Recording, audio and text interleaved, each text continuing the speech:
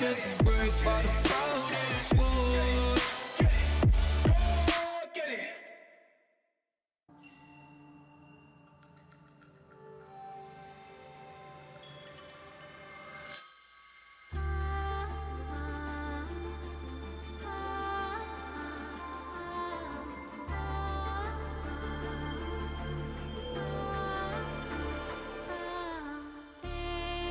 Echoes from beyond the past, the seed is sowed, the spirit knows, may it guide me for I again will wander far and shape the path to meet again on late horizons.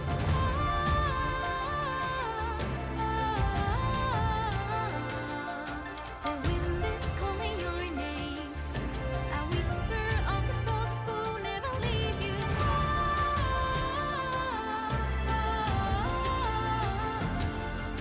Collect your silver tears and pray they disappear tomorrow. Earth and ether to combine. The light it shows, the dark it knows. Our tethers, spirits haunt the restless mind, but seek to find we'll meet again. Can't you hear them?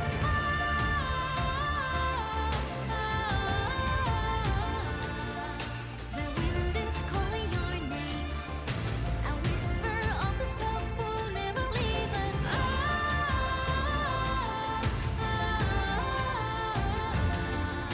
Collect your silver tears and pray that we are here tomorrow.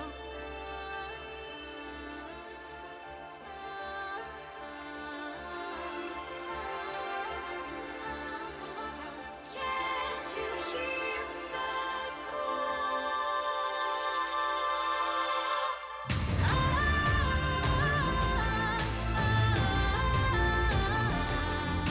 The wind is calling my name, a whisper of the souls who never leave me.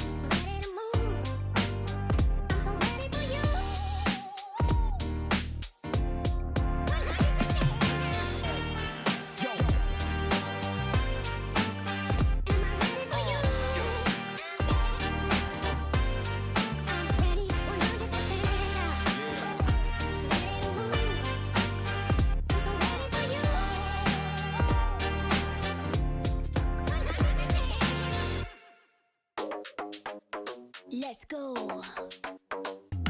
Confident like you never deceive. Big ego, bigger brain, it's really obscene. So we only wear designer cause we always look clean. And for that money, everybody a fiend. And the bling like a chandelier hung on my chest. And I get it for free cause I'm simply the best. See deposits every hour, not breaking a sweat. Out to lunch with my girls, grant at every request. Thank you. High and bold, can't be bought or sold. I'm so confident. Whoa, they wanna copy it. Slow down now. Yeah, my profit getting big, big, big. Got a whole lot of money, baby. I'm on top of it. Style opulent. I'm so confident. Ha. Break it down. I promise I am the hottest, determined and never modest. The star, a flying rocket, the stage. I always rock it, I lock it in tight. Do it every night. Big dividends, big love, big hype. Pretty lights, fat base, nice body, pretty face. Can't keep up with the pace. Everybody wanna taste. If I show up to a place, so you know what's going off. I make money moves, baby. Don't mess with the balls. High and bold, can't be bought or sold. I'm so confident. Whoa, they wanna copy it. Slow down now. Yeah, my profit getting big, big, big. Got a whole lot of money, baby. I'm on top of it. Style opulent. I'm so confident. I'm so confident. Whoa, they wanna copy it.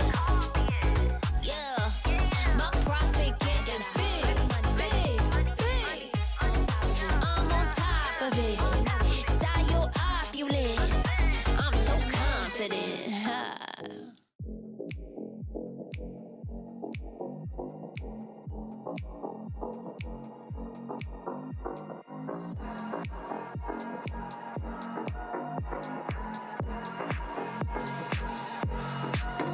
Time for a show. Show 'em how you outplay. Go and check the replay. Dubs like all day. Boy, you better know. Know that it might be just a little hyphy. Trying to call about these watches go. Cause the games are straight fight. Every team fight coming down to the wire. The whole world trying just to look like us. Take a look at your league. Wish you played like us. Now time to shock reality. You're facing a tragedy when the European legacy comes sucking down your pride to be. Those feelings of anxiety. The future you don't wanna see. The wrath of our whole dynasty. It spells LEC. This could be the final chance, our last dance together. This could be the final chance, our last dance. Are you ready? Come on, dance with me, with the LEC. Come on, dance with me, let yourself be free. Come on, dance with me, with the LEC. Come on, dance with me, do that Pepe D. Talk that good shit. Boy, you better back it up. If you want the LPL, sorry, that's just not enough. Cause we got every team fighting lame flashbox. When they clash, you would never last less than 100. Bring your A game if you want to claim fame. That'd be your main aim, now you're in the right lane. Show up or shut up, no time for excuses. Can't take a series, you're probably just useless. You want a shot at us, you can come get it. If you're just talking, then you can forget it. We're gonna blow up, we're on the rise. Euphoria, this is the vibe. We wear the clown nose and we wear the crown. Kings of the West, you know we hold it down. Like This could be the final chance, our last dance together. This could be the final chance, our last dance. Are you ready? Come on, dance with me, with the LEC. Come on, dance with me, let yourself be free. Come on, dance with me, with the LEC. Come on, dance with me, do that Pepe D. We've come a long way since the beginning. The dark days of double streams, vacation memes, now charged up and charging forward. We are the LEC. We can't be stopped, slowed, or suppressed. This tenacity is EU at its best. It's time for the LEC loyals to show their fandom. Put your hands together. This is your anthem. Come on, dance with me, with the LEC. Come on, dance with me, let yourself be free. Come on, dance with me, with the LEC. Come on, dance with me, do that Pepe D. Come on, dance with me, with the LEC. Come on, dance dance with me. Let yourself be free. Come on, dance with me. We're the LEC. Come on, dance with me. Do that Pepe D.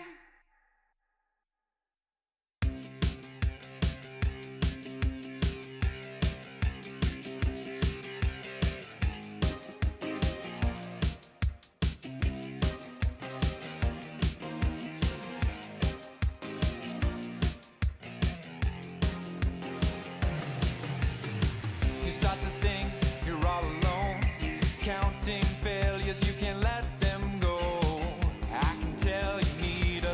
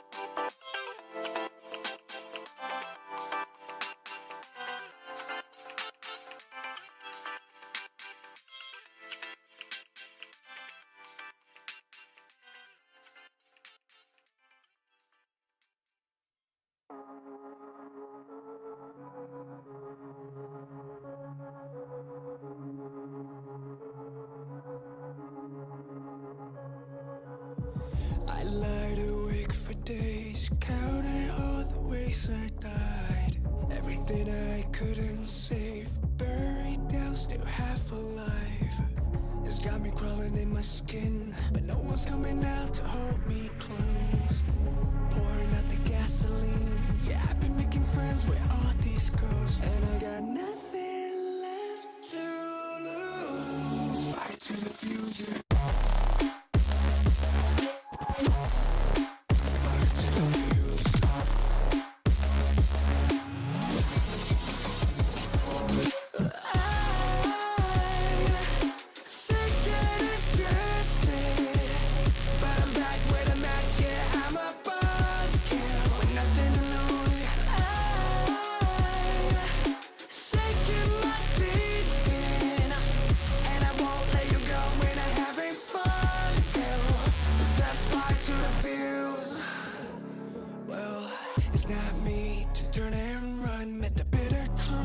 Choked it down, left a bad taste on my tongue, but my appetite's been growing now. I can see you crawling in your skin, but no one's coming out to hold you close. I'm pouring out the gasoline, so say hello to all my ghosts.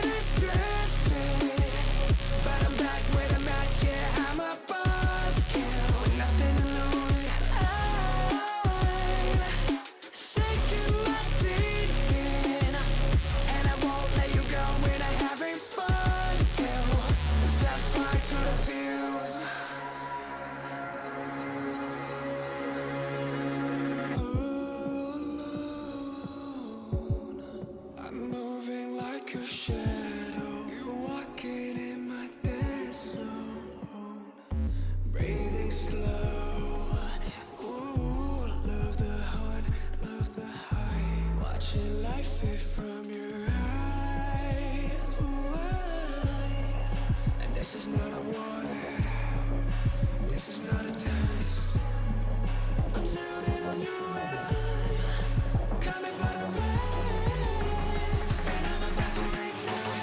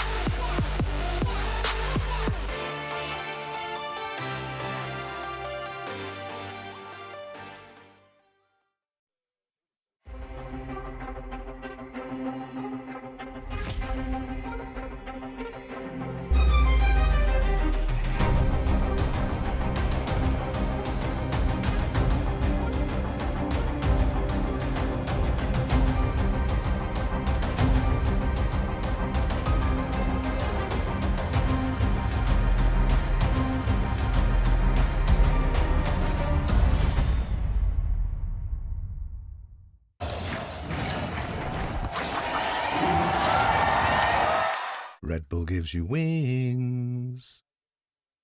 When I was a player, if I was to make a misplay, maybe it's my mouse, maybe it's my armrest, something feels wrong.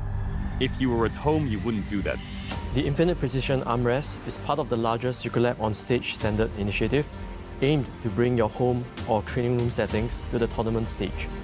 이제 저뿐만 아니라 다른 선수들도 세팅을 더 원활하게 할 것 같고 가장 편안할 때 더 강력한 플레이가 자연스럽게 나옵니다.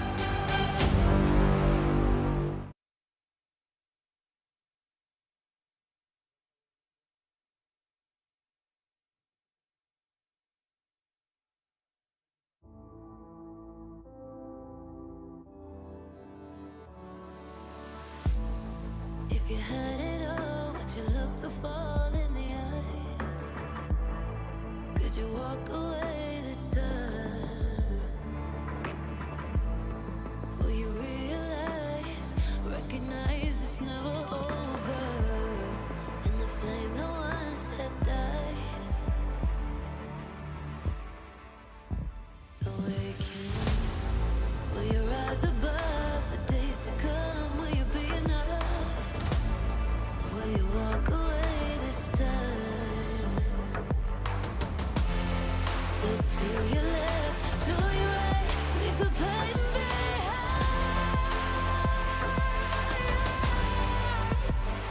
'Cause we all face the fires, and we stray from the light. Go and leave the pain behind.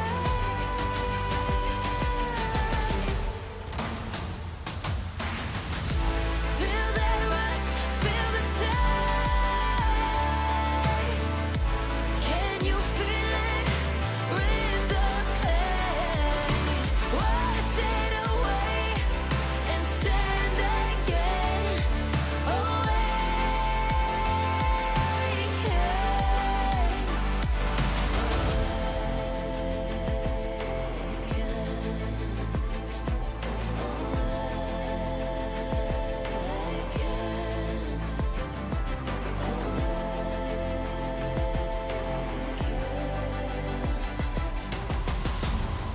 Will you turn and run from what's to come? Will you face it all?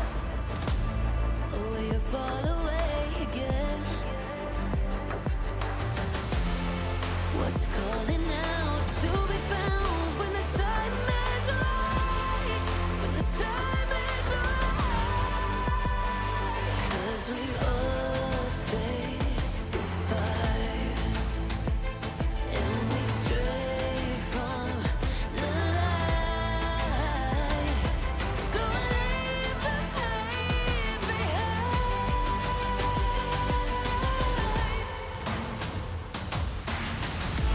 Feel that rush, feel the taste. Can you feel it? Rid the pain. Wash it away and stand again. Awaken.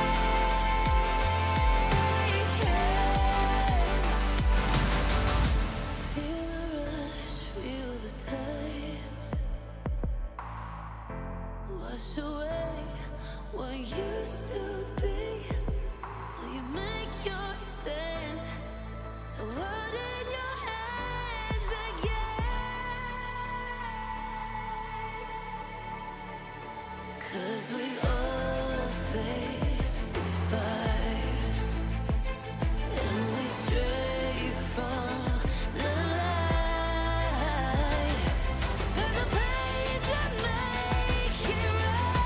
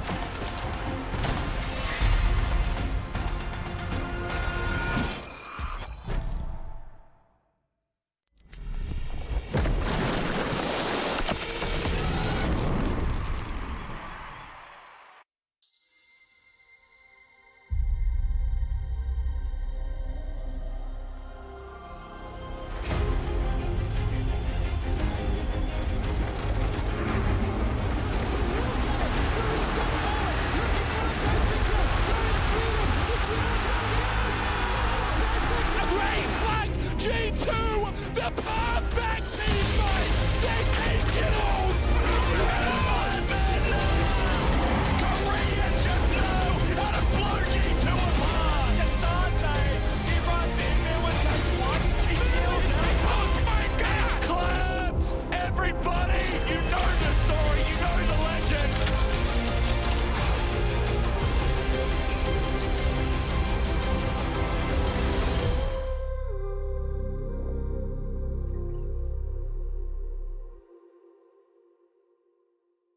Welcome everyone to the LEC as the race for playoffs is heating up, and my name is Shox, joined by Jack Spectra and Odo Wamne, and you might be wondering, where the heck are you? Well, we are in a studio called Studio L, which is the old analyst desk studio, and I thought it would be perfect because I have Jack Spectra and Odo on the desk that we're in Studio L. And that's why we're here. We took a bunch of L's here as well, so yeah, good one. It's your one dub of the day. Let's leave it at that. Okay, well, we'll see who gets dubs from the teams. What is interesting also in this studio is that everybody can see everybody's feet. That is something that never happens, actually. I heard Yopa complain about it already. Did you? Yeah, Yopa and Wonder were already complaining. And I don't know if they were complaining. Maybe they were excited. They were feet-mogging each other so much because they were just like dangling their little feet and just trying to imitate maybe if you get a others camera are doing. shot of the... I mean, SK has all matching shoes. Yeah, you can see it, while actually. Heretics does not, so maybe... Everywhere, feet. That's Yeah. says something about the synergy of today's match. Yes. That's true. Briar lovers rejoice. But let's talk a little bit about the race for playoffs. It's a battle to get into the top 6, to get into the top 4, and that is what's heating up. How have the cards shuffled coming into this week? I think it's been pretty kind of predictable. It looks similar to last split, right? With G2 and KC being our clear top 2. Vitality, you feel like they're not secured, right? But it's like they're pretty much secured. They're for sure going to make playoffs. But then it's really about the last few spots where it's so neck and neck between these teams on who's going to make it. And you know who made a big comeback last week? Because you said it was pretty predictable, but no one predicted Fnatic to go 2-0 and find themselves in a great position to make playoffs, because even though they're 2-3 right now, the comeback has been great. Wins against SK, wins against G2 was exactly what they needed. And now it's shaping up to be a very cool fight when it comes to those last 3 playoff spots. It's true, but so what happened to Fnatic? You weren't at the studio, they win. Let's investigate. But this is their strength of schedule, Odo. Are you a realist? I am a realist because shifters, well, right. Okay, the most Fnatic thing would be to just lose to shifters. You know, that's just how it is. But this is a very combative strength of schedule, because you have Na'Vi, you have Vitality, and you have GX. It's shaping out to be a very interesting end of the season for them, or split for them, because... What's the hardest match? The hardest match? I would say it has to be either Na'Vi or GX, because they're direct What? contenders. Not Vitality? Bro, Vitality, we don't care, because you already said that if they win one time, they make playoffs. So realistically, when it comes to you having all of these teams clutching out for the 5th and 6th spot, those head-to-heads will matter a lot. Fair enough. I don't know. I think Vitality seems like the hardest one. But as you say, the games are super important because it's up against the teams that they're directly competing against. And I wanted to bring about, last weekend, I said that MKOI are going to make top 4. I'm doubling down. They're going to make top 4. They just needed to beat Na'Vi. Their next 2 games, it's SK Team Heretics. Come on. Yeah. I mean, okay, that's the 2 They're right teams here. playing. Oh, they left. They left. But I think they're going to beat both SK here. and Team Heretics. And I could see them with 5 wins getting that top 4. It does depend a little bit on some other factors, right? Because some other teams, you could have the top 4 all getting 6 wins, in which case MKOI have no counterplay. But I don't think that's going to happen. So MKOI making top 4. Okay, let's take a look at the tiebreaker rules, because that might be interesting to note for all of you. Obviously, the amount of series you win is very important. Some might say the head-to-head is the second important, but it isn't. So let's, just to put it out there, don't get baited by the fact that you think that head-to-head matters, because it really does not matter. Head-to-head is completely useless. What's the most important is the amount of wins and losses you get. So if you're, let's say, I don't know, 5-4 and you won 13 games and you lost 15, you're going to win the tiebreaker over anyone that has less wins in total. I mean, head-to-head is not fully useless, but when we're looking at these series, when just it's don't get it wrong. Yeah, when it's up about getting to playoffs, it's all about can you make it 2-0 instead of 2-1. Because if you make it 2-0, you have such a higher chance of actually making those playoffs. Yes, and so you're telling me that SK versus Team Heretics matters so much for the head-to-head. It kind of still does, because it also matters for your game score and your series score. So what do you think about this matchup? I mean, I think it's do or die for both teams. SK, they are in the race for playoffs, right? And they can actually make it. Team Heretics, it feels like if they lose this game, they're going to be down there with shifters and they're not going to recover realistically. So I think it's really up to SK to show that some of the improvement they've shown us thus far this split and that they can be an actual playoff team with the addition of slow So queue. if we say that KC, G2 and Team Vitality already made it, how should that be filled out, you think, to get the best quality playoffs? MKOI? 4. Okay. Do you agree with that?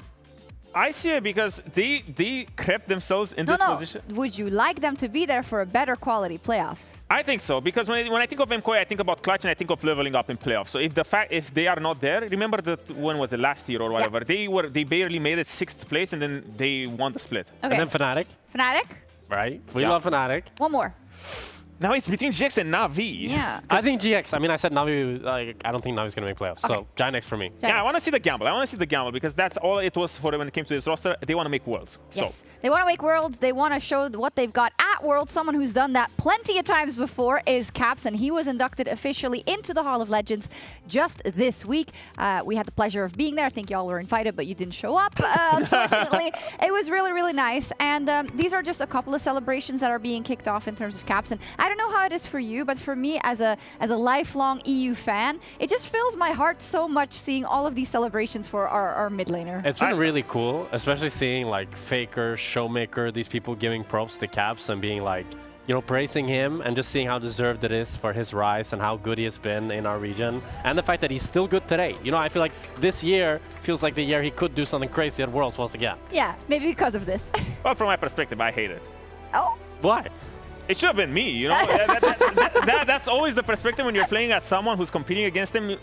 Okay, sometimes I feel like that. Sometimes, but don't you think like Caps and both, okay, memes aside, he deserves it because, okay, not everyone wakes up one day and wins LEC 20 times or It's however true. ridiculous amount he won. Like that. Yeah. You lose track. You think he cares? He doesn't care. He's like, I already won a lot. He did. But the question would be, and someone from rift.gg asked me this question after the induction ceremony, so I'd love to ask you guys as well. If there was an other European player to be inducted into the Hall of Legends, I know it's going to be really, really hard, right? But who would your mind wander to? Man, I feel like Caps is the clear favorite, but if I were to pick another player, I think it would be Reckless for me, because I feel like he was so, like he was the best ADC in Europe for so long. It was best ADC in the world for a short stint as well. And you look back, like he joined this LEC in 2014, much earlier than Caps, and his longevity was really, really long as well. It wasn't really up until he role swapped to support that we stopped seeing him on the world stage. And even on support, he technically won a world championship. So. Yeah. I'm going to go for someone's favorite salty old pro player, which is Soaz. Soaz, he doesn't have the recency bias because Reckless won Worlds, of course, so there's always that in every fan's head. But he used to be so dominant all the way from 2010, from beta, all the way to when he stopped being, you know, the GOAT for me in 2020. But he made Worlds Finals twice. He made semifinals twice, won LEC a bunch of times, but for me, the most important, the most impressive thing about Soaz's long tenure career was the fact that in 2015, he went to make his own team. He left Fnatic, made his own team with Origin, went from Challenger Series to the LEC, going to finals to LEC, going to Worlds and making semifinals. That's one heck of a run in one short year. That's actually true. I do see you also weigh Season 1 World Championship very heavily. Hey. You gotta weigh it. It was the most important one. If it's on the calendar, it's on the calendar. Without I cannot that take one, it away. there would be no others, right? That's true. My pick is Perks. Well, because he just Caps in a different font, yeah. Right? He did all the things Caps did, and he role swapped. Well, he got to one grand final less at the World Championship. Well, I'm just gonna say when there's a gun to your head like this, and it's like, hey, Caps is about to take your spot. What do? You kind of have to take the role swap. But he did win all of those things, and I do feel like he's a worthy mention. But could you roll swap to 80 and win MSI? If Caps is my millionaire, yeah. I don't think that's true, bro. What? You guys are just hating really hard. Could you? I've heard. Could you roll swap? It's funny because. Yeah, could you roll swap? Period. Yeah, I could roll swap. I could be support. I'll gank mid for Caps. Maybe I'll see what I can do. You know, like make some magic happen there. Yeah. Okay. Nice. Let's see what the people at home think about that. But now moving on from Caps to someone who played with Caps and is also playing in our first match of the day of Team Heretics versus SK. Earlier, I checked in with an old teammate of Caps. Let's take a look. Who better to talk about the induction of Caps than one of his former teammates? First off, though, Wonder, how does it feel to not be inducted into the Hall of Legends? Oof. Well, I think, I guess like after not being a part of G2 and not really winning a lot. I don't think it really came as a surprise, but no, I mean, I would have, of course, wished to be there, but I think, I mean, no one deserves it more than Caps in Europe. I mean, his achievement speaks for itself, and yeah, I mean, I've also played with him, and I know how much he, I mean, everyone says this, how much he lives and breathes for the game, so yeah, I mean, all around, like, he just has so much, like, love and enjoyment for League, and I think there was no one better in Europe to pick, at least. Maybe me next though. Me next, obviously, we really tried, but it is what it is. I think you've probably been asked a couple of questions about Caps already, so I apologize, but also for our audience, can you tell me some of the things that are specific to how he approaches the game, how he works in a team that made him into the player that he is? Well, I played with him a long time ago now. I think he has probably, well, grown into his own on G2 now. I guess he's like more of a captain than when I was playing with him. I think one of the things that, well, of course, like kind of leapfrogged him to where he is now is like he took a lot of gambles outside the game. Like he went to G2 with Perks Roll Swap, and a lot of, like, now in hindsight, everyone would be like, yeah, makes sense. Why wouldn't he do that? But he came from like a successful team that kind of, I felt like, probably hit their ceiling a little bit in Fnatic the year before. And he took a gamble joining us. And yeah, I mean, I think he has taken a lot of good decisions in his career. And in the game, when I played with him in the past, he was not really the guy who like demanded too much. Like he was not the guy that wanted to like call jungler a lot, or like at least he didn't. Maybe he wanted to, but he didn't really have maybe the confidence back then, or just like, well, he kind of believed in everyone else. But I think now he is probably, I would assume, more of like a captain and like more of like leading the game. But back then he was just like very creative. He had made a lot of funny plays on his own, and they usually worked out just because he was like that much better than most players we have in our league. And I think that's still true, but maybe less now. Like there's a little bit more, I guess, like experience over him. Do you think it was formative for him that he spent that time in the iteration where you were also on the roster, or Mickey was also on the roster? Because I know that being creative was at the forefront of your winning strategies and is what got you so far. Do you feel in a way that was a formative period for him? Because that's one of the things we praise him for still, right?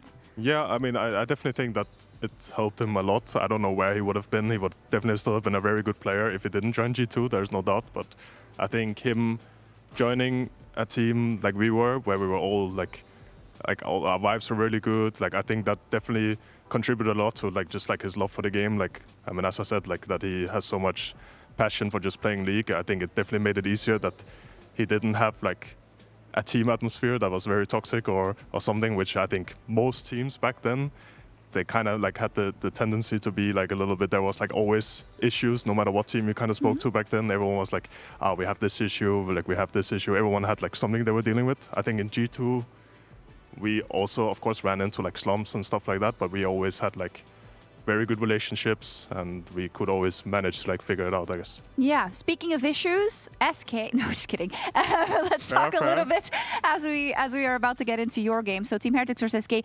pivotal matchup for you, for Team Heretics to keep the playoffs bout alive. How are you feeling about it? Yeah, I mean, it's definitely very important that we take a win. We have our manager has told us that we have become a kumbaya team, so very vibes oriented. Yeah. So this is what is gonna carry us, our good vibes, and yeah, it's all around passion for the game. This is why we're here. So surely that's gonna carry us to a win today. How does that express itself? That kumbaya? Do you sing a song together? Do you? No, we have thought about singing songs, but unfortunately, like, I mean, not everyone, but in the past I have had vocal recordings released of me singing, and it's not the prettiest. And yeah, I mean, I don't know if anyone else on my team really sings very well. So we've skipped the songs. Now it's just like full vibe in the game. Yeah. Full vibe. I love it. Vibes only. Thank you so much, Wonder. And let's get into it. It's time for Team Heretics versus SK. We're ready to call that vibe check as we take you into the beginning of a beautiful week of League of Legends. My name's Stokes, I'm joined by Dagda, and we are on a different stage, a different set. We do quicker fist bumps, we rotate around the table, and we get right into this. Someone wasn't quick enough that way. Yup, but I think it was Yop. Oh, no, Hype, sorry. I thought it was Hype lagging behind. Oh, someone was lagging behind. We're going to have to call and comms that VAR that for a second. Dagda, a very different week, a lot more on the line. We are rounding towards the end of the split. Things are getting busy fast with 2 teams already secured in the top 6 and four teams left remaining to fill the spots. Yeah, it is going to be absolute bedlam towards the end of the split. There is several places still left open. Nobody officially out of the running yet. Yep. And for both SK and Heretics, both teams kind of hoping that they, if everything goes well, could get to 5 wins. Don't know if they're going to get there, but definitely want to see if they can try and hit that 4-2-5 wins to make sure they can get themselves into playoffs. But that is a tall task with some of the teams they have left to go. But it starts here today to see if you can make that. Has to be a winnable matchup. SK looking like favorites with Heretics unable to really find dynamics. We've talked a lot about how their style has been less than meaningful. What I mean by that is the fact that Heretics' identity has been like, yo, what lane we're going to play through? How are Heretics going to find wins? Because right now, it's been like, how's bot lane looking? Strong enough in comparison to the league? Not really. I mean, it definitely feels like they're a bit of a one-tune team. Where it's, hey, Wei is going to roam top and see if he can make plays, and if he can get Trayson ahead, maybe that's a win con, right? And we've seen it before where Trayson can look good on picks like the Gnar and try and make that work. But honestly, I think we saw against Na'Vi that Na'Vi were prepared for it. Paris consistently roaming top, especially on that Braum game, covering for a lot of those plays, making it very difficult for the operate on it. So I think that's where, if I'm SK, I'll be looking at Mickey to have a similar impact here and trying to deny some of those cross maps. Mickey can roam, but will he get caught in the process of doing so? SK versus Team Heretics start now, already into pick and ban. That Akali gone, probably an Orianna first pick for the fish here for SK as Cassante against Trayson, which has been a favorite, whether it's been good performing or not, is still going to be taken off the board with respect. Cassio Vi, no great big surprise here as Team Heretics maybe ban a support to finish up to see what the one hit is from SK on blue side. Yeah, still options here. With the Akali gone, it feels like you're fishing, as you say, a little bit for the Orianna, but I mean, there are still answers there into the Orianna, like we've seen with the Silas, the Galio, these kind of things. So maybe not putting full priority on it, but we'll have to see exactly what the answer is. Rumble could be another pick here for Wunder if he wants to. Oh, sorry, Rumble taken away. Sorry, just the end there. But I know you're thinking about the other pairing, right? Jarvan's still up and available, which is how you alluded me to get there. Pantheon, a big thought. Also, is jungle priority going to be here for SK first? That's going to get slammed, but you have given away Ori and Jarvan as a combination if Team Heretics want a response. Yeah, which I don't hate here. I think it can be pretty decent. The only thing I'd be worried about is maybe the mega globals on SK side. Because it'd be pretty difficult for an Orianna to survive side lane again to a Pantheon because he's got that ability to play. But I mean, may still be what they go for. Yeah, just immediate Orianna here. So I do think you need something that can try and protect it here, both in the support role and in the jungle role. Otherwise, you can't just have multiple threats jump into the Orianna on the side lane. Yeah, right. She can be quite vulnerable. A lot of options like things like the Syndra, while not super mobile, has a bit more range. That slow Q's played before they could pair with the Pantheon. Dagger, I'm going through his champ pool. Slow Q's played a little bit of everything, so it's not like the Orianna is going to be a problem, as Wukong instead is an interesting choice. A bit more mobility, a bit more flexibility, so the Jarvan doesn't have to just rely on immobile carries. It definitely feels like Heretics are kind of saying, hey, we're just going to try and play for late game team fights though. The Pantheon can have quite a substantial impact pre-6, and not having something that can answer, which is traditionally what we see in the Xin Zhao and the Jarvans, and these can mean that SK could look to try and take over the game in the early stages, but we'll have to see that is going to be an option, as there's that Syndra you were talking about. Sandra gets slapped in, okay. Other side, are we going to get a Nautilus now? Dagda, engage options for support. Do you want to get priority here, or do you get an 80 carry? What's your thought? Or, I mean, top laning Slam here as well, especially with some of the options out, can also be an option, but Chase is up. We've seen teams more so try and prioritize a top laner in these situations as of late. I don't hate trying to take your bot lane either, though. Especially for Yop, he's been a big fan of things like the Corki, so that could be the option, Okay, just go for the Corki. He's been very happy with this pick, and it is one of the AD carries that can do well when left on its own. Obviously, great wave clear, good mobility, but also scales well with levels, so if Mickey is out roaming on the map, the Corki benefits a little bit more. So what is Yop, or rather Hype, going to pick into it rather? Because my biggest question is, does he go back towards one of those mage bot lanes and help facilitate with that Orianna already? We've seen a bit of veering off here in the LEC from those said mages. We did talk about top lane before, though, and Trayson's just going to slap down the Ambessa. which means one of those bans is definitely going to be something like a Renekton. Yeah, Renekton, Olaf, Gnar. I'm not sure now with Olaf kind of becoming predominant in the meta, if I like the Mbessa as much in these stages, because like I think you're always almost guaranteed a decent answer into the Mbessa. And I think Wunder looks significantly better on things like the Gnar. So unless you are going to ban like Renekton, Gnar and kind of gamble on Wunder picking the Olaf here, but we'll have to see exactly what the game plan is. You're good to bring up that Gnar though, aren't you? Because Wunder, 6 games on the Gnar, 2 or 1 on everything else so far. Wunder's had a fun champion pool, but running into this Mbessa specifically just might be his port of call. We'll find out. The Renekton's already gone. For SK, they've got their AD carry and Team Heretics do not. So what's going to go? Lucian, Milio, these kind of things. Ezreal, yeah. So I think AD carry is basically going to be the focus. We've seen Corki being able to trade effectively into the Lucian, especially as you can take exhaust into the matchup. But and it's the exhaust would bode well for both the Wukong and the Mbessa later on. But I still think getting rid of the Lucian probably the easiest, unless you're like, oh, by giving the Lucian Milio across, we kind of limit Wei and being able to explore and roam around the map, which also could be the game plan here for SK. Already got so much engage, maybe they think, oh, we can just afford to put Enchanter down. There goes that Jace, which, again, has made it pretty far in the pick ban phase when that's also on Wunder's champ pool. I like your mention about what Wei's going to do this game, especially with the style that Heretics know. Do they go for their comfort, or do they go for what is better for the comp? Yeah, I also don't hate things like Yunara Lulu here either for Heretics, especially with the Wukong. I find that wild growth with the Lulu is really potent. Oh, yeah. Just to try and solidify that double knock-up. So Yunara Lulu, I think, could be the answer here into the Corki if you really want to. Lucian Milio, another option. So you can definitely, I think, Heretics take something that can match the Corki in the bottom side and still be fine here. Questions to be answered. Support now, or do they go for AD? They're going to go support counterpick. Jhin gets locked in. There is a Bard available that can also be paired with this, while SK think we need more engage. Yeah, I think so. The Jhin to me is saying, hey, look, we can probably pair this with multiple different bot lanes. Like, we still have Jhin Karma that we can look for if end up taking like some sort of enchanter on the other side. If they end up going for something like the Nautilus, we can match with the Leona. So like Jhin Leona kind of set up a kill lane in that bottom lane. So it feels like the Jhin at least not committing to a style of that bottom lane. So I imagine with the Nautilus here, Leona probably going to follow on the opposite side, and that sets up for decent engage for Heretics across the board to match into that. Oh, hell yeah. Okay. Oh, my God. Thank you so much. I've got a lot to talk about. Yeah. Oh, my God. You enjoy a little bit of Volibear, don't you, I do. Please, dear God, go the AP build. There is so much to build with this champ. Dusk and Dawn's going to be a bit of a highlight here. We'll talk about that. You already mentioned engage support comes through from Team Heretics, and Dagny, you hit the nail on the head. That Leona's going to get locked in. Yeah, the Leona is just very good into Nautilus. So the W gives you so much more tanky stats than the Nautilus that basically if Nautilus ever engages, you just turn onto the enemy AD carry and chase them down. You have more damage, you got a ton of CC, your Q is also up significantly quicker than the Nautilus hook, so the Leona just works very well into this matchup. So yeah, it makes a lot of sense. And Jhin Leona, very strong kill lane if you want to try and fish for that as well. So I do like what Heretics are bringing to the table. Strong team fights. The only thing I am worried about is, that top lane matchup, even some of the pressure that can be created by slow Q on the Syndra mid, plus the skirmishing power with the Pantheon on that top side of the map is a lot that Heretics have to try and match in the early game.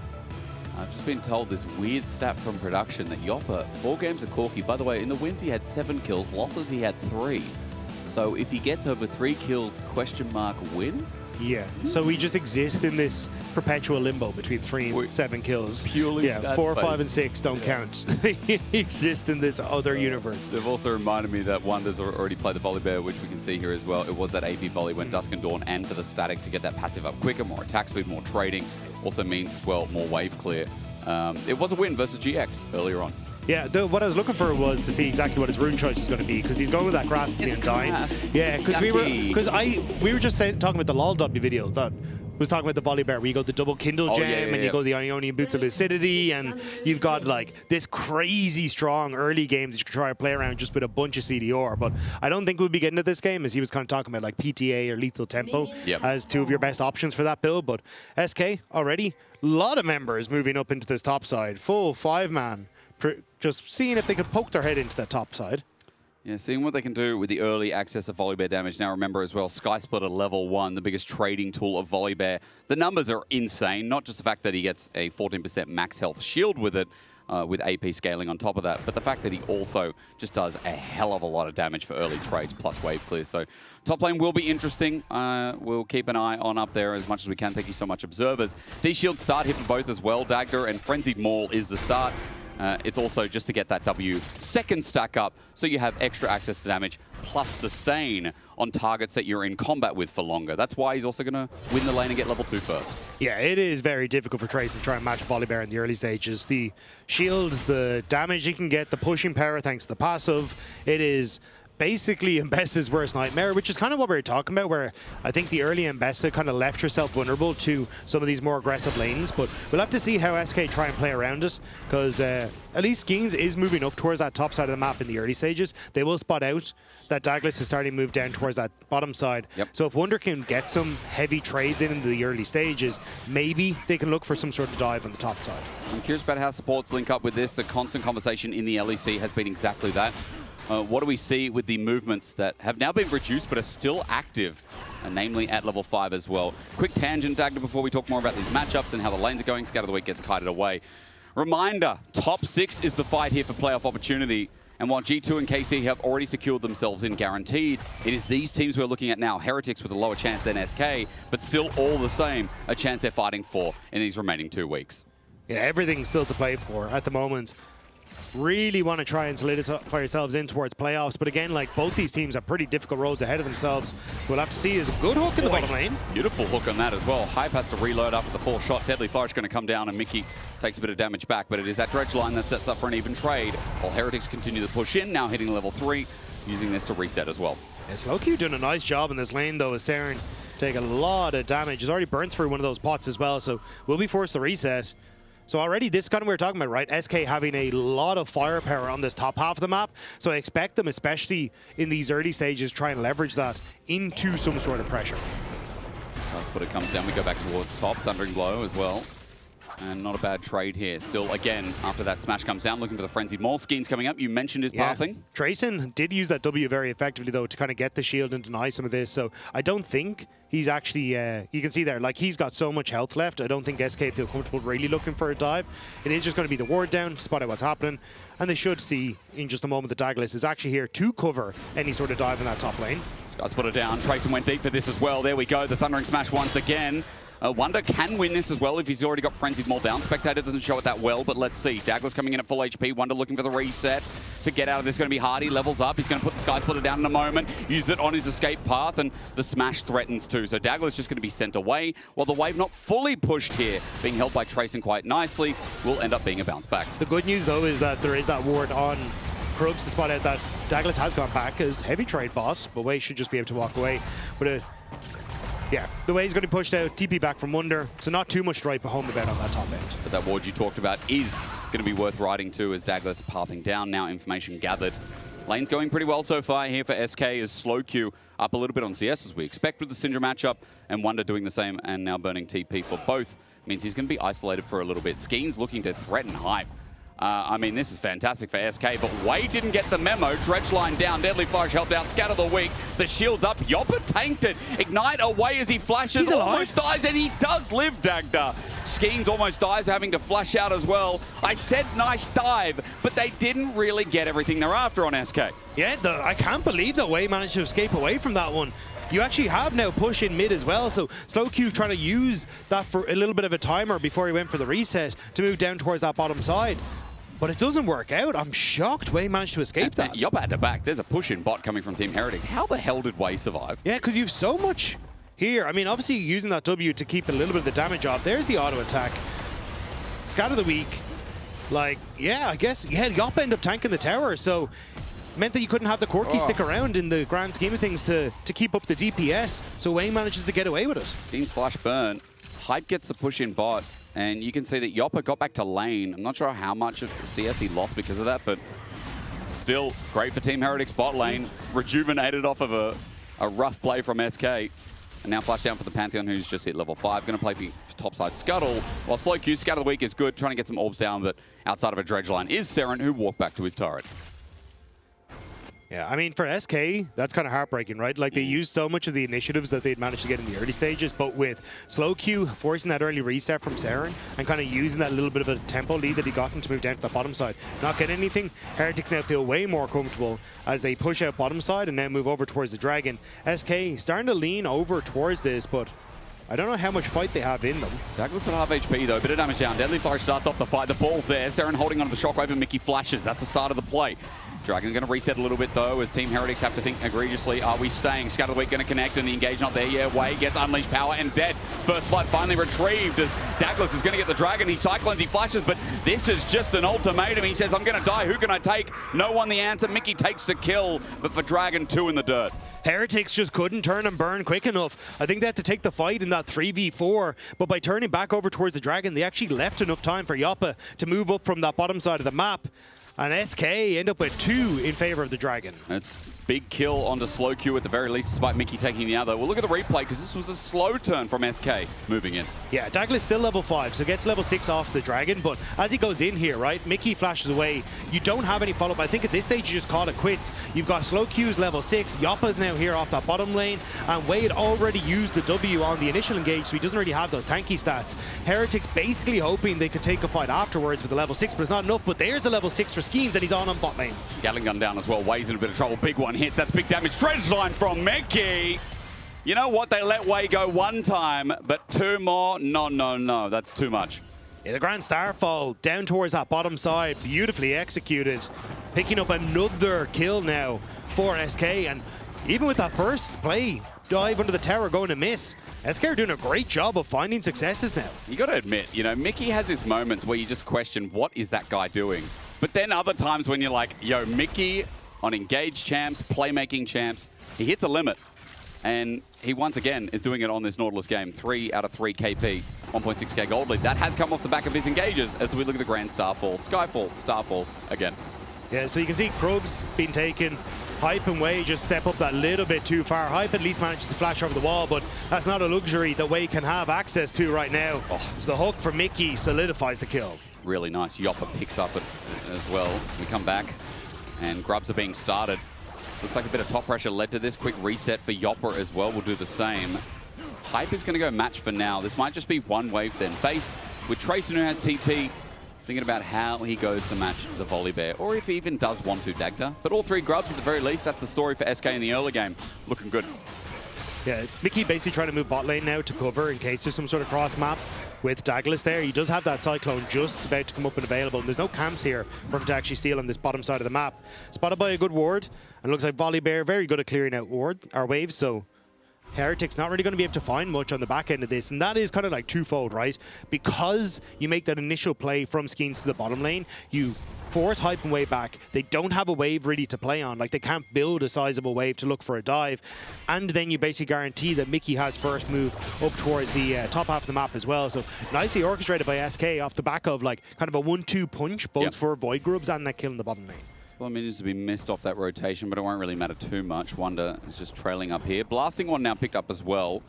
You'll notice Sky Splitter, a lot more wave clear, a lot more trading. Plus, obviously, the passive has a lot more trail on damage.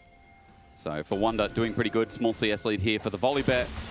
And we're just going to see how that continues here. And if Douglas can find his way in to navigate some of these lanes, because Douglas, so far, I mean, Douglas has been akin to the Dragon play, but outside of that, he hasn't been able to get into any of these lanes, and these lanes are burning. But that's what we were saying about the Wukong, right? Unfortunately, Wukong just not great pre-level 6, and SK have tried to find multiple moments to play in towards bottom side of the map, knowing that the Wukong wasn't going to be so strong, or when the Wukong's ultimate was down, like post-Dragon fight. And again, we're kind of seeing Skeens on this bottom side of the map. The Starfall very close to being up. You can see immediately Hype and Wei are like, no, we're not approaching this wave. We want nothing to do with it. But it does mean that SK kind of get to slowly garner a little bit more of a CS lead because Wei and Hype can't approach the wave. See, Saren is walking down like he goes into Fog of War after clearing his own wave, just in case something happens. They need those deep wards on these jungle camps. Wonder, it's okay. Longer trades, remember. He gets that Frenzied Maul down, but wait, Trayson has the burst, the ulti. Midway through, the ult comes out and ready. W heal. Yep, that's fair. Thank you, Riot Games. And as Wonder gets himself back up to half HP. That's what I'm talking about, Dagda. If you get a second W off his volley, you're chilling, man. It doesn't matter. You just heal up. Yeah, especially the extra health you get in the ultimate as well, going to do work. Tracing, use the shield, so Wonder going to be happy to stick around and just clear out this wave to match. Both have TP in the top lane, so should just be able to, I imagine, just walk back to lane if they really want to TP, but with 25 seconds until Dragon, I imagine both sides want to hold on towards that Summoner spell for the next objective. Eclipse hit for Tracing though.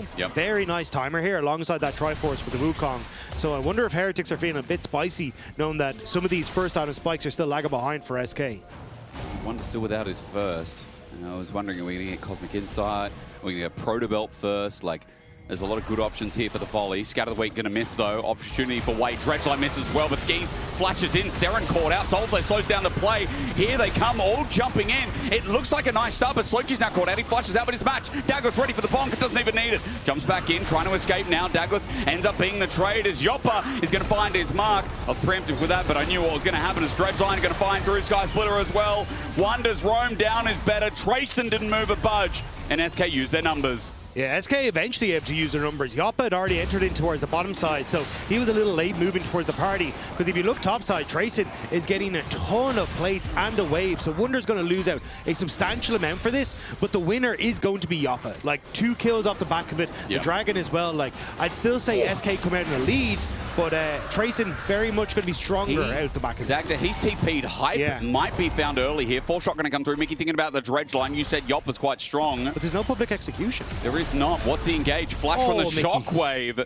Team Heretics commit the TP and now use the Shockwave. They're fishing, man, but they're coming up empty. Yeah, so I like the opening here from Wonder, basically saying, look, if I go mid, I can actually beat you to the punch and use that teleport to go top instead. They end up forcing Seren back. They're now in the thick of the fight. Slow Q does get jumped on by Douglas, so he falls, but the rest of Heretics end up going so deep to try and make this play happen that you pick up one here for Yoppa, and then Yoppa's able to follow up on this hook to get a second one for himself. So 2 big kills for the Corki, going to be massive.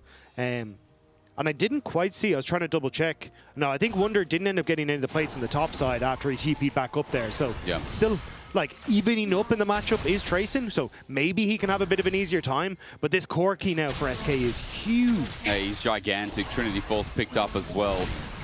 I mean, not to mention that Slowq's doing a good job, even though, like, there were a lot of whiffs in that last fight. SK, doesn't matter. They get the next rotation up, and it's good enough. Team Heretics lagging behind in game 1 as 2.1k is the crest right now of gold.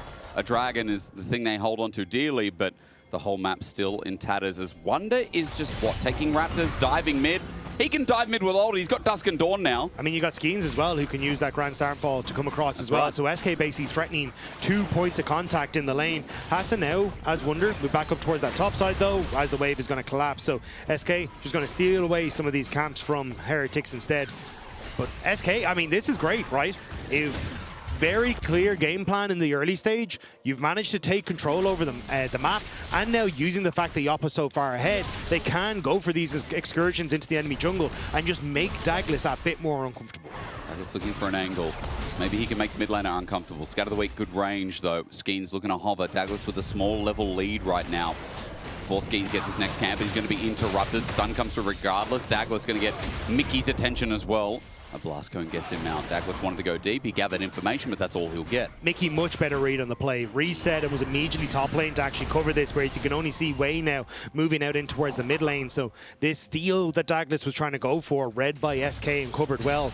And this is kind of what we're talking about, right? SK have been actually playing the map pretty well throughout this early game.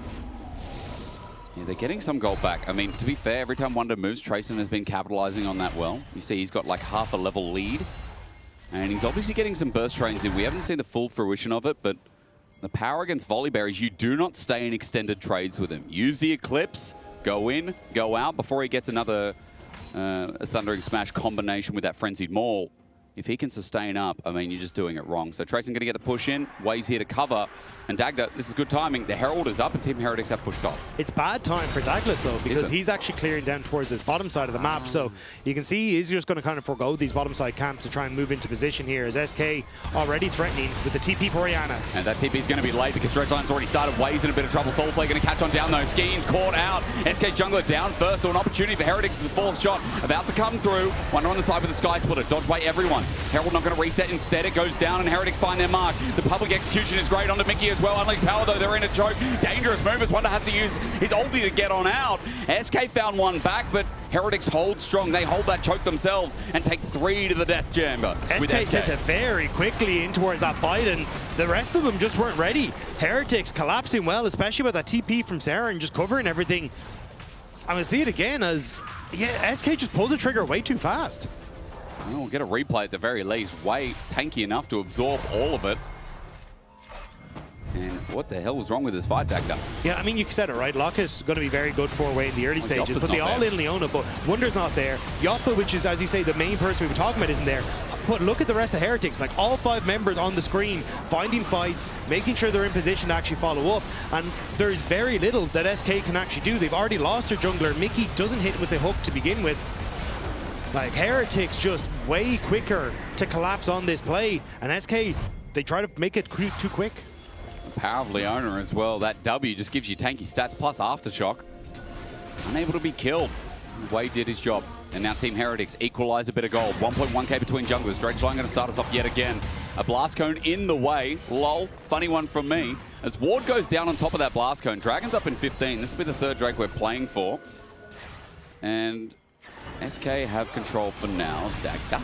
Zenith Blade. Slow Q does get a good Soul Play. Comes out 2-man Shockwave as well. SK in a bit of trouble. The health bar blinking. Schemes also flash that TP from behind.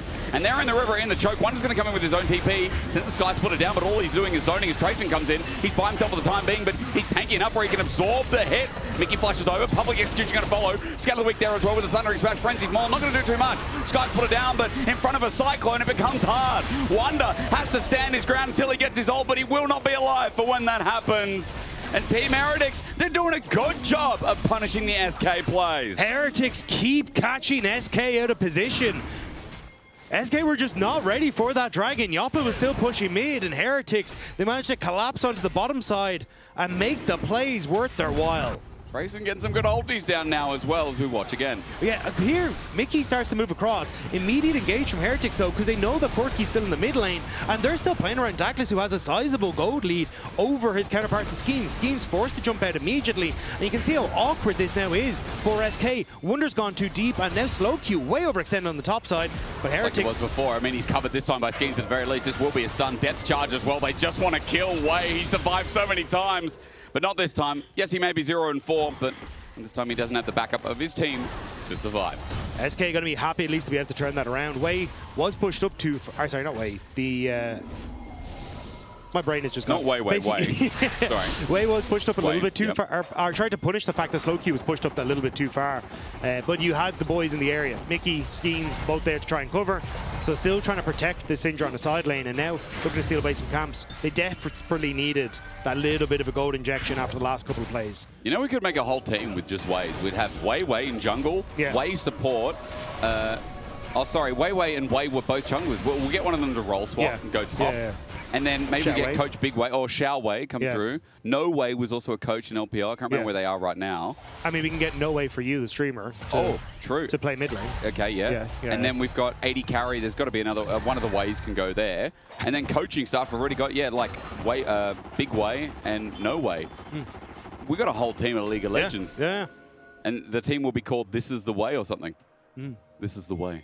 That would be the team. Perfect. Fantastic. Pleasure doing business. That would be copywriters if anyone wants to do that. But this has been fun. You know what? League of Legends at its peak. It might not be peak, but it is at its peak. I was going to say, you know what I mean? It's somewhere in there. It's peaking somewhere. This game can go either way, no pun intended. 20 seconds of Baron. The last Dragon did go over to Team Heretics, and they're starting to win some fights now. And as you talked about, you know, the scaling that comes through from Wukong, the setup here in this comp, it is easy to execute now that they've got some resources under their belt. Now that they've actually been able to find some of these 5v5s that SK have been willing to give them, Team Heretics looking control. The big thing has been SK just playing away from their win condition, which has been Yoppa, right? Mickey! Even now again, Mickey just trying to protect top side of the map, takes a ton of damage. But they haven't been able to find ways to enable Yoppa to actually be in fights. And partly that is also Heretics doing a decent job of like, hey, we're actually going to try and pick you in the setup. We're focusing specifically on like Slow Q and even on Skeens as well, who just isn't really tanky enough to survive the amount of burst damage and follow-up that Heretics have available.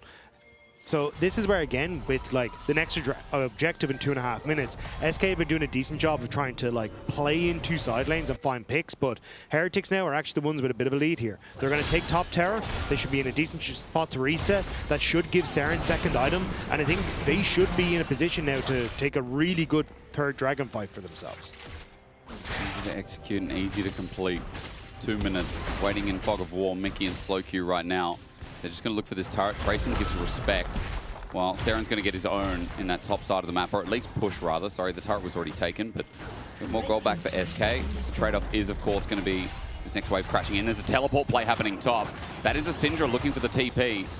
Wonder's not going to follow this one. As he flies on up, Saren was going to base. He's got no mana. Scatter the Weak is all that's going to be needed. Slowq sending all the orbs down. Wave's coming in. There's a Pantheon ult as well from Skeens. Gets the stun down, and Saren is about to die. Slowly, surely. The shields were a lot, though, as Slowq has to flash away. He was in melee form as Team Heretics just collapsed. Maybe a little bit too ambitious. Saren ran to his team, and his team were there to defend. It was way too ambitious from SK. You knew that Wei hadn't, or Douglas hadn't shown up to try and protect that bot lane tower with Trayson. That means that they are always going to be on that top side of the map, or at least you have to assume they are.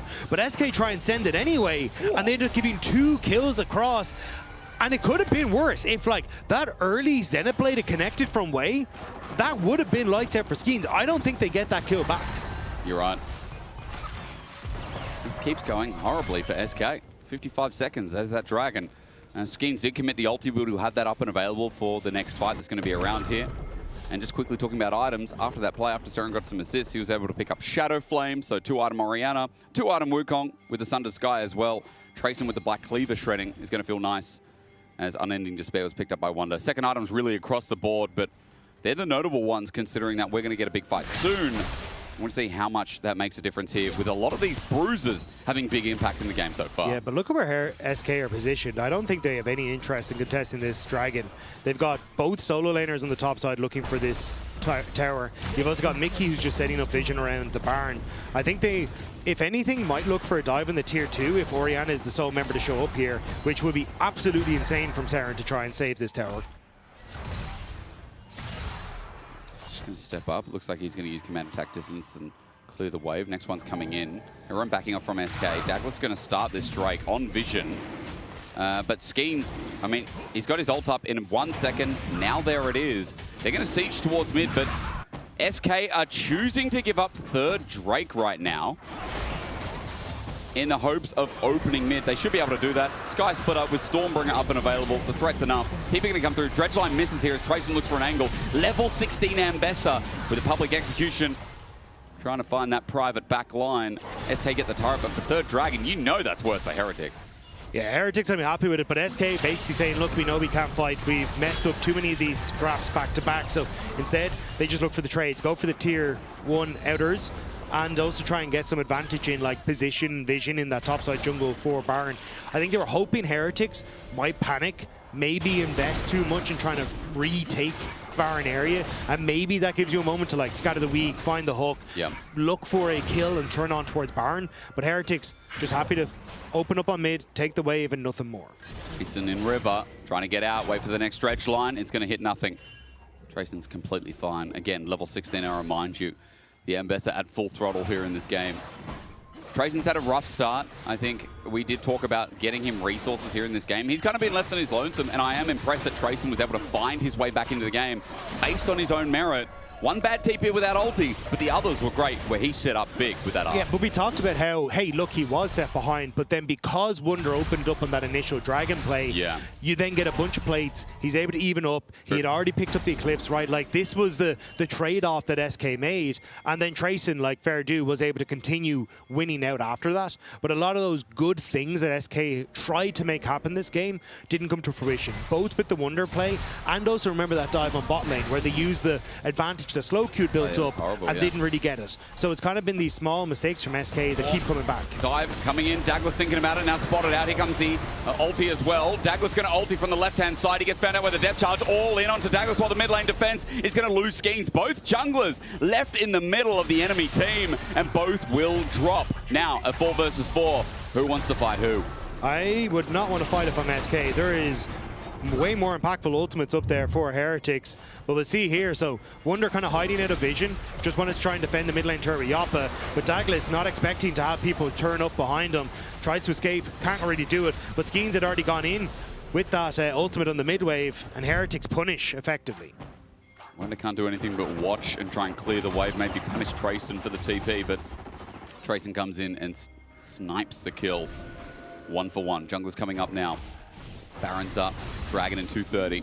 Slow Q on a side, getting mirrored by Mickey in case there is some kind of setup with a secret curtain call of movement, or Wei comes in with a solar flare. Of course, that solar flare we know is not up and available for a little bit.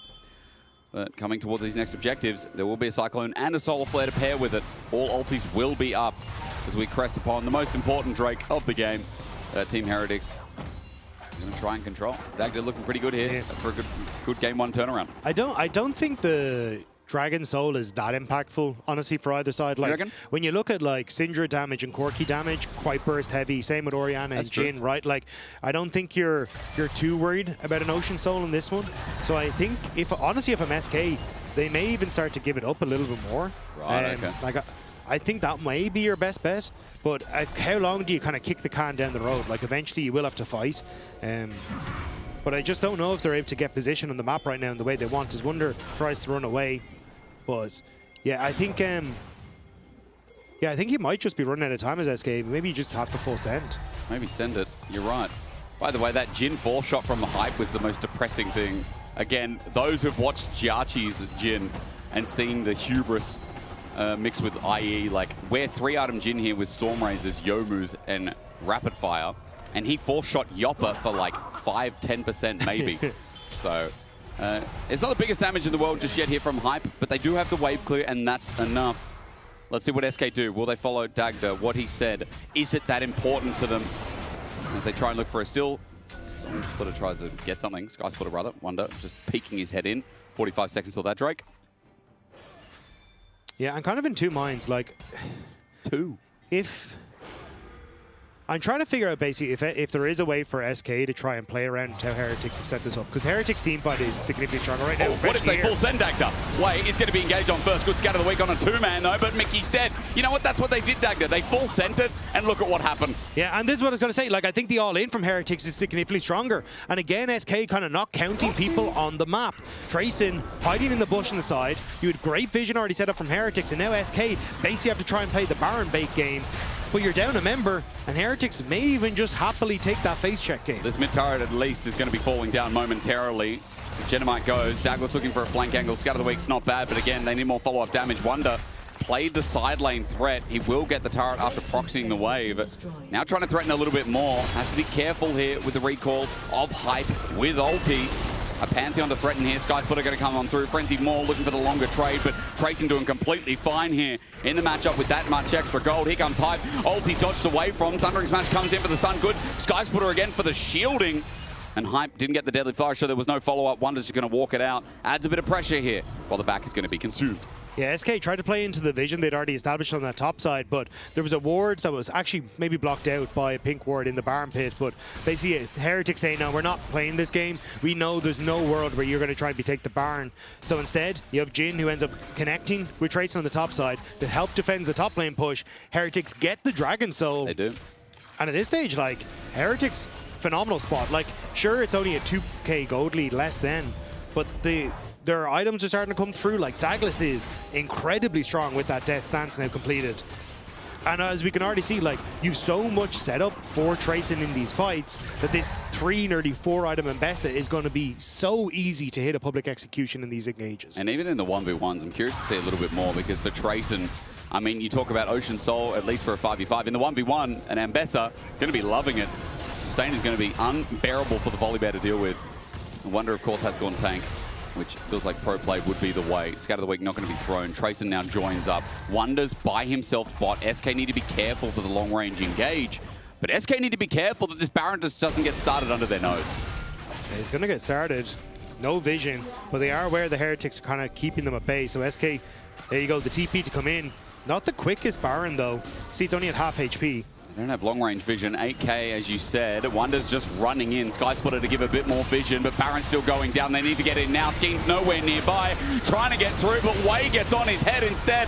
And now another 5v5. SK didn't want to be here, and Team Heretics knew it. Good scout of the week, but here comes the curtain call to line down 3, with Mickey getting stunned up first. The 4th bullet missing as Trayson ran in. On top of Skeen's head, he now sits as Heretics will finish off the rest. Wonder can't do a damn thing, as SK have been outclassed, outpaced, and it feels like Heretics just got a freebie in game 1.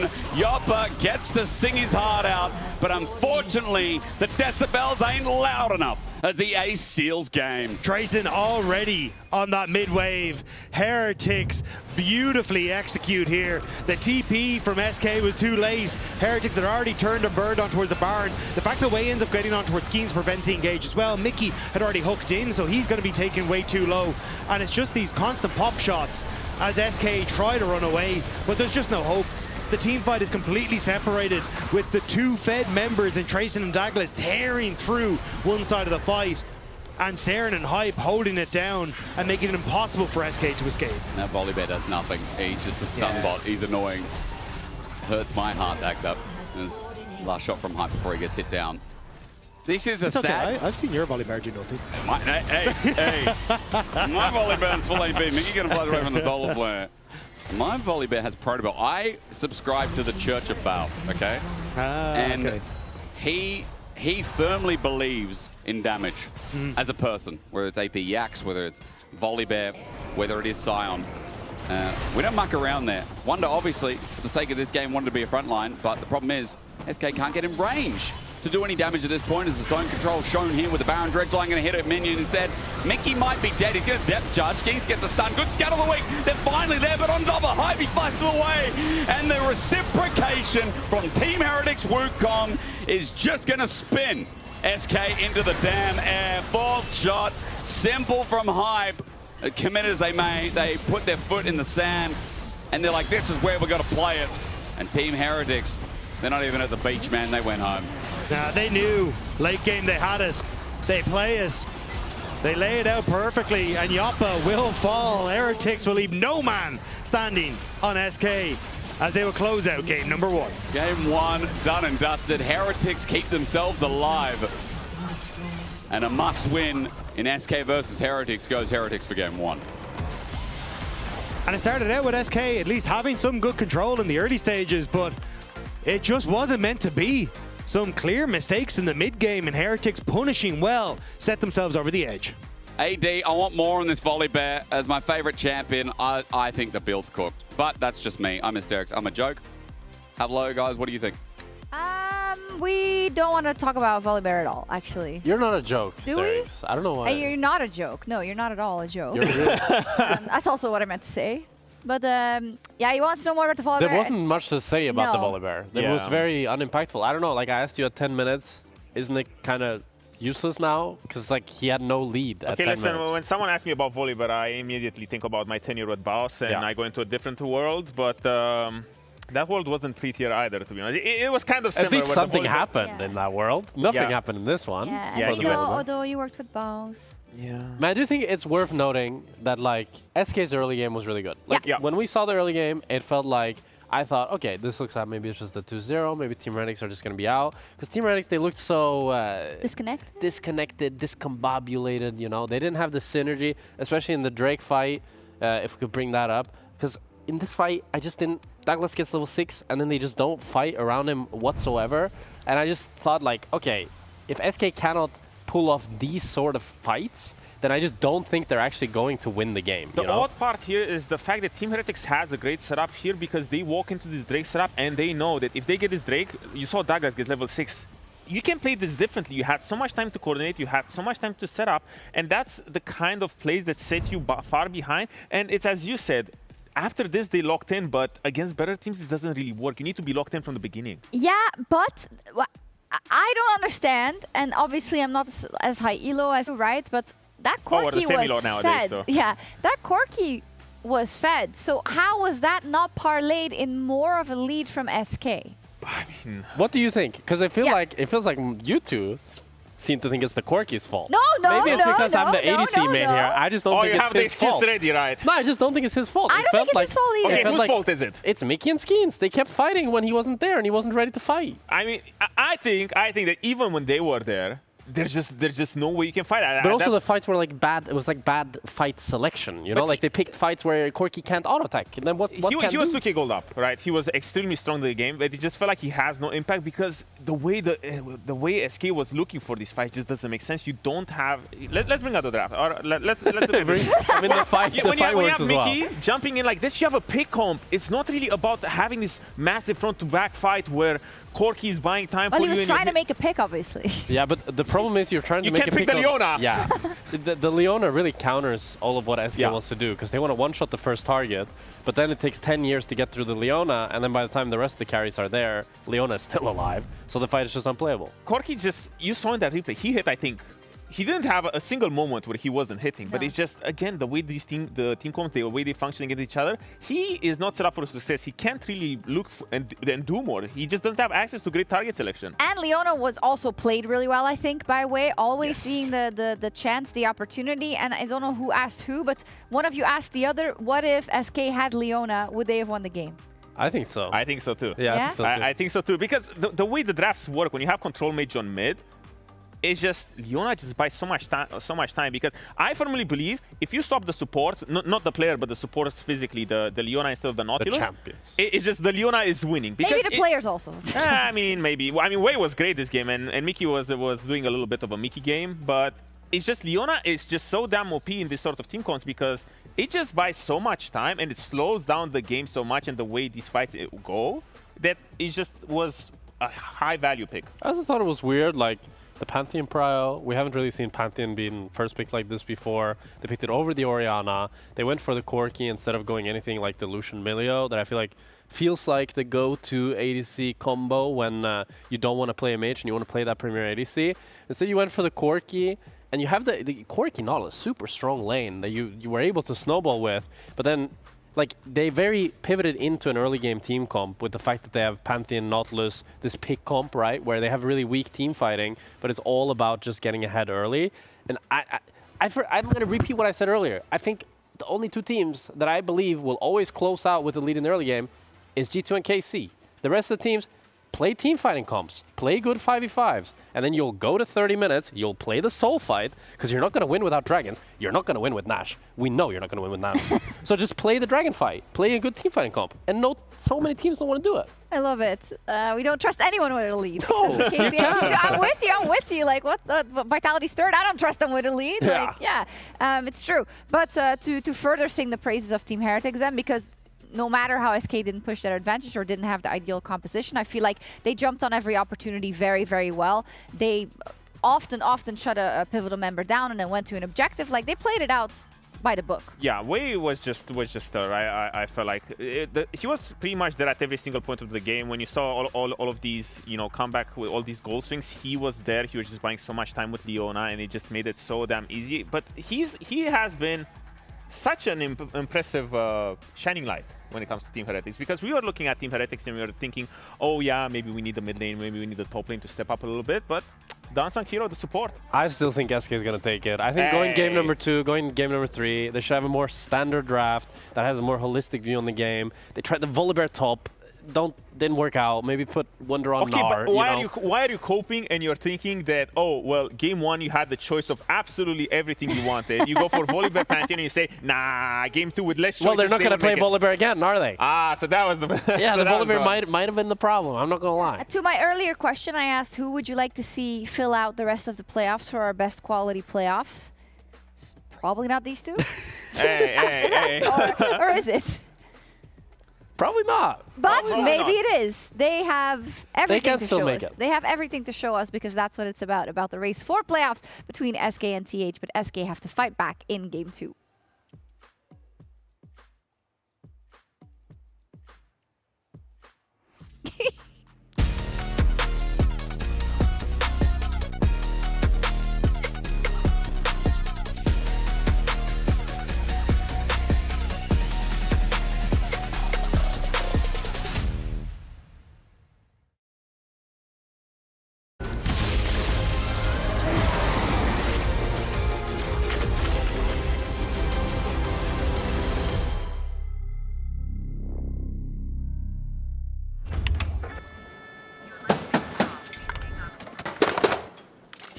Brother, let me try. Wait, brother. Let us break this instead, brother.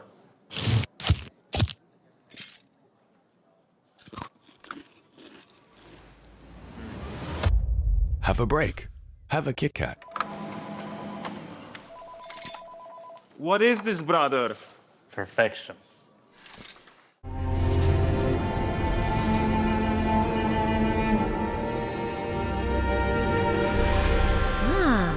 A new champion. Welcome to my shop. You'll need the right build. Choose wisely, because every upgrade brings you closer to the next level. So tell me, how will you level up?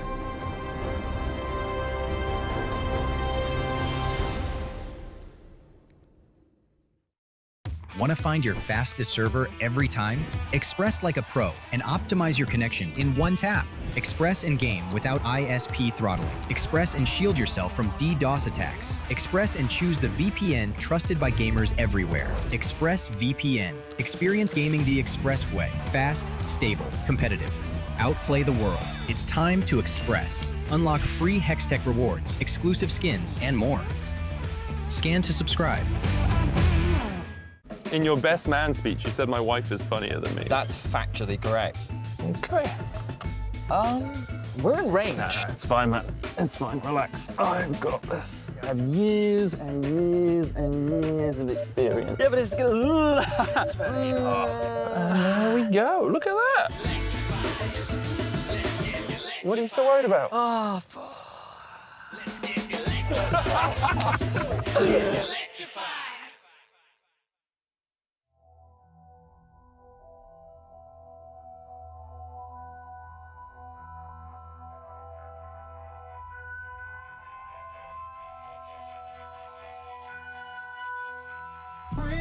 Heavy is the head that the crown sees soon. Feel it weighing down on my shoulders.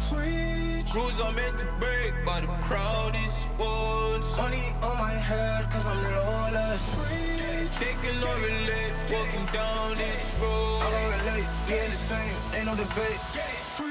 Cause rules are meant to break by the proudest ones.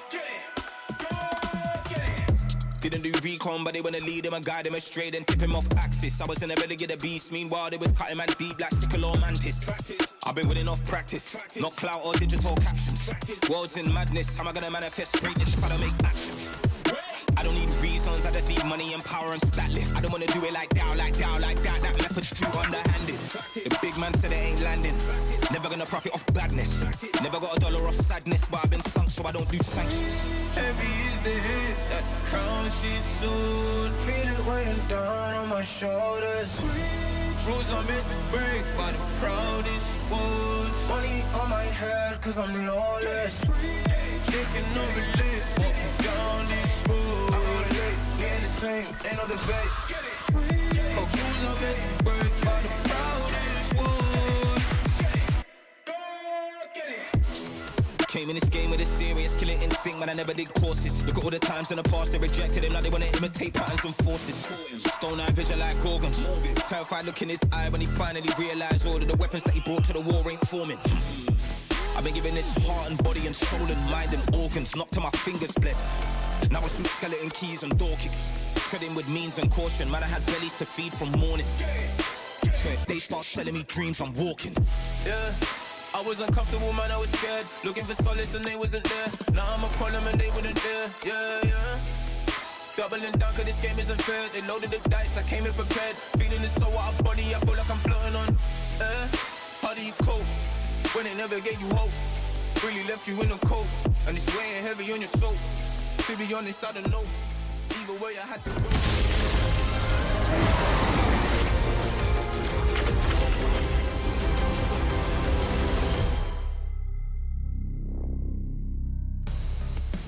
SK had the ball and dropped it as, whoa, new studio. Oh my God, what's happening? Dagda, hysterics. What's happening here? Yeah, I mean, a bit of a different setup, but you know what? I want to talk about the game, though, because SK Heretics It could have been so good for SK. They looked like they had control in the early stages. They looked for the dive, that didn't quite work out. Then they looked for the dragons, that went even worse. And Heretics, to give them their due, did a very good job of attacking the pieces of SK when they were out of position. Not giving them a moment to like get Yoppa to a position where he could try and fight, despite the big gold lead he had.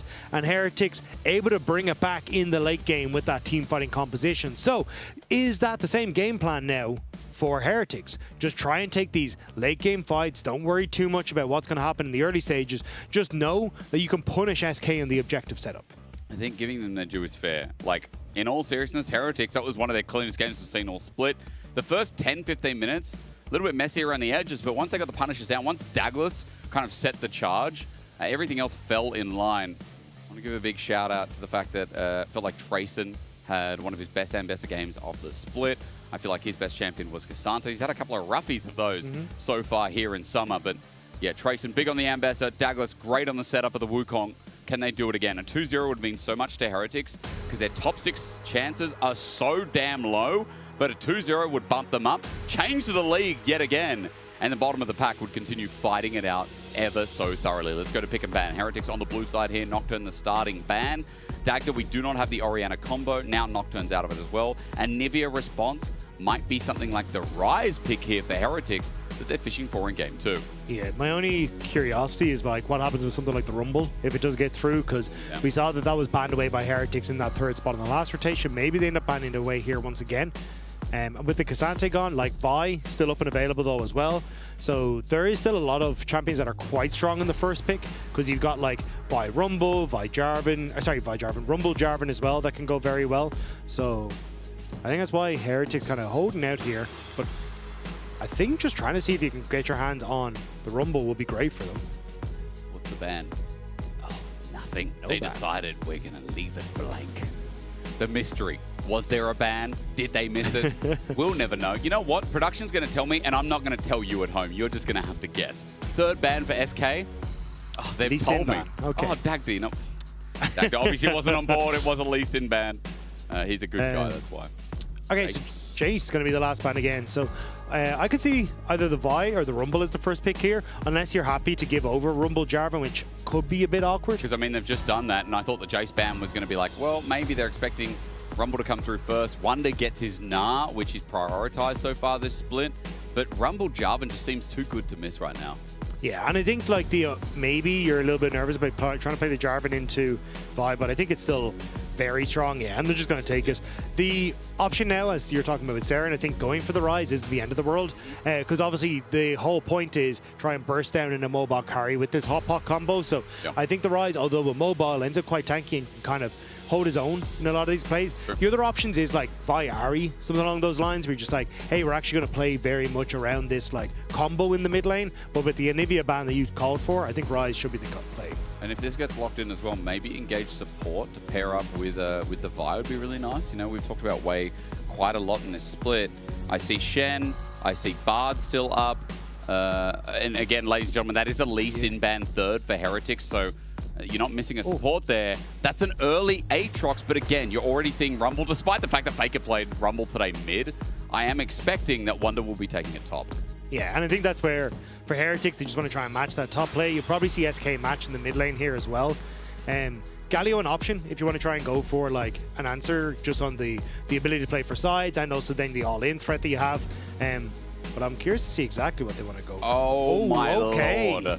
So what, leader leaves and Sleeky pulls up Yone. Okay.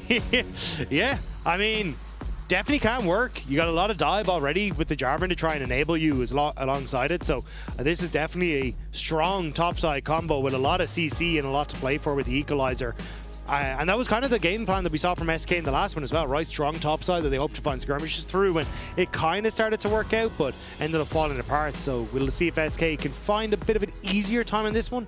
For Heretics, though, I think mobility champions is your best bet. Right. You want on SK something that's self-sufficient because there's so much dive already happening there. So Lucian, Ezreal, more than likely going to be the ban for Heretics. And then for SK, I do like the call out of the early support bans here. Just trying to set up for minimizing, I was going to say more, the enchanters, because I think that works out well for you with, hey, we you already have a lot of all-in point-and-click CC with both the Rise and Vi. Just something that's going to pop off that has an Enchanter to support it is very threatening on Heretics. So what do you think about following that up with the Lulu ban, with Lucian you called out? You also called for the Ezreal. We'll see if Heretics make that their final ban, which is going to come through right about now. There you go. Kai'Sa? Are we getting to the Kai'Sa territory? Are you worried about that, playing against that as a Vi? I think Vi would be like, okay, no problem. Oh, yeah, Xayah Rakan's up, and Xayah loves playing into Vi, because Vi presses R. You just press it yourself. Both ultis are down. Yeah, I'm curious, though, because there is a window here where Heretics maybe think of going for the Xayah yourself. It's not great into Jarvan, because you still end up caught in the Cataclysm, but it still kind of takes away answers from Yoppa, because even I'm trying to like think through on the AD carry pool what you could end up taking in the bottom lane, but there's not a huge amount left, unless you want to try and go for something like a Ziggs, which could also be the call here, but Heretics looking at an Ashe Seraphine potentially. Seraphine gets locked in. Does it change anything with bot lane? Maybe it will just be the Xayah anyway. That Seraphine going to get slammed? Yes, it is. Okay, so an Enchanter added into the mix. A good 2v2 for Hype and Wei. We'll see if Yoppa and Mickey just want to play it safe while the rest of the map is going gung-ho. Yeah, I mean, either way, I think you're in a difficult spot here as Yoppa. You may... It's not like Ziggs Rakan isn't what you traditionally think of, but I think if you go for the Xayah, you're in a ton of trouble. So, okay, yeah, the Mel I think works out well. I think you had to kind of go for a mage here. Yeah. You'd end up... Oh, okay, maybe not. I was going to say, if you go for the Xayah, so ton of poke, you're short range. If you get auto-attacked, especially in these early stages, or get slowed, there's very little that you can do to try and escape away from an Ashe Seraphine. So I am a little nervous about Yoppa and Mickey getting through this laning phase. At least then they will have what they need later on to survive, which is the Featherstorm to try and get away from the buy engage and that. But it is going to be a difficult laning phase, and with both bot pushed in and mid getting pushed in, potentially top depending on what way that goes as well. I think now Heretics have a lot of ways to try and play around the early stages, especially around an Ashe Seraphine bot. I am just curious to see if Heretics can just send all roads down to bot and try and pull out the triggers. And the Xayah and Rakan might be in struggle street. SK, interesting comp. At the very least, that Xayah Rakan was the response to make sure that they can, as you said, kind of survive early. When Yone rumbled Jarvan 6, he's going to be built around skirmishes, Dagda. The other side of Heretics, I mean, they already got the ball rolling last game. They punish SK's mistakes. This is a comp as well, that once Vi has 6, very easy to punish those certain mistakes. Falling, or finding, rather, SK out of position. Yeah, I think this time around, though, Heretics have given themselves way more tools to try and play around in the early game. True. So I'm curious if, like, the Douglas on the Vi wants to try and start in his bot side jungle, clear those camps and immediately look for a bot side invade. That's what we were traditionally seeing as Ashe Seraphine came into the meta. Maybe a little bit too aggressive, but you should have push across the majority of these lanes. If you end up starting as Douglas on the top side, though, your clear isn't fast enough to kind of match the Jarvan in the early stages, so may just be a bit more of a stock standard clear if we see that. Slowq going to face check, sees 3 members of Heretics, backs off, but that does mean they lose control, and Heretics will get a nice deep ward here towards that blue side of the map. Yoppa and Mickey hovering around Try. Now Pixel Brush just to defend the movement down. A 2v2 here would be interesting. A W start for SK is pretty strong with Xayah Rakan. They're going to face check. Here comes the knockup, waiting, goes on, and this is the power. Here we go. Hype in a bit of trouble, getting that lethal tempo down as Yoppa. 2v2 continues off with Hype getting heavy. Traded first, he runs back in. He's no way out, but the volley won't be enough. It's first blood over to Yoppa. Xayah Rakan level 1, it's textbook, and Heretics walked right into it. Yeah, the fact that Heretics face checked that was kind of insane. As you called it, the W from Xayah gives both a boost of attack speed to Rakan and to the Xayah on those level 1s, which is why they are so strong in those initial fights. And despite that, like, you only have a heal on both sides, there's not those duo summoner spells for the combat. So great pickup here for the SK bot lane. 500 gold is the lead because, of course, Yoppa got to start on the wave. Means he'll get level 2 first as well. That'll be a Blade Caller picked up, but it won't matter for now because SK get a free back. They get nice bit of gold on Yoppa. A long sword, maybe a refillable here, if I'm counting the coin. That's where we start. And this was supposed to be one of your safer lanes, right? This was where we're talking about you get push on bot lane, you can look for potential invades, especially off of mid lane push as well. But now with the early lead for Yoppa, I think it'll still be difficult just because of the range advantage and stuff, but definitely gives you a little bit more fighting power and all-in potential, which is really the way that SK want to try and play this matchup anyway. -1 for the cannon for slow Q. We look towards mid. More of a success there as Seren plays a range advantage in that lane. Skeens. And right now he's pathing up top. He started on the bottom side camps, and I think Heretics knew that because they did, from my understanding, get a deep bit of ward. Defensive ward from SK though on that Phaelite with the control ward as Dagler's pathing down. Yeah, and I think that's why we saw Skeen start in the bottom side, was because there was a potential, if this bot lane went the way it was supposed to, of push into a potential invade. So he starts bottom, moves towards top, should then be able to control on the crab as well, which was kind of the big key here. Trayson, don't think he, well, maybe he's in a little bit of trouble if... He's gone through, oh, he just eat forward. Yeah, he could be dead here. Wonder's going to get an Electro Harpoon. Flash is going to be committed, but on a ward, no. Actually, Skeens doesn't want to come on up, spotted by a ward, and he'll just go for Scuttle instead. I'm surprised by that, to be honest. As he said, with the Umbral dash used, I expected that Skeen should have been able to make that play work, or at least burn some key summoner spells. Maybe he's looking for round 2, but actually just going to get that ward down. But I think you could have done a little bit more there as Skeens to help out Wonder here. Yeah, interesting, surprising. Wonder's okay. He's going to get the crash down at least. And Electro Harpoon threatens. Wave just comes into contact. Wonder's going to need to get this one in as well. And you can see Dagda is opening on top. Your names are too similar. Oh, hang on. Yopper, Blade Caller, within reach. Mickey, Battle Dance, extra range onto Isaiah. Not too bad. Things are going better now for Hype and Wave, but they are pushed up. But spotted on a ward. Or rather, I think it was a Hawk shot. Yeah, Skeens once again spotted out and has to back off. Yeah, I mean, it's those kind of timers that you need to be careful of, right? The respawns of the camps, and Heretics very aware in that bottom lane that they might have been in some danger. So we will just see basically both junglers once again, ships in the night, passing each other towards the opposite sides. And I think as long as you're Skeens, you're kind of happy to keep it this way because you're against 3 pushing lanes. So if you're never synced up with Douglas, that's a good thing, because Douglas then they find it a little bit more difficult to actually look for some of these invade timers. But here we go. Good little trade as well, because you look at where the wave is, but the blades actually help get it pushed back in. So SK are going to be pushing eventually into Team Heretics. But notice, Dagda, I mean, I guess they're feeling fine regardless of where the wave state is, because the river is lined blue right now, where Heretics are giving a bit more safety to Hype and Wave, and especially as Hype needed to get his flash back up, which is now back there with his Ghost almost in fruition as well. I don't think he used his flash earlier, I think I'm wrong, but the Ghost will be up regardless from my point. So SK's bot lane just going to try and reset here, where the Vi more than likely on this bottom side of the map. We're going to see Douglas look for the reset, so looking for that 530 clear on the Krugs on the bottom side to get the smite upgrade, and then contest for this bot side grab. You're kind of in an awkward position as Skeens here because you start on the bottom side. Now you're kind of lost the 50-50 on the crab as he has to go top for his Krugs. So Mickey opening mid. Oh, Fate's still going to be dodged though. Sidestep. Seren just walks out. He uses Ghost for that as well. He'll get some small traits back even as well. Fancy feed on the mid lane rise. Slow Q threatened out with the Soul Unbound. There's a good knock up here as Wei gets spotted in the process of Q3. So Mickey at least making a little bit of a moment here on his roam timer, able to burn one of the summoner spells from Seren, but with Theron holding on to that flash, still going to be very comfortable in this lane. But Skeens now trying to move down towards this Scuttle Crab, doesn't have the smite upgrade, whereas Douglas you can see has that available, so definitely going to be a tough fight for this. Yeah, right. Tunneler for both, at least for damage, but that 21-20 on the smite. Really good point there, Dagda, as SK do use their bot lane to get into river first.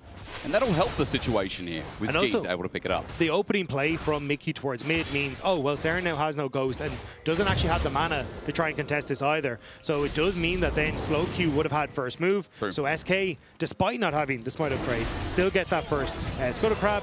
And because those top camps are spawning for Heretics, they have to try and shift up there. So Dragon is going to be started by SK. Let's go. Hype, half the way to level 6. He just wants to use lethal tempo onto Mickey. Damage is good so far. Battle Dance, when's it going to be up and available? Goes into that volley and sets on up with the Q. Skeens has started Dragon, and he's wanting to get caught out. Flash for the Q. What? Cataclysm 1. Vault Breaker in.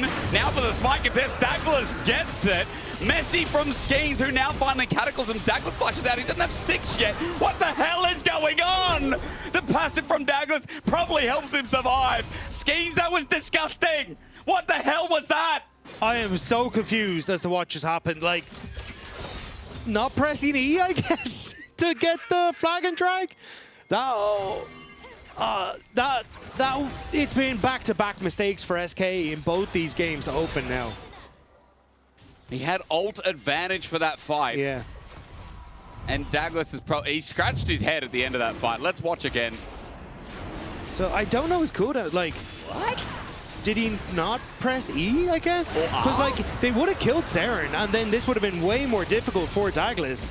But, and even here, like, he doesn't actually connect with the damage from the flag and drag either. Just ends up getting the knock-up because he doesn't connect with the Q. So Douglas gets to use the E, yeah. Very frustration. I mean, the thing is that Saren kills him over the wall. It's like insult to injury. The person that you could have cataclysmed after the flash. Yeah, he would have been out of the fight, maybe dead, as you said, or maybe down a flash. Saren holds onto his flash. That's the most disgusting thing is Realm Warp now going to come up top, and Heretics, insult to injury to an absolute hospital bed. Now created the flash match. A good vault breaker from Douglas. Trayson picks up the kill, and it is melting in game 2 for SK again. And Mickey was trying to be there to cover on the play, but 4 members to cover on Heretics with Wei even making his way up. Beautiful stuff from Heretics, like punishing well and then doubling down to succeed for the trace and dive. Slow Q gets some plating in the meantime. Something back for SK, despite what just happened there. But Saren's Roam has opened up the matchup here for Trayson now with a mortal reminder. Excuse me, more about Mortius. And a pickaxe picked up as well. There's great damage versus the only Tarbis here from Wonder. And Saren comes back, receives the next wave. This will be good back timing here for SK's mid laner, but Grubs still go down, and this begins the invade with Douglas holding top pro. Yeah. Crab focus for Skeens, I don't think was the call here, because he kind of highlighted hysterics. Like, he stuck around on his bottom side, but is losing red. Probably going to lose a little bit more as well. Especially if he shows on bot wave. Hawk shot. Has he got a hawk shot yet? Hype. He might have to flash his way. Flag and drag. Arrow gets in midway. Cataclysm goes on the support. Way's only level 5. He can't on-call this. Steps back from Mickey. That's Hype dodging away from the knockup. But in the end, Way does go down. It's something for SK thanks to Skeens. At least, yeah, with the flash down on Way, wasn't able to try and escape away that time. So nice job by Skeens to get something in his bottom side, but he's lost his entire top side jungle. So it's kind of Skeens sacrificing himself a little bit here to make sure that Yoppa can have a bit more in this bottom lane. It's like he's going for an aggressive trade. If he takes Q beta burst here, comboed with overload, he will die. Let's look towards bot. Hype could be in trouble. Knockup coming through from Mickey. No blade caller yet. Volley. Hype's out. Only just here from the grand entrance as Way comes back to life. Wave going to be received with ease. SK still got something here in the bot lane, but Dagda just pointed out to you, the whole of the topside camps were cleared by Douglas. Yeah, Skeens, though, on the top side, it basically try and say, hey, I got to use this timer somehow, but there is a ward basically that's in that topside brush. I believe Wonder standing on it right now. Oh, maybe it just died, but there was a blue ward there anyway that would have spotted out if Skeens tried to get in the bush, so he just ends up backing away. But Douglas, yeah, basically trying to figure out where the hell Skeens is, considers maybe there's something here, so he's just going to shadow Trayson for the moment until he can reset, and then try and go towards his bottom camps as they spawn. Yeah, they are respawning, aren't they? 2 camps at that as well.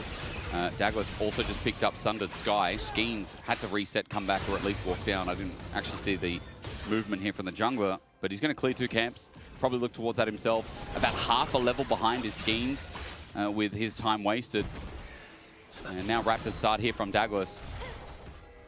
It's going to be interesting, Dagda. It's 40 seconds till Dragon. Team Heretics got the first one. And I'm looking at those items on the board for now. Yuntal picked up by Yoppa, who does have an 800 gold lead. Once again, the shining light of SK is going to have to do some hard work. Skeens was spotted on reset, so I wasn't sure how heavy Heretics wanted to try and play for something on the bottom side, but SK fully backing away should just mean the Heretics get this push and then should be able to establish decent vision control in this river. It might even isolate Yoppa from being able to connect with the rest of SK, especially if they play in this tri-brush. Like, I think Yoppa's and Mickey might find it hard to enter here. Way has encore now as well. That entrance made harder by the R from the Seraphine. Skeens on a ward, spotted out now, moving down. Heretics thinking about getting away from this play. Poke down onto Yoppa. Bit of success. Gets the beat down for the slow. Hype and Way have the wave push. Now, here we go. Pings are going down. SK in river first. Saren on the move from the top side of that set river. Trayson on the move as well. Heretics really want to try and contest this. They spread out, so Mickey can't get value. Arrow onto the support. Encore is a 2-man as well for the steal. Douglas flies through. Bolt breaking to come in. He gets a smite on the way as well. Cataclysm comes out late. Skeens flashes the two-man ulti from Slowq. It looks okay, but Heretics now have to find their way back into the fight. I think they've done it thanks to Trayson slapping down for 2 kills. Wade the only victim for SK as 2 dragons in the bag. Heretics spread out well and collapse on all sides. SK have nowhere to run from what was an excellent engage from the Heretics bot lane. The Ash Arrow on towards Mickey prevents any sort of counter engage. Wei immediately locks up both the support and the jungle. Douglas with the smite. And then as Trayson comes in, like, this is what we're talking about. Yoppa basically isolated from the fight, can't really come in. Wunder in an awkward spot as well because he's so late on the teleport. And Heretics cleaning up the fight, plus getting that dragon. Trayson moved down into Fog of War, and you mentioned that TP. He was second earlier as we look towards bot. Close to a potential solo kill. Flash was burned. Wunder still has his. I think that Maw came in clutch there to give Trayson a bit of MR shield as top laners fight it out. On a ward is now Mickey. Arrow not up and available, nor would you throw it at a Rakan. But a bit of poke damage to send him out. While Heretics, the winner off the back of that play, it was a 1 for 2 in their favor. A 1k gold lead. Mickey's going to be slowed and stunned down. There's good burst damage, but no engage just yet. Hype stepping up to the plate. Feathers go out, and Hype on the chase. I'm surprised that Heretics have Hype and Wei playing on mid-wave, though. I would have assumed they would have tried to shift them into bot lane, play for that place on the bottom lane. That would probably give you Kraken Slayer then for a minute and a half when the Rift Herald's up. Sure. But kind of happy to just have Trayson play off into these side lanes with Saren at the moment. But I thought they would have tried to play for that item spike for Hype here. Will he get it on mid-wave anyway? He's able to step up for now. This was a reset from Yoppa and Mickey. Yeah. Yeah, especially as they trade on towards Mickey. So, able to just back away. Forcing Yoppa and Mickey to step away. Yep. But I don't think they'll get the plate on this one. Have to see. Hype should be able to compete, actually, the Kraken on this reset anyway.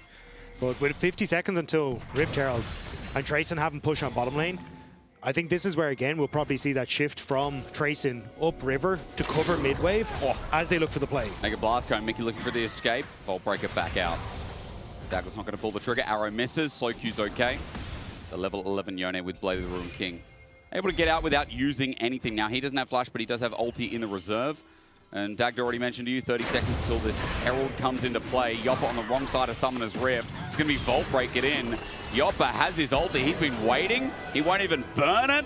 Doesn't burn the flash or the cleanse. He's just caught napping. And Douglas takes him down with ease. Yeah, it was very hard for Yoppa to actually try and find the timer there, because Douglas held on to the Q for so long that Yoppa didn't get a chance to burn either the Featherstorm or the Flash. Would have been able to follow and always had that ultimate in the back pocket. So I think Yoppa kind of making the right call to not burn either. But it does mean that pick should net Heretics this Rift Herald. Slowq is pushed on top though, so maybe SK can find a quick play, but I think it's out of the works. I think indeed it is. Scuttle for now. We'll make sure they have full information. Herald not going to be started just yet. It was a mistake from Yoppa though in the position on the map.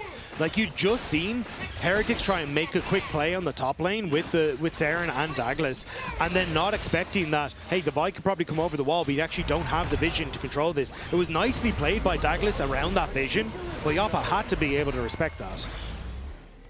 Really going pear-shaped again, isn't it? I mean, this time around, I'll say Heretics have really controlled thanks to Douglas on the Vi, thanks to that early play. I mean, surprisingly, Yoppa and Mickey won the 2v2, but it hasn't really shown how much it mattered in the game. I mean, that sounds familiar, the series. It really does. Hey, Yoppa was 3-0 Corki. They surely won that game, right? We'll go back on the VOD and we'll review that one. Game 2, more or less of the same, but it does feel like this time around, Douglas has had the number of schemes yet again. Great Wukong game number 1. Fantastic Vi game number 2. Trayson is firing here today. I mean, he's got the Eclipse on the Aatrox, but like the dive on top, setting him up. He's now self-sufficient against Wunder on the Rumble. And remember again that, you know, this Aatrox was picked into it. Trayson wanted to take this matchup. So far, so good here as he leads 10 CS and about 1,000 gold. Dragon up in 30 seconds. That'll be the third here for Heretics. But Douglas is going to Vault Breaker in to the Herald. Start this off now, finally. Yeah, vision well set up for Heretics on the top side. Jarvan not in position. So maybe Mickey just trying to keep any sort of potential Rift Herald into a topside dive free. But you got Skeens and Mickey on the top half of the map, which means there's no real answer for a counterplay from SK's side of things. Yoppa just trying to clear out the wave and push down towards this dragon as quickly as possible. Mid push going to come through on the next wave. There's that Herald immediately used. Douglas has another channel of smite, so it's not like he's foregoing the Dragon by smiting down the rest of the Herald. Skeens found out. Vault Breaker waited on. Mid turret going to go down. And the map now even more open here for Heretics as they crest over 2,000 gold. Yeah, SK have to be very careful though, because there's two moves that Heretics could make. Push mid, immediately roam top and try and look for the dive on towards slow Q. So you can see that's why SK have to kind of give up the position they have in River and move back to defend the mid-wave push. And now that opens up for Heretics, which is the second play to move over towards that Dragon. So Heretics kind of giving lose if you do either way for SK. Seren as well, as he'll clear the wave here. Skeens needs to be quick. He's seen on a ward. There goes the last minion. Slow Q, looking to hard push this, get the next one in. Skeens flag and drag, where's it come from? Seren tries to sidestep, but he doesn't get it down. Flag going to be TP'd on, there's a Realm Warp out. Seren is out. Wei came up, he showed his face as well. And you know what? Showing jungler top, the only problem with that is there's a Dragon up. And that one goes down for free. Wanted to see if he could try and find Seren, but as you say, the trade on tower is still going to come through here for Heretics alongside the Dragon. So yeah, this is Heretics looking significantly better than SK in this series. It was crunch time, it is crunch time, and it is the most important series in the next couple of weeks being played for. Top 4 feels like it's out. Well, I mean, I can tell you right now, top 4 definitely out of the discussion right now. Heretics 2.1%, but that's not the one that's important. This one is. When you're fighting for top 6, when that's the only thing that goes to playoffs, Heretics at 11%, Shifters are pretty much gone. You know, they need more than miracles. They need the Lords of League of Legends to come in and smite everyone else. But Heretics, that's the miracle run. And if they can 2-0 SK, I'm on board, Dagda. I'll climb board this train. Yeah, especially because, like, I'm not saying it's an easy road by any stretch of the imagination, but after this, Heretics still have Giant X, Shifters, MKOI to play. Like, if they get 1 or 2 upsets in that, suddenly Heretics may have just made that miracle run a reality. You know, if MKOI fail again, if Fnatic can't keep doing what they did last week, if Giant X, Shifters, MKOI. SK keep taking losses, Giant X, like, anything's possible. Yo, our league, sometimes the circus is in town. Sometimes it's not. Today, Team Heretics, they're on break. But if they can keep this up, boy oh boy, will we become believers. Baron in 30 seconds, irrelevant for now. It's Soul in 3 minutes.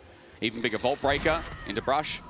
A little bit sus is Douglas as he waits, holds his line. Now with Black Cleaver this fight, going to see Mickey approaching. SK going hyper aggressive.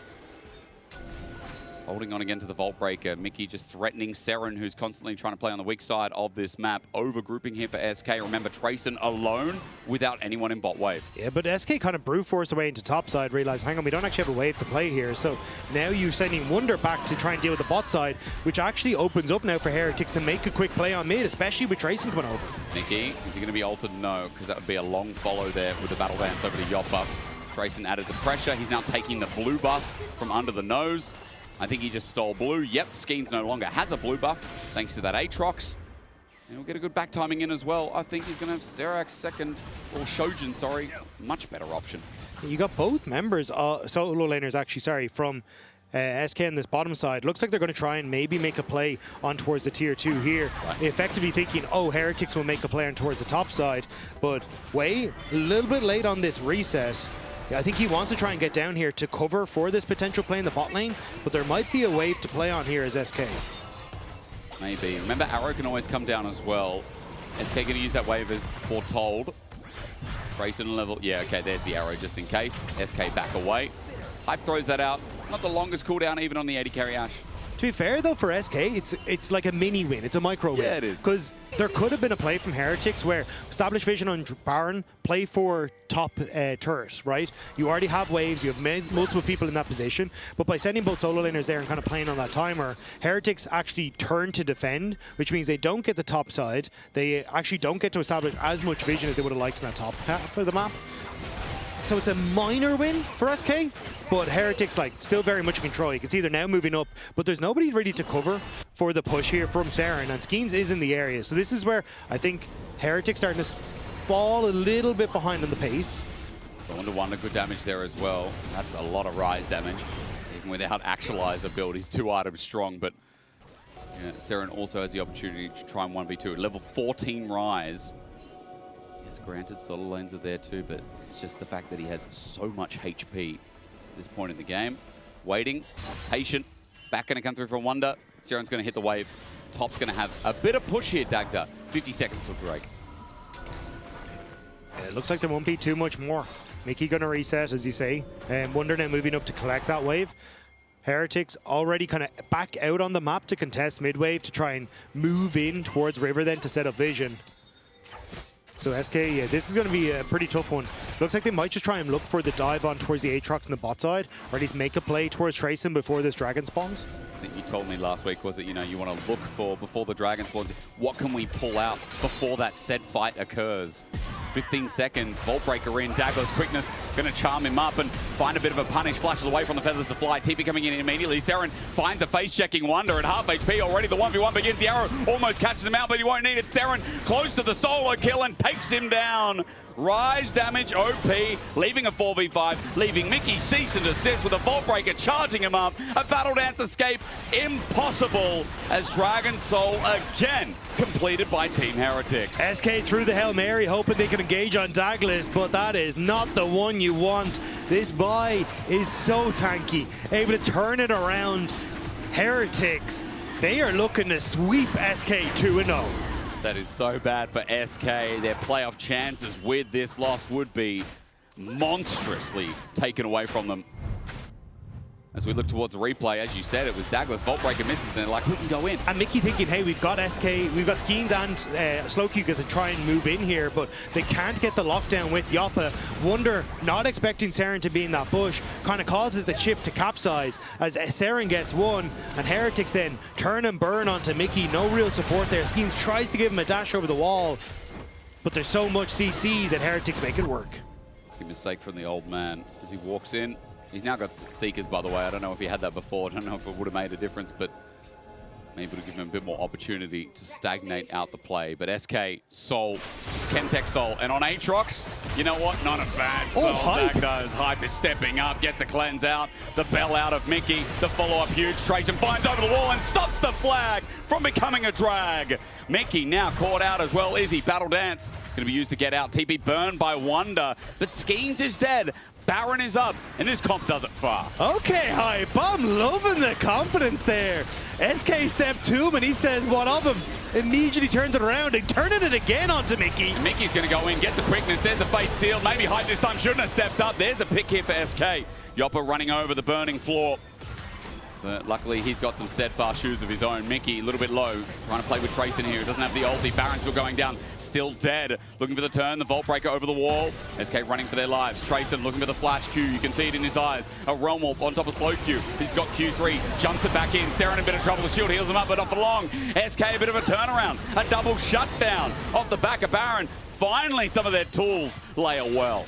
Yoppa not quite able to connect with the triple feathers there as well. Means that Douglas just able to step away. But as you say it, both carries on Heretics misstepping and giving a moment here for SK to get some goal back.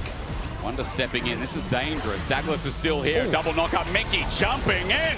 And then getting flashed on as well. Trayson, he's back to Demonic Ascension. Just when SK think they have breathing room, it's taken away. Arrow dodged by Wonder as he steps to the right. He might be out, but Mickey, he has the grand entrance over the wall. The flying demon from the top lane will stop his ground right there. Takes Skeens' camp away in front of him. And still Heretics defend, hold on to 3 Barons, and get some kills back. Wouldn't have been the first time Mickey was on a team that underestimated an Aatrox. That time around, though, was able to dash away from it. As you see here, like, Hype had a great play before this, but Mickey flashing in with the charm, sets up for Slowq with the Unsealed Fate. Very quickly able to burst them down. I like the turn, though, from Douglas afterwards here alongside Trayson, right? You do have this opportunity to try and find something, but as Seren goes in, Slowq immediately gets the triple Q knockup, and SK managing to turn it around. And very lucky that Douglas didn't get caught by the pullback on the feathers there as well, or it could have been a little bit more. I will not go. You can solo go, I think. You can solo go. They cannot one-shot you. Well, I shouldn't have. It's okay, it's okay. It's okay. I mean, to be fair, it is okay. So it is okay. Dagda. Hello. It's still a 4K gold lead. And it is. Baron, although the Red Bull Baron power play is kind of meager, I mean, I'm still thinking this game is still in firm control. Elder Flip is on the menu, though. But it's like Actualizer just completed for Rise, GA just completed for Douglas, third item here for Hype as well. Like, you are hitting your stride as Heretics. There's just been so many kind of unforced errors, unfortunately, from SK that they've now just lost control. And trying to contest, set up around the objective on bottom side of the map is next to impossible. Elder in 2 minutes, though. I believe in anything here. Elder Flip. That's the game for SK. That's the series to come back. TP from Trace and going top. This is a gank.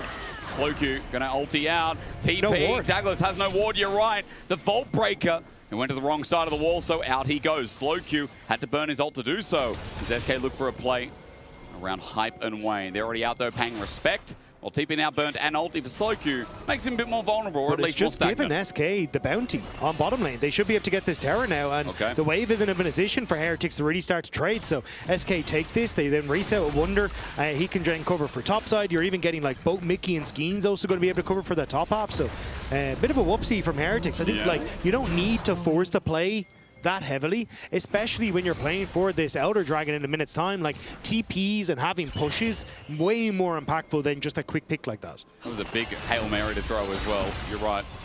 Because if it connects, you're like, oh god, Slowq's dead, and you know, maybe we just take topside jungle with it. Slowq TP's out. They get objective bounty bot.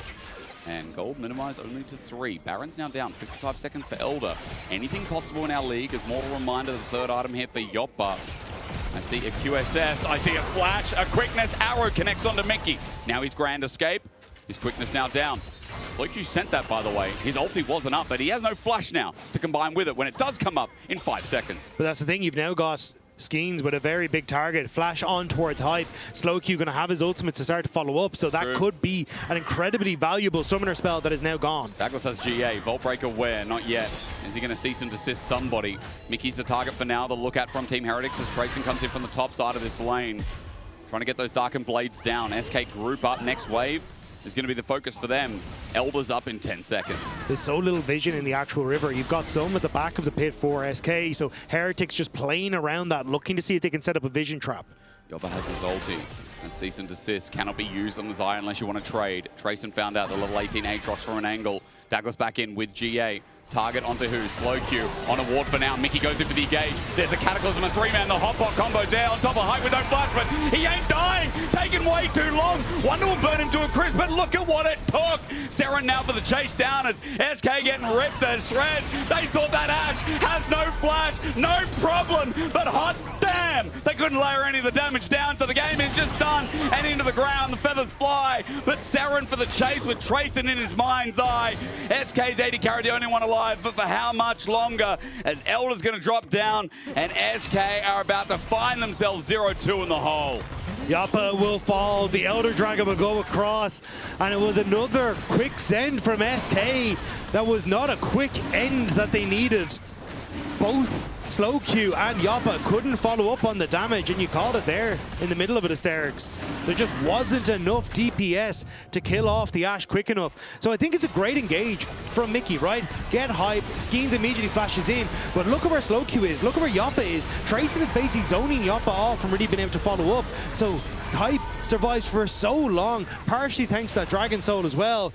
And now you've still got Trayson and Seren doing so much work in the follow-up. All the mobs stacked up, and Trayson just got to use his burst. He just ran in and defended my kick. Well, that's all for SK. Elder goes down, Baron down. And if there was any speculation about a comeback, it is slowly walking away. Baron is going to be taken here. Gold is going to move up to 7.5. And it is about the damage negation as Arrow connects. Mickey in trouble. He's going to battle dance away. But with this Baron, how much damage can Heretics do to try and make this game even more of a done deal? I mean, Heretics playing incredibly well in this game. Their map movement has been spectacular. Yep. They've been playing really well and ensuring that they can find these plays, set up for the Dragon, catch SK in the setup as well. Yeah, this is Heretics playing incredibly well. I think like it speaks to the new coaching staff and Nuke Took and Mickey, or Mithy, that you can start to see these like plays and the way they're moving around the map come together. Yeah, I think that wealth of experience, plus the fact that, you know, we've now got Hype and Wayne for the duration of a split, like a new duo in the bottom lane, right? We've had this Korean bottom lane come in with pieces that they've wanted to work for a while now. Heretics, you're seeing the success of that come through. It is only one series, but to be hyped on Heretics, it is a rare feeling, to be completely brutally honest. It's been a rough split so far, but maybe that ends here. Maybe this is the start of a Cinderella run as the arrow's going to fly on and miss, but it adds pressure on. Next turret number 1 going to go down. Tracy steps up to that level 20 on the Aatrox. Flag and Dragon, Cataclysm, but Schemes might send his own death now. The Elder's still up. They have to set up a slow queue as he jumps on in. Right into Douglas's face, gets punched to death. SK running with Sarah, matches the flash, and Yobba left alive yet. Again, the feathers fly, but it's 80 carry, the only one with the lead. No more, and Heretics 2-0 on the bingo card today. I don't think I had that one. What a performance from Heretics. Consistently punishing SK, finding leads, and beautifully executing the macro when they got those leads. I'll tell you what, if there ever was a crazy playoffs run, it's going to start now with Heretics. It seems difficult, it seems near impossible, but a 2-0 versus SK, I think, is the start of that Cinderella run we were talking about, as you can vote for your key player of the series. Trayson, Douglas, or Way. Douglas and Trayson had an insane day. Both of them, for me, way up there. No pun intended again. I mean, Way has been having some of the best performances on this team, but Dagda, Trayson, Douglas today, back-to-back barn burner games. Yeah, and I think it's a team effort though as Heretics, which is the impressive part and what I love to see, right? Like, it really does feel like the entire team is coming together, and we kind of need it to happen because they're 2-4 now, still a ways to playoffs, but we're going to toss it over to the AD with NukeDuck to tell us how they make it to that promised land. Maybe he's a genius. Thank you guys so much, and it's really nice to finally be with a fellow Norwegian on the desk here. Oh, and congratulations on the 2-0. How do you feel, NukeDuck? Happy. I think we played well today. I think the enemy didn't play very well, so made it easier for us. But especially in the last game, the guys was really like bringing some of the stuff we have been trying to teach them to the game. So that was good, yeah. And how has it been incorporating into Team Heretics? Because it's like the roster hasn't been doing too well this year, and you and Mithy coming in and really trying to revitalize. What's the goal for this split for you guys? The goal for so before the split, I didn't know like their level, you know, didn't know how far we could take it. So I didn't really have like, it's hard for me to set like a goal. You didn't have any expectations. I didn't really. I just knew they were the worst team because I was just watching at the end, and then so I didn't know how much was like them just like down spiraling and how much was like that problems that would be harder to fix. So my goal is just to show improvement and then like hopefully like make the players better as well.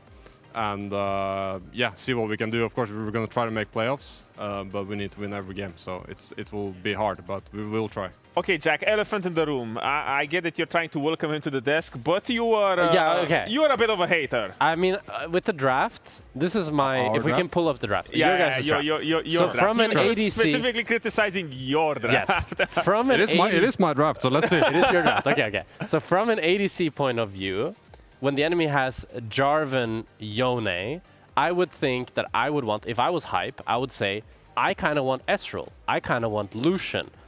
You guys banned Ezreal, and you banned Lucian, and you chose to not ban Saya, when I think Saya is the best ADC in Tavai. Right. Okay. So yeah. What is your take? Or walk me through it. Okay, so... No, not this one. This is the wrong draft. This is the first game draft. But basically, as ADC, right? Yeah. You don't lane bot lane against the enemy jungler. That is true. So you lane against the enemy bot lane. Yeah. So how do you, from your perspective as an ADC? I mean, I would think Ezreal Karma, because you know when they pick Rakan on 4 that they're going to go Saya Rakan, right? I would think the two options I was thinking. I don't know, but yeah, they can. Well, yeah. No, you don't know. So, That's so true. what You Jack don't was saying, if you can see there, the thing that Jack was criticizing the most is they have this wombo combo, put you in the cage, comb, kill you, and you're banning the mobile ADCs when you want the mobile ADCs. That's what he was about. Yeah, right, yeah. I understand, yeah.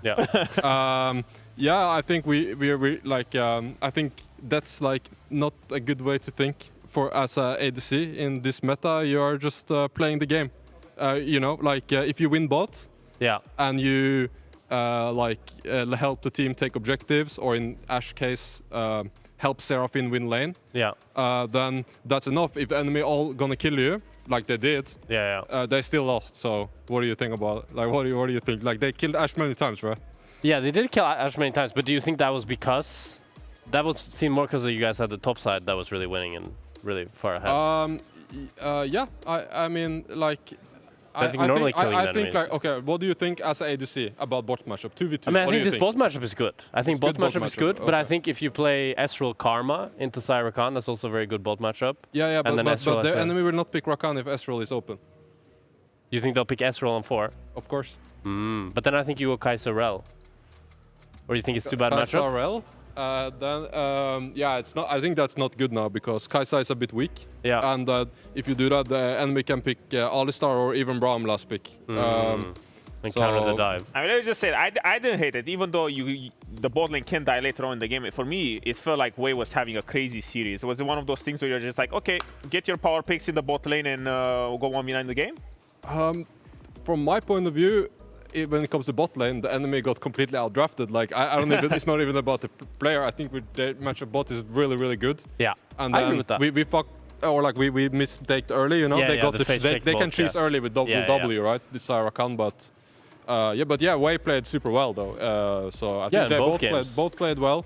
They tanked many ganks, and they were very useful for the team. In the first game, they allowed us to scale, you know, because we have very scaling pick, and the enemy tried to dive bot and they got nothing, so they carried, kind of. Yeah, I think Wei in game 1 as well on the Leona was super useful, tanking all engages. Yeah. Trayson was the key player of the series. I think he also, on the Mbessa, was really good in game number 2 as well. Yeah. Really, really good. Yeah. And do you have any thoughts, Soto? I think he's great. How has your been? I mean, we talked to you before, and you said he's been great so far, and all this stuff, and he likes improving. But now, do you feel like he's getting a new, I guess, a higher degree of comfort when it comes to playing? Do you feel like he's fitting in with the team, finally understanding how everyone wants to incorporate him and stuff like this? Or what's your take on him? Yeah, I think so. Today, or like he's like really good. I think against Wunder he has like a little bit edge maybe on the skill matchups, you know, and that's what he used today because he picked basically 2 scaling matchups and didn't lose lane, and then after he was basically unkillable. And yeah, he directs the game pretty well too sometimes, but as any player, we have some good calls and some less good ones. So, you know. Thank you very much, Nukdog, for taking the time, and congratulations on your win. And we'll be tossing to a quick break, and then we'll be right back with Na'Vi versus Vitality. I can look around bull if he gives me red. Yeah, push me. He's too far anyway. Headshot, okay? Headshot, Nothing. Lose game. Okay. I can slowly move. Play this. Try and ult. You can throw a chase. Nice. Good. I have a good position to fight now. Me. I look on. First target, hit first. Yeah. Blue spine. Rumble. Nice. Good hustle.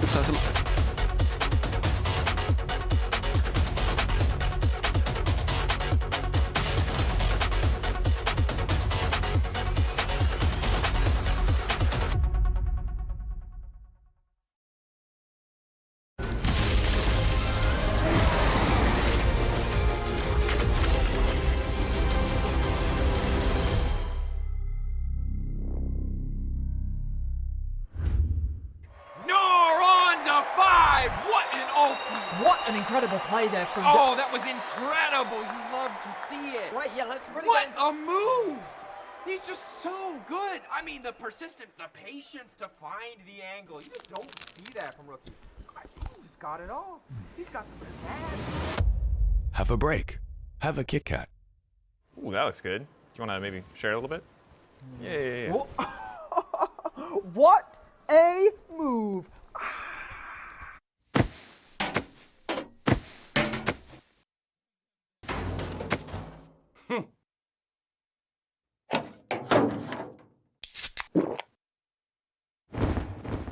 Red Bull gives you wings. When I was a player, if I was to like make a misplay, maybe it's my mouse, maybe it's my armrest, something feels wrong. If you were at home, you wouldn't do that. The Infinite Precision Armrest is part of the larger Circulab on Stage standard initiative, aimed to bring your home or training room settings to the tournament stage. 이제 저뿐만 아니라 다른 선수들도 세팅을 더 원활하게 할 것 같고 가장 편안할 때 더 강력한 플레이가 자연스럽게 나옵니다.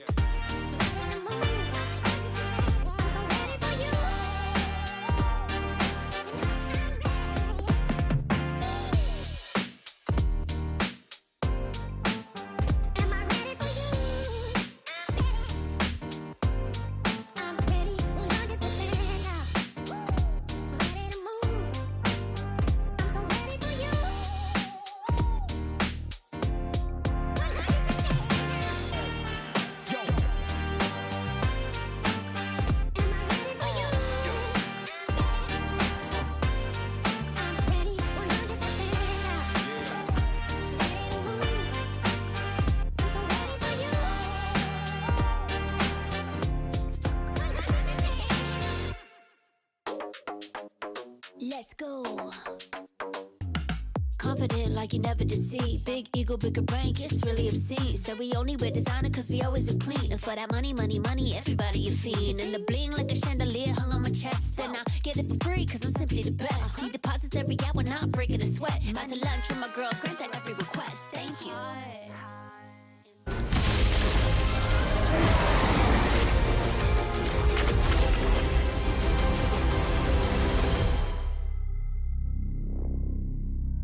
Welcome back, everybody. It's time for Vitality versus Na'Vi. As we can see the players setting up, it's kind of a change for them as well. Their setup's in a whole different room. We can maybe ask about them later, but this is an extremely, extremely important matchup in the race for playoffs. As said, Vitality with a win here or any of the wins that follow, they would lock playoffs for Na'Vi. It's a little bit more dicey. And Jack, I hear you have a controversial opinion about Na'Vi. So controversial. Come on, hit me. I think Na'Vi won't make playoffs. I think they will lose today, and I think they will go on a downwards trajectory from this moment on. And the biggest reason is I just think Na'Vi's carries are not good enough. Their team fighting is not good enough. Their mid-game is not good enough. This game against MKOI, Poby was 5-1. And this was where it turned for them when Poby tried to go for this heroic play on mid. But it's just int. He just throws the fact that they have full position on Drake and just after this as well, Samdi flashes forward, and then we'll see Poby getting caught out back-to-back, first on bot lane, then a minute later on top lane, and it's just going for greedy waves, and you cannot do this. If you want to be a team that, as we've talked about throughout this day, you want to be a team that can actually close out your leads and win games when you get an early game lead, this is not what you can do. You said that no team but KC or G2 are trusted with a lead anyway, so does it matter? Vitality is the one that is like getting up there. Really? Right? You do trust them a little bit, but not really. Not fully. But Na'Vi are like down here. Did you watch last week? Na'Vi are like down here. Glimpses of it. So I watched, of course, and I was extremely impressed with Fiesta because I remember Fiesta from week 1. But the thing that Vitality does really well is go through him a lot, because on the opposite side, you had Na'Vi, who is this very slow team. They only play around Drakes and kind of waiting and throwing the game when it's not about those Drakes. Vitality doesn't really give a shit about any of that. They just go in the time between the objectives and they do fight. They go through Fiesta and they make a lot of these silent plays where he's just involving himself. Everyone is creating chaos, and it's a great incorporation of him into this new Vitality roster because this is what they were doing extremely well in spring. It fits the chaos thematic of Vitality. He just fights and fights and fights. And I think in the beginning, it felt like they weren't on the same page. It sucked, yeah.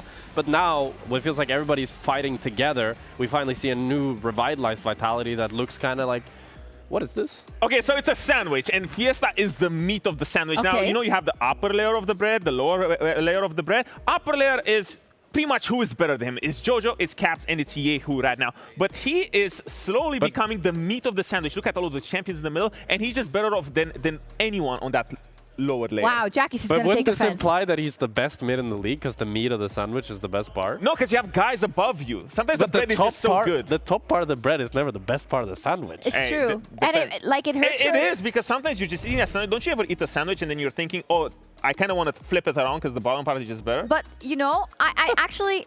I had a sandwich that was too much toasted this week, and the upper part of my mouth it hurts now. You know when you bite a sandwich? Yeah. This is going dangerously a lot into tiramisu territory, so I'm just going to bail out of the food analogy right now. Hayden, our stats god, did find a really cool little throwback for Poby versus Fiesta, and that is a rematch for when Poby subbed in for Faker in 2023, because he went 1-7, and he only beat Fiesta. It's a pretty crazy stat. The fact that the only team he could beat was Fiesta on Nongshim. It could be a prelude to what we're going to see today.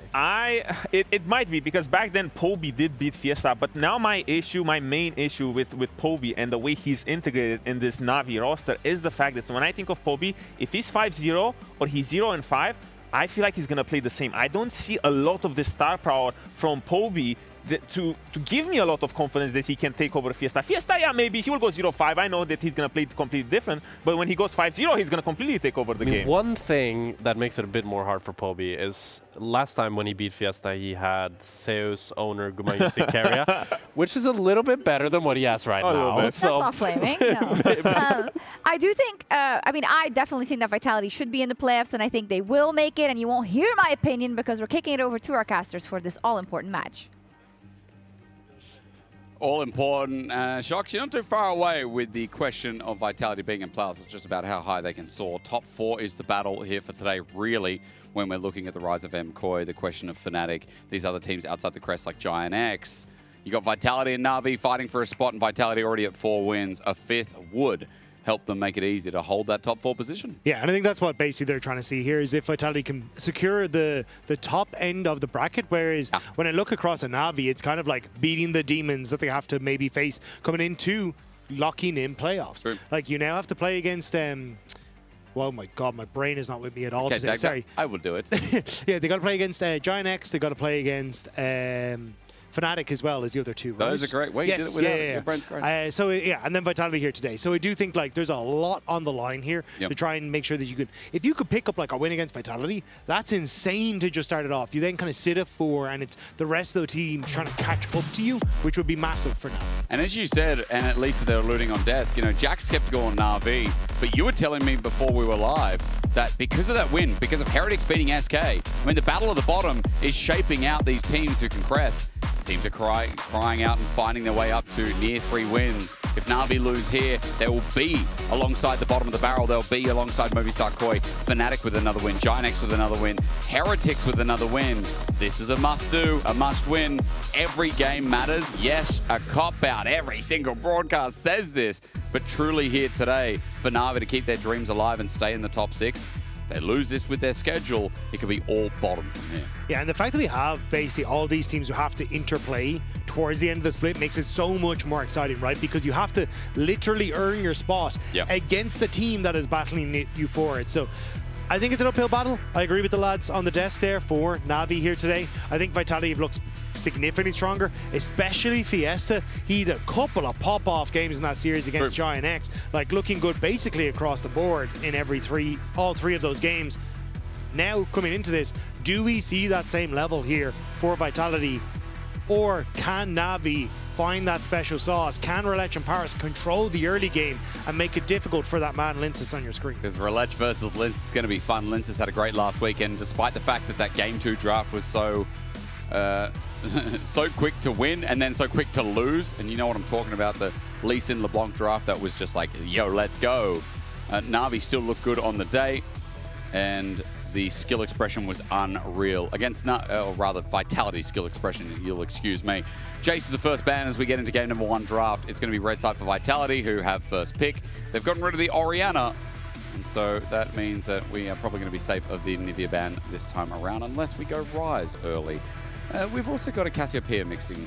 You know what? I'm not the only one who's having a I mean, look, I'm still looking at Nocturne. I'm still looking at the potential for Vi, the Rumble, these kind of things that can still do a lot of work here. So I am curious to see exactly where the focus is going to be in this last ban from Vitality, but I'd expect the Nocturne or maybe even a Rumble ban.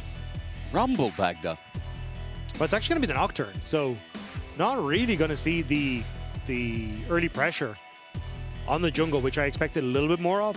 Is maybe they're just thinking, hey, with the Orianna away, the Nocturne isn't too big of a threat, but I still think Nocturne should be valued here on both sides. That's a big question then, because Nautilus was final ban, alluding as what you were saying about Vitality. Syndra also going to go there, so yeah, making sure that mages in the mid lane aren't going to be outranged or at least jeweled out. Vitality first pick, you said maybe it could be the Nocturne, maybe it could be jungle pick here, could be the Rumble. There's a lot open that Vitality can play could with. also be it, right? That's Which I don't one. hate for Linces here.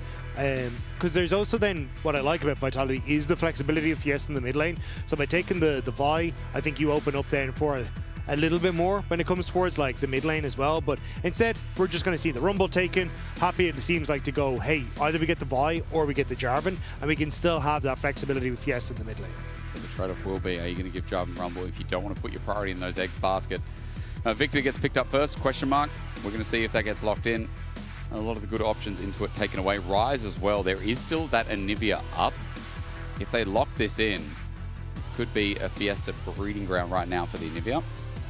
I mean, I think you could still take the Jarvan here if you want to, or the Vi. I mean, point and click on both sides is pretty good. You've also still got good maneuverability around the map as well, which is also handy.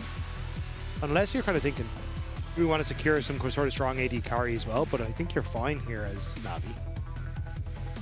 So what are we going to do? It's not going to be all. It's not going to be all blind, guys. Unless you're like, actually, no, it's not blind. It's a Rumble. I'm silly. And Bessa looked at, locked in instead. Okay. I think a better option. Yeah, I mean, he's a bit of a go-to for Mainter, right? He's wanted this as his main carry pick whenever he can get his hands on it. So you've strong side lanes already set up for Navi. So there's now a call here for Vitality. I imagine you still take your jungler, either the Vi or the Jarvan, whatever you feel most comfortable for. And then do you try and match the mid lane here? Or are you comfortable enough to say, hey, we've got enough flexibility with Fiesta's champion pool that we actually try and take something strong for Karzi in that bottom lane? Because I think that's where you could also try and get an edge here in the draft. But no, looks like it's just going to be the Anivia instead. Anivia, already a lot of zone control from Vitality with Rumble and Anivia. As you said, Jarvan pairing here always looks nice with Rumble. Do they care about some of the mobility or the fact that there's a Rise? No, they do not. They get a nice pairing here for Vitality's top jungle. And there's that Vi just right on the opposite side. So if I'm Vitality, what I'm trying to hard force here is short range AD carries. Yep. Because you're already seeing a very short range composition on Navi's side. And if I can get things that are going to be stuck by an Anivia wall, that are going to get caught out in equalizers and get high value from them, that's where the best options are. So I'd imagine like Ezreal, even things like the Lucian, going to be high priority for Vitality here on the ban list, just to try and enable those team fights a little bit simpler for them. Well, on the other side, what are Na'Vi going to get rid of? No AD carry for Karzi yet either. Maybe something like the Corki that also could deal with a bit of the Vi and the Ambessa lockdown. Ezreal banned by Na'Vi instead. Yeah, so I think they're probably thinking, hey, we're going to get the first pick here. So, right. But honestly, I think if I'm Vitality, I kind of just matched still the AD carry bans, just swapped the Ezreal for like the Corki, the Lucian, maybe a Caitlyn as well might be something that you're worried about, but essentially just try and limit those long range AD carries, and Na'Vi are kind of helping them out in that regard, which I don't think is the best. Maybe it comes back to bite them a little bit here. Let's see if they ban away the Xayah though, if they go down that path, or if they get rid of a support that follows with engage. Xayah versus Vi and Bessa, again, not a bad option. We didn't see it work last game, but we know in practice that is one of the best options into Vi jungle. So final ban, is it going to be Xayah, or are they going to go another AD carry route? They're going to get rid of Xayah instead. Yeah, so I mean, Na'Vi do have a dive composition themselves, so we're just like, hey, that's the mobile champions. But I think now if Vitality end up banning the Corki, then Sam D might be in a little bit of trouble here with himself. And Vitality, I think, could still play the Caitlyn and try and play for that like very long range and then still be relatively okay. But these are kind of the the 280 carries I'm keeping my eyes on right now. Corky or not? Corky or not? What's it going to be? Lulu. Okay, so maybe getting rid of the potential of Yunara Lulu for Na'Vi in bottom lane. You mentioned Caitlyn before. That's still up. It's slammed by Sam B. Yeah, so I think now you're in a bit of an awkward spot here as Karzi, because you maybe want to try and, like, you'd want to match with some sort of mage, but that's a little bit difficult. Varus could work. Well, you've so much AP on Vitality side, you can't go for more AP. So I think Varus could be it, but he's also quite AP heavy, especially with the Static Shiv build. So maybe Varus is your best bet. Ashe Seraphine could also be it, but I still think that's a little bit of a tough one. Well, it's a bad takeaway, though, from Vitality. Normally it would be something like the Varus pairing if you couldn't already get Caitlyn, as you said.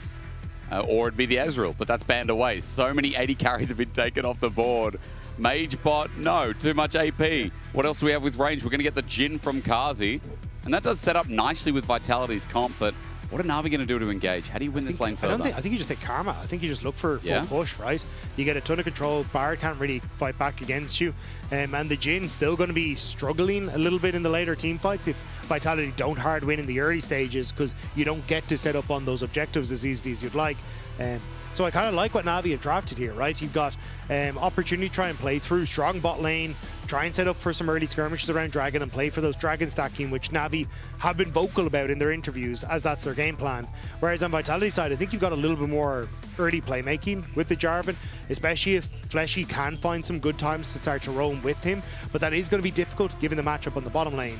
So I think this is definitely a game where Na'Vi have tools to make things happen, and it's Vitality to see if they can disrupt them and find some early advantages that lets them set up on objectives ahead of Na'Vi.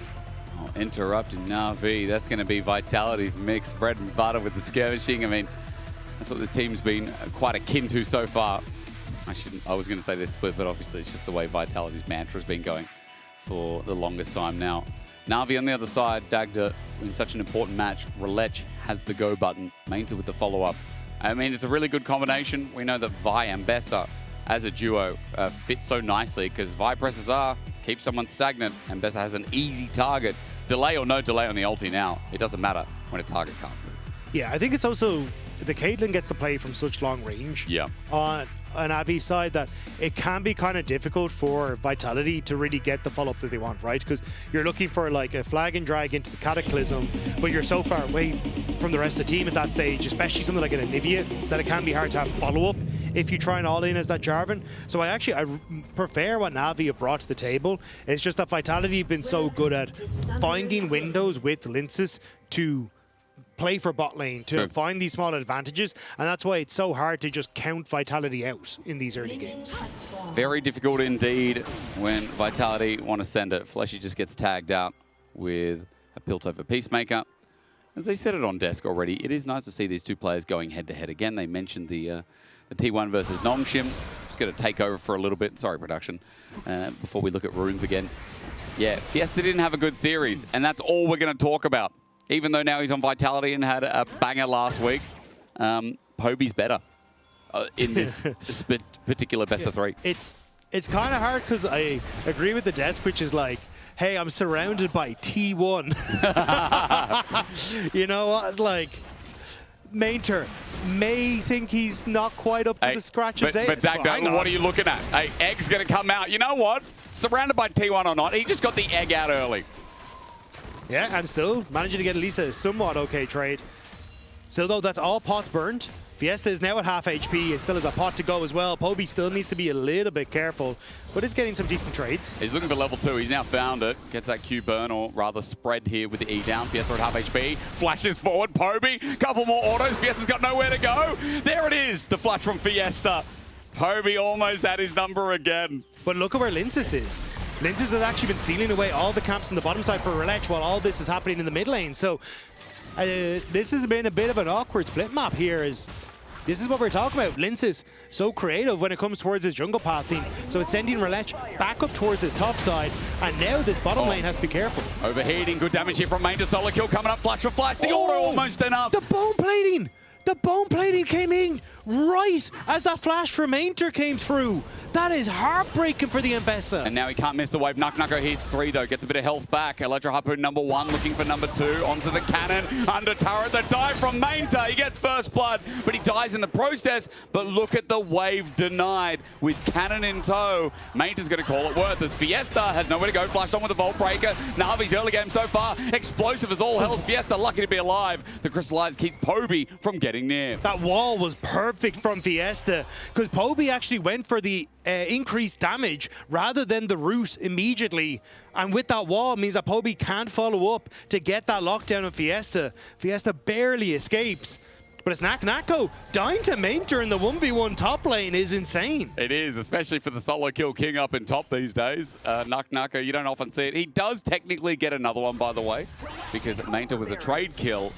But as we come back, the wave was denied, but a good state right now. Nako is slowly pushing out towards Mainta. He's not going to miss too many minions, and eventually that is going to have to budge. Yeah, so while we've been highly focused on the lanes, Linces has actually been silently gaining a lead for himself. Yep. Immediately reset, moved in towards his top side, protected his top camps, which is why Relech went for that play in mid. He now has both camps up for himself on that bottom side of the map. He's even going to take the crab on this top side, which is where Relech is going to, but doesn't quite have smite yet. Does actually, a little bit behind on the UI there, but now gets this, so now can move into this bot side, can maybe take up a double crab, and then still have camps to boot on this bottom side. Oh my god, wait, damage. Fiesta walked up to this, he felt safe. Paris didn't have a Q available, let's shoot on the Poby, sends him backward, but bro, Fiesta is not having a good laning phase so far. Na'Vi really putting the hooks down, and Fiesta just trying to get pushed back. He wants to reset. This bird doesn't have TP and needs health. Yeah, but he does get to reset. Poby doesn't get the wave pushed out. Vitality still get the second crab, still have more camps. Paris trying to interrupt but can't really do it. No. Like, look at the lead that's opening up for Linces. Like, it's basically the difference for the one that Fiesta has in the mid lane. Versus what Linces has now. As you said, the jungling is highly optimized. A lot taken away from Relech. Midwave pushed in. Fiesta's on the way, but Poby's at 40 to 17 CSs. Nako's getting something back. Mainta half the way to level 6. A little bit closer towards Nako on a trap after the magical journey. Sandy, good kiting around. Deadly Flourish as well. Kazi doesn't have 4 in the tank. He's up to 2 more. But Sandy gets away. And Kazi also doing pretty well in this lane. There's just outstanding leads right now through different lanes. Obviously, mid is the biggest one. And jungle and mid. Jungle and mid. Relech only has 1 camp up, so basically trying to take this quick window to see as Mainter hits level 6, if potentially he can sit here behind and get this kill onto Nako. Ulti, public execution. The delay, can Nako dodge? Getting into range, Mainta has run out of energy. Needs to auto a little bit, get that recovery as Electro Harpoon on the way back to the wave. Nako gets some good trading back. He's a couple of minions from level 6 himself. Mainta's safeguarding it as Egg is now back up and available, by the way, so Fiesta has a safety net again as he comes back to lane. Yeah, I'm going to keep my eyes on Relech though. No camps on the bottom side to speak of, and that ward that was in the Pixel Brush just died, so I think Relech could end up going for a secondary play if he wants to run towards that top side, but just going to look for the reset alongside Mainter, who's a bit half HP. So again, it's Linces with a sizable gold lead for himself and control. Has the level 6 play if he ends up picking up any of these camps in the next few moments. So for Na'Vi, they're going to struggle to kind of look for plays in the next couple of minutes. And I think this is a big relief for Fiesta because he's been struggling to get what he needs in that mid lane. But now with the jungle lead, Linces can try and cover for these plays, maybe even set up as but Poby's flash is going to be back in just a couple of seconds. Yep. So should have that if Linces tries to visit mid. He's angling after the blue buff to find his mark. Level 6 will be there. And again, it has just been a jungle storm in the midst of everything happening towards mid. 6 now on quiet. Village half the way off. This has got Krugs to clear. Movement. Linces knows this is unwatered. There's so much vision control here. Magical Journey going to be taken. Flag and Drag gets a flash. Parrot stuck in the dome. Now flashes too. Linces ulti down, but Na'Vi without their key summoners. So Vitality try and turn and burn onto bot lane. They will get double sums, so at least that should give them the dragon, but Poby wants to try and make a play towards topside. Run up onto Nako, his flash almost up and available. Look at that timer. Poby's right here in the nick of time. Perfect public execution after the Rune Prison, and Nako's going to overheat, trying to get damage down. It won't be enough, he flashes away, but Mainta matches him again. Na'Vi solo lanes tearing up as Relech getting torn up by Vitality's 3-man core on the bottom side. Lensis uses his lead well too, and in front of Drake, no steal, a dead Vi. That felt way overplayed by Relege. There was zero need to try and steal that. It's first Dragon. Like, you don't need to try and force that hard to make that play happen. Now you just give the Dragon to Vitality and you give a kill, and you were watching Poby make a great play top lane to get main to a lead. There was no need to try and overforce the issue.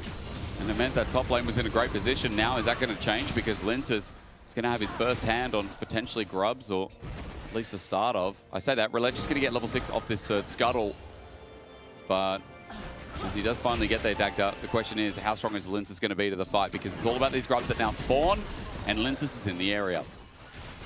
Yeah, I think at the moment though, with push on top, actually Relege should be able to get a decent amount of these. No ult for Lensis at the moment. True. And the shift is starting to move over from Navi here. He's trying to time it though. His Cataclysm almost up. Relege gets out of there with Vault Breaker. Poby moves over as well. Paris trying to zone and get their way back in, but two Grubs, I think, are going Vitality's way, and Navi are just going to back off, not overstep their mark. Vitality get the key objective for the most part. And Relege now clearing his camp so that Lensis can't take more. Yeah, it's not too much in the grand scheme of things. Navi basically not feeling like they'd forced it. Maybe they didn't realize that Lensis didn't have his ult up for just a few more moments. But either way, they get one grub, they back away. Relege can start to clear out his camps again. And you're still getting pressure from Mainter on that top side, which is kind of the big gameplay for Navi in this early game, especially with that Poby roam. So at least for Navi, you're kind of happy with that. For Vitality, though, you're starting to see like the kill on the bottom side, that early gold going towards Karzi, starting to help him out. Yeah. And those roams from Fleshy at least keeping Fiesta in check here in the mid lane. Also got some magical shrines, like those Caretaker shrines are so nice. When your support drops them down, you got a little bit of leverage with health.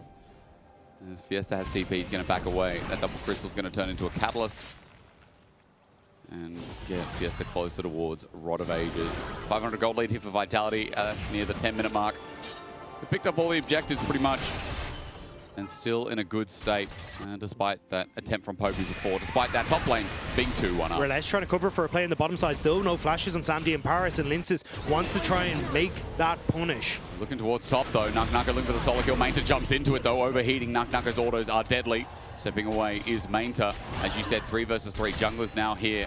Relege somehow a level up. He's been sapping some experience, because Lensis might get some from the rest of this wave. Fleshy, Tempted Fate, catches. Paris burned his flash before. He doesn't have it in the bag. Magical Journey, or rather a Cosmic Binding. No, Lensis doesn't flag and drag on that one. Doesn't want to go in. Vitality mistimed it. They thought that they were maybe Relege had backed at that stage, but Relege able to cancel the reset, and a good trap from Sam D to prevent Lensis with the immediate follow-up means that Paris gets to walk away. Flashes won't be punished. Poby, though, wants another one. He's coming back again. Public Execution was dodged. Meanwhile, though, in the picture-in-picture, or at least off cam, Naknaka with no flash, so he goes in instead. Mainter has himself a more, and that's healing him up, or rather dodging the damage. Naknaka getting hit away by the machine gun Popestar. Now overheating, the autos needed, but Poby silences Naknaka again. Dive top over and over, and make sure Naknaka never gets off the ground as Curtain Call into Cataclysm. The dome is set, and Sam D is going to be autoed to death. Lensis active bot, and Poby's active top. Yeah, Lensis sticking around to punish Sam D as he comes back into lane. No flash, as we were talking about, so they make it happen. But really well played by Poby in this early game. He's been doing a fantastic job of the second you see Lensis on the map, attacking the other side of the map, and now it's netted 2 kills for him, alongside the one for Mainter, and is really opening up for this top side. We'll see it again here. Mainter tries to hit with the public execution to buy time for Poby to get in. Naknaka able to sidestep because that ultimate takes an age to hit at this stage, but still, Navi make it work. And as you talked about, having that early Hex Drinker on Mainter, the shield, the life proc that you end up getting as well, being able to heal up, means that Navi make the play work in the top lane. Poby continues to surprise me here today. It's like the challenge against Fiesta. He stepped up to it. He took it personally. This was his win on T1, and he wanted to remind us how he did it. Now, at the very least, Catalyst has been picked up, but Rod of Ages for Fiesta is going to prove the point that Fiesta is still hardly in this game. steal there, I believe. It's got a big one. Vault Breaker in a bit of trouble. Ace in the hole, flag and drag, cease and desist going to be taken. Fleshy trying to get a Cosmic Binding up against the wall. Vault Breaker back onto Linces, no, and escape. Flush from Fiesta, gets out of the way. Tempered Fate, Roulette with the Crystallize in the way, can't get out. The timing of the Flash Frost not there, but the Cosmic Binding, the flag and drag, all CC layered onto this fight. Roulette struggling to escape, and Vitality just keeps sending layer after layer of spell. Roulette sent it too deep. As the flag and drag went through, he was sent so far into backline. And especially with that crystalline wall and the Bard combo, Vitality make it work. Top lane again, overheating, auto attacks, public execution flushed away from. Knuckle gets out, this time has to burn a summoner to do so. It is fun up top, I gotta say. Solo laners today of Na'Vi are putting on cinema. Everyone is fighting for every ounce of a lead that they can get. Poby nearly walled off from the wave there, but not quite able to happen for Fiesta. But still, like, this is netting like leads for Vitality, which is crucial, right? Roulette making a couple of mistakes in this jungle path, or the jungle in the early stages, and now Vitality at least sending Fleshy up here to guarantee that Nako can collect this wave. But the bot lane, the jungle, very far ahead for Vitality. Manta just speaking up quickly is face check here. Roulette, Vault Breaker out, he's okay. That is going to become an eclipse. Excuse me. It was Hex Drinker last game early. Moved into Eclipse. Now we're seeing the same again. And much like Trace and Manta, in a pretty decent spot here on this Ambessa. No Dragon up, but we have a Herald coming up soon. Remember, Vitality have been stacking Dragons, so that's something to worry about for Na'Vi. But even though it's 2k up here for Vitality, those solo laners are still in decent positions here as they're cresting towards their first and a bit items. Yeah, I mean, the problem for Na'Vi is that they just haven't been... They haven't been able to sync up around like the timers where they could punish Vitality. Sure. Like partly there, right? Mainter did have his TP for the potential fight around that bottom side, but instead he ends up having to trade against Nako, so he can't join the fight. Roulette way oversends it on the play as well, and then he tries to save it by turning it on to Fiesta, who reads it great with the flash away. But that means that then you don't really have the follow-up, and you now are going to fall, and it just ends up in a really awkward spot. Dagda Christmas came early for me. I just looked down, I expected the same old Jin build, but I get the Jarchi build. Kazi's been watching LPL. Oh, lovely. Oh my God, it is Christmas. Now that'll probably be a rapid fire second, but I have a feeling we're getting Infinity Edge third. And ladies and gentlemen, if Kazi snowballs, get ready for some damage. As Manta might be in a bit of trouble. Crystallize stops him midway. Cosmic Binding not going to connect. Manta jumps in instead. Roulette over the wall. Ready to engage, but he's not going to take the mark just yet. Vault Breaker in, maybe to Fleshy onto Fiesta. No, he's got an egg. He's going to be tackled anyway. In trouble. Public execution. Tempered Fate stops the play. This will be Cosmic Binding after they get the double stun, but away they go separated. The stun up comes in, but it's way too late, and dead is Fiesta. Na'Vi's combination is beautiful. Making magic happen thanks to Manta. Yeah, I mean, basically, Vitality try to make a play on both sides of the maps, and it comes back to bite them. And now even Karma roaming actually intros Linces, who was on the Rift Herald as well. It's a complete disaster for Vitality. They tried, and we failed miserably to make plays happen there. Hang on, wait. Hubris stack. Flash away, Sandy gets out. Full shot would have been a disaster. As the Hexfire Optics, 80 carry going to pick up some lettuce in River. Linces starts the grubs again, or rather the Herald Poby. Magical Journey on top of Kazi's face. He flashes away with the full shot, gets rooted up. Deadly Flash to get away. Poby kites away nicely. Has to goes to do so. Both summoners now down as well. We're throwing haymakers after haymakers. Nako also TP's in. He's got no ulti, but hang on onto the Herald. Steal it away. TP in. Na'Vi like, let's fight again. Cataclysm down. Linces gets it back. Curtain Call opens up after the dome. Now in trouble is Paris. He flashes away the Crystallize. Almost finding the mark as a full shot as well. I picked up Vitality. This is great. I love this. This is so entertaining. This is bedlam on the map. Everyone looking for kills and kind of forgetting about the objectives. It does mean, though, that Vitality, despite the fact they got beaten for trying to make those double plays happen at once, managed to get the Rift Herald afterwards. And it goes to Nako on the top lane. But it was absolutely insane. Na'Vi kept trying to send it in to get kills in the mid lane rather than just turning towards the Rift Herald and focusing down Linces. And they get nothing. They don't. They get absolutely nothing. Flash burned out of Paris as well. And look at all the summoners that have been churned around in these last fights. Rotation of Fiesta, Nako getting them back up.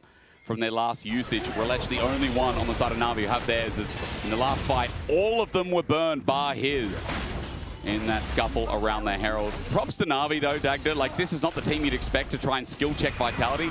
They're trying to do it, as Crystallize not going to be used. Instead, it is just a full combo otherwise from Fiesta, as Poby is the one holding his own here with Relech nearby. Yeah, I mean, I think that is the problem, is them trying to skill check Vitality though, because if anything, Vitality has hands. Like, this is a team that definitely has hands. Now apparently Na'Vi are showing us they got more hands than maybe we give them credit for. Do they? Because they didn't get the kills, right? They did press the buttons. It didn't gain them anything, whereas Vitality got the objective. Now they have Rift Herald for a pressure point on the map if they want to, as this third dragon that Vitality have been stacking is about to spawn, and you've just crested the rapid fire cannon for Karzi as well. This Jhin is huge. You've got 2 items now for Linces as well, because he went for that early belt as well. Oh, he did protopile some harness. So, I mean, he knows that if he can just set up the engage, and there he goes. He just went over with Calgon, Flash and Dragon. There you go, Karzi's damage. Hubris online, 18 stacks. Curtain call opens up. Sam D in the line of fire. Number 3 goes through. Karzi with the double. Now opening up. Watch it again. There's 3. 24 stacks on the Hubris. That's why this build is goated. As Vitality look to open up mid, get third dragon as well, and blow apart this game again. Vitality immediately collapse on mid, and it's Na'Vi's bodies that are hitting the ground. Relech, don't do it. Deadly flourish. 4th shot. Damage unreal. Giving him more stacks. Karzi is going to one-shot the community of Na'Vi here in this game 1. 4-0 and 3 on the Jhin. Na'Vi continue to full send this, and Vitality happy to take it. Mid tower gone, bot tower. Vitality in full control. This game is blown open. It has indeed. 4,000 make 4.5 just about. Fiesta will push this wave, but all outers bar the top are now open.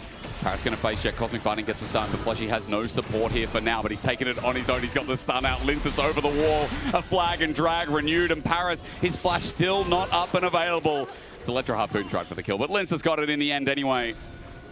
And Vitality just keeps it. You gotta love it. But that's Poby's bodyguard gone. Yep. So now Relech has to try and go up here. Linces spots him out, but there's the Rift Herald. Top tier 1 gonna fall as well. And it's Na'Vi scrambling to get some sort of foothold as this game slips from underneath them. I love it. I love it. We're not cowering. We are going Infinity Edge third. I'm going to ask him after this, or maybe analyst there should. Yeah, has he been watching Jarchi? He has been watching LPL. He knows the proper build of Jhin. It is great to see. 3.6k ahead individually before 20 minutes. Nuka gets the last outer turret up in this top lane. Things are going down. Poby's just trying to threaten him, but that's a level 14 Rumble with a Jarvan nearby. As Mainta counterplay. He's going to be called out. Here comes Fiesta. Flash Frost down as well. A bit of Frostbite too. Cosmic Fighting dodged away from, still slowed down. And at least Mainta gets out with some fancy footwork. I was a little nervous because I saw the Relech was already in that bottom side. Sam D was in position 2, but Poby... It down. He's going to get out dead. maybe. Realm Warp. He's ticking down. He's almost dead. He'll walk it out only just. But here comes the play that was talking about Relech. Magical Journey, Fiesta, he's out of harm's way. Yeah, Fleshy is a very good bard, I've decided. He's all right, yeah. He's pretty good. But but we're kind of seeing like Vitality still try to make these like multiple points of attack at the same time. Yeah. And I was a little nervous because Relech and Sam D had already started to shift down towards that bottom side. And an ace in the hole and then the all-in from Relech could have actually turned around where Flesh was positioned on the map. Like we just saw it earlier on with the Void Grub play, right? I said the Rift Herald plays. This time around though, they don't get burned for it. And they also get the ultimate out from Poby. So Vitality still getting more pressure on the map. 240 until that next dragon though is kind of where we're waiting. Yeah. Let's play Spot the Difference in 80 carry items. Yeah. You need to make the circle smaller now. I can't. There's no... We're in a different studio. Here we go. Oh, it's... I mean, I was never good at drawing. It's better.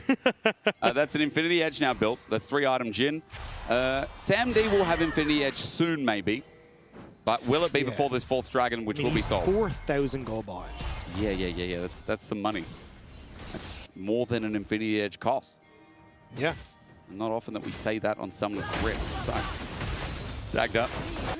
what turned to be fun sparring has now turned into like Mike Tyson versus that amateur turned boxer. into Na'Vi trying to make a play towards Fiesta in this bottom side. Poby moving down, but the ward is there. Fiesta has the backup at Linces here. Will be stunned up on that ward. You said it. Flag and drag up. The turret will go down, but what is going to be the cost? Poby flashes away. He gets tagged out. Public execution flashed over by Linces. Now the play continues. TP going to be burned out. Vault Breaker going to get an interruption as Linces gets a half HP. He gets another flag and drag. Poby trying to get DPS down, and he will do so. Not too bad here from the solo lane as the Na'Vi getting the shutdown, but Mainta going to be the trade. Shutdown gold is good, but Hubris stacks up better. Taking Nako to get another kill, but 33 is the count for Kazi, who got assists on both. Na'Vi trying to turn this into a mid play, but Fiesta holds the TP. The teleport immediately to cover that play, make sure that Na'Vi couldn't find anything off the back end of it. Fair dues to Mainter to get one back on that play. But yeah, Na'Vi, they try to find that moment where they can maybe overload in the side lane, but Vitality respond well. This is a big push from Nako. He might be caught out. Relech thinking about the ulti, but a face check there. Fleshy covering cover as well, and Paris is left here without Wes. He's got flash available. He's slowed down with Electro Harpoon, but Kazi 1, 2. Someone blocked for him. He's trying to get around it. Fourth into Relech. Damage absorbed well. Kazi, if he hits Paris, another stack, but more importantly, it's an assassination. Running into Nako is not what you want to do, as bot turret is now in threat. Yeah, bottom lane of Vitality is going to reset, so I don't think they can make it happen, but Nako now. He's overheating the charge in. When is it coming? Relech at half HP. Magical Journey out. Looking for angles, are they? There's things happening. There are things happening. Yeah, Vitality unsure. Because this is where it's like 14 seconds, reset. Dragon Soul for Vitality is the main focus. Karzi reset to just pick up the last Whisper ahead of that, which is where I thought Na'Vi with the Realm Warp might have been able to find a timing window, but not quite able to make it work. Now full Zonya is completed, plus a little bit more for Nako. He's incredibly strong. Na'Vi, what the hell do you do? Like, the wave isn't in a position to cross map. You have no real vision on the map. Vitality are tearing you asunder everywhere you step. And I think we're starting to see the difference between where Na'Vi are positioned in the league and where Vitality are. Yeah, at first it did look competitive, and then suddenly there was one fight. Paris, he finds Fleshy, but Magical Journey every time. Relech can't get a cease and desist. This Bard disengage is so annoying for Na'Vi to control. And Na'Vi just immediately shifted all 5 members to the top side to try and defend against Vitality, which means there's nobody on the bottom side.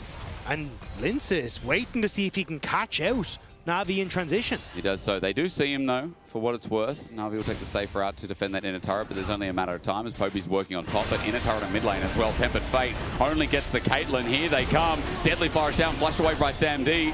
It's good defense. He gets out. It's better than you can say for a lot of the other players, so Vitality have to retreat.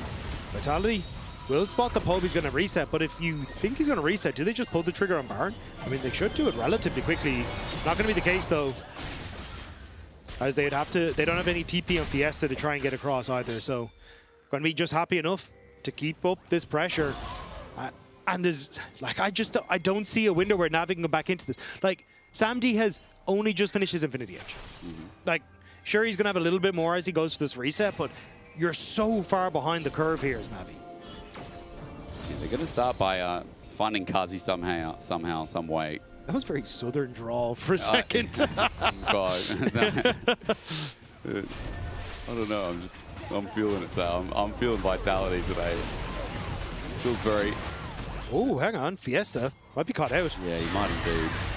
Crystallize down. How much time can he buy? He's got the egg. Realm Warp in as well. Everyone from Na'Vi's here. All 5 members. Vitality looking for an angle, but Fiesta's dead first. Now, there's no Elder. It's only Baron. They're on the other side of the map right now, but Na'Vi still finds something. Vitality feel that strong that they can still fight, but again, it is something. Fiesta goes down, and Na'Vi feeling like they can play the game. Mainta tries to ulti on the way through Magical Journey. Now 5 members getting chased down. Kazi looking to get in first. Nako for the slow flag and drag. Kazi damage onto Mainta. Ain't too much. And he doesn't have the hubris stacks yet. Needs to get a kill and open that up, but it's a nice pick by Na'Vi. It is. Like, Vitality don't really have anything that they can try to trade with here, so I don't, like, it's not going to nest too much, just, oh no. Poby's caught out, flag and drag. There's a lot of damage from Linces. Poby doesn't have flash available. He's going to stand his ground, and so he should. Fleshy baits him in and survives. That's a 1-for-1 long term, but guess who has a TP and Baron to be started? Yeah, You're going to see Fiesta move towards mid to actually cover the push in, though, and then be able to move across. So now you get nothing. Sam D. He has no flash. He burned it before. Tempered Fate and a wall present. Here comes Fiesta's damage to follow through. Frostbite in the middle of the storm as well. Sam D being shielded up. It's slowed down yet again. The burn enough. The flash fade away from Fleshy. And Sam D gets schooled. Baron gets soloed out at least the last portion by Linces. And just when Vitality look like they're getting a little bit of weak around the sides, they come back with that. Mentor just trying to send something for Na'Vi to get that tower on the bottom side, but Vitality say, that looks like fun. How about we take mid and top? And maybe an inhibitor turret as well here. And now Paris, he just has to come back in and watch this go down. Maybe get some range poke. What can he do? Linces takes nothing. And Baron up minions getting to the last plating here as Poby. He's going to be Deadly Flourish, moves into range. Good damage from Kazi. Relech found out with his flank as well. That's going to be a TP, but will there be a jungler in time? Voltbreaker back on in. Linces has GA to bait them in. Cease and desist finally there. Kazi ran into melee, but he's got a magical journey. He flashes away, and now he's got range. Curtain call after his grave mistake. A recovery indeed. The fourth shot navigated away from. Linces is going to see the chase there, though. A flag and drag. Deadly Flourish, and Hubris now activated. Poby sends it in with the Realm Mob on top of Fiesta, who doesn't have the egg. And yes, I think he'll die eventually, right? But the whole of Vitality on the way. Poby running away from them. Equalizer down, slowing down Poby. Runs for his life. He's been burned down to a trickle with no HP left remaining. Tempered Fate catches him again. Fleshy on the Bard, looking brilliant while Poby slowly burns down to a crisp. This game, as entertaining as it is still going Vitality's way. Vitality refuse to let up on the pace, keeping the foot down. And Na'Vi, like, Vitality literally shut the door in Navi's face. They try to make this pick on towards the Jhin, but this magical journey times out right as Karzi gets to its safety. As you can see, Fleshy works through. There's the setup, but as you get the flash, Karzi goes through. Actually, a little bit longer, it stuck around, but they don't want to try and take it because they know that the Vitality are going to just immediately turn it around. Maybe Paris? Yeah, he is caught and he is going to die. He's got flash, he's slowed. Linces is trying to get it out of him. Flag and drag, there's the dome up in 5. Linces doesn't need to push it. Paris does flash. So Vitality, here comes the next part of their siege with Baron up for another 45 seconds. It's already worked quite a bit of gold for them. Inner turret on the bot side is also going to fall, and all that is left is inhibitor turrets through the map. And Elder Dragon going to be up just after this Baron buff falls, so Vitality kind of a very clear game plan. Get as much gold as possible on this next push, reset, and go immediately towards that next objective. Hunker can take up the traps. You see Sam D's damage is not enough, even with 3 items. Vitality open up and let the cannons do the walking. Here comes Fiesta as well, the person that's been the target from over the wall, the zone coming out. Storm down. Vitality just they're teasing them, they're taunting them. Come in, I dare you. One cannon gone. Now a second one has just spawned. No, another wave, a magical journey as well. Here's Na'Vi's defense. Look, long road for Relech, spotted by 1, 2, 3 wards. I don't know about this. There's a lot of traps there. Linces trying to get on out. Mainta looking for an angle. Over a trap is Linces. And a Vault Breaker through. Relech was trying to set it up, but it can't be found. Curtain Call now going to be open instead onto Mainta. He's able to absorb the Jhin damage. It's not too bad. Kazi down an ulti, but as you said, Elder's now up. Vitality though, couldn't. Oh, actually, they will get that inhibitor just off this push, but there we go. Cataclysm, flag and drag gets Poby as well for Na'Vi. They've been cornered by Lenses, who's just running amok. Redemption down to heal on up. A flag interrupts a Vault Breaker, so Kazi's okay. Cease and desist, but that's another kill going down. Kazi will pick that up and watch the damage come through. A double over to Kazi's Jhin with the goated build and a goated game. LEC delivers for game 1 of Na'Vi versus Vitality. An absolute storm, barn burner brawl that Vitality live and breathe on the daily. A 6.7k gold lead for Karzi. Vitality stomp Na'Vi in game number 1. Give us more of that. That was entertaining League of Legends. Beautiful stuff from Vitality. There was no hope for Na'Vi in that game. Even with the pressure that Na'Vi put on towards Fiesta in the early stages, it didn't matter. Odo, be smart for us because that was very fun. Thank you, Hysterix. And Karzi was an absolute demon this game, but I really want to shout out Linsas because he had some very smart jungle pathing, and he used his individual strong early game to pretty much put Karzi in a winning position. So let's roll the clip. He's playing Jarvan, and he's going to abuse the fact that Relic is not warding for this potential jungle invade from himself incredibly well, because he's operating from this point on with zero information. We're going to see Relic here pause. This ward is being put right here, and on the other side, you have a Karma that is going to be going to the bot lane without this entrance warded at all, because she's playing sweeper and she needs this to win the early game. So let's roll the clip again. What Linsas will be doing is he's going to take this blue buff over here, and he's going to be looking to cross into this jungle. While it doesn't really matter if Relic would have been... Okay, let's pause again. If Relic is here, started this jungle camp, went into here, Linsas would be finding him at this exact point, and he would be forcing him to go into this top side. Now, let's play the clip again. He walks into here, knows that Relic didn't start here, wards here, and puts himself in a position where he doesn't do this red buff. He wants to do the cracks just in case Relic is walking over here. He doesn't really care. Now, Relic will be walking here, and soon it's going to be disaster. He will see this, and his only counterplay after this, he doesn't even go for this red buff because he knows that Linsas, there is a way for him to go there. Now, Fiesta spots him. Relic has been seen for the whole time, and pause right now. The only way back for Relic was in the game would have been to go for these Raptors. But again, Linsas knows. Linsas knows. You can see him exiting here on the map, and he won't even go for these Raptors because he knows that he doesn't have the time. So let's roll it for the final time. Relic goes for this gamble to put themselves back in the game, while Linsas, as you can see, he is still clearing the jungle camps, doesn't really care what's happening on mid. And from this point on, Relic has been completely shut down, and Linsas will take this lead and control the game and make Karzi become the demon that we have seen earlier. So much, Odo. He was an absolute demon, and thank you for breaking that down. Yeah, he really got his laners off to a great start. It's really, as a bot laner, it's all you want, right? As a bot laner, I mean, as a League player, I think, especially when you're playing against Na'Vi, who seems to be their core, really, is around Relic. So once he got shut down, it looked really rough for them. But as a bot laner, there were a lot of things to like this game. We're both big Karzi fans, especially today. Don't bandwagon me. No, but I loved the Karzi on the Jhin. I feel like he had so much impact on it. I love the build. I think the fact that he went for the Hubris, I'm a big Hubris fan. I think stacking on Jhin makes a ton of sense because you have so much long range that it's so easy to get any sort of assist on any takedowns with the W, with the curtain call, right? And that makes it so easy for him to get stacks this game. He ended this game with like 45 stacks on the Hubris or some absurd amount. And just think about it. That means that the Hubris is giving him 105 AD at the end of this game, right? So he was doing so much damage. I like the old Infinity Edge icon. Throwback. Yeah. Well, that's pretty good.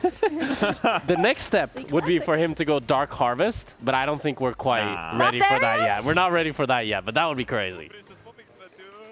Yeah, they all agree with it. It was really popping. He had a crazy game. Usually I'm a Jhin hater as well, but the fact that he did this new itemization with the Hubris, I love the item. Realistically, you don't get a lot of kills in competitive with it. But again, when you get the level 1 and everything you're just being set up for success completely nullifies the Caitlyn, shuts down the Caitlyn Karma lane, which was what Na'Vi really wanted to go for. It was great.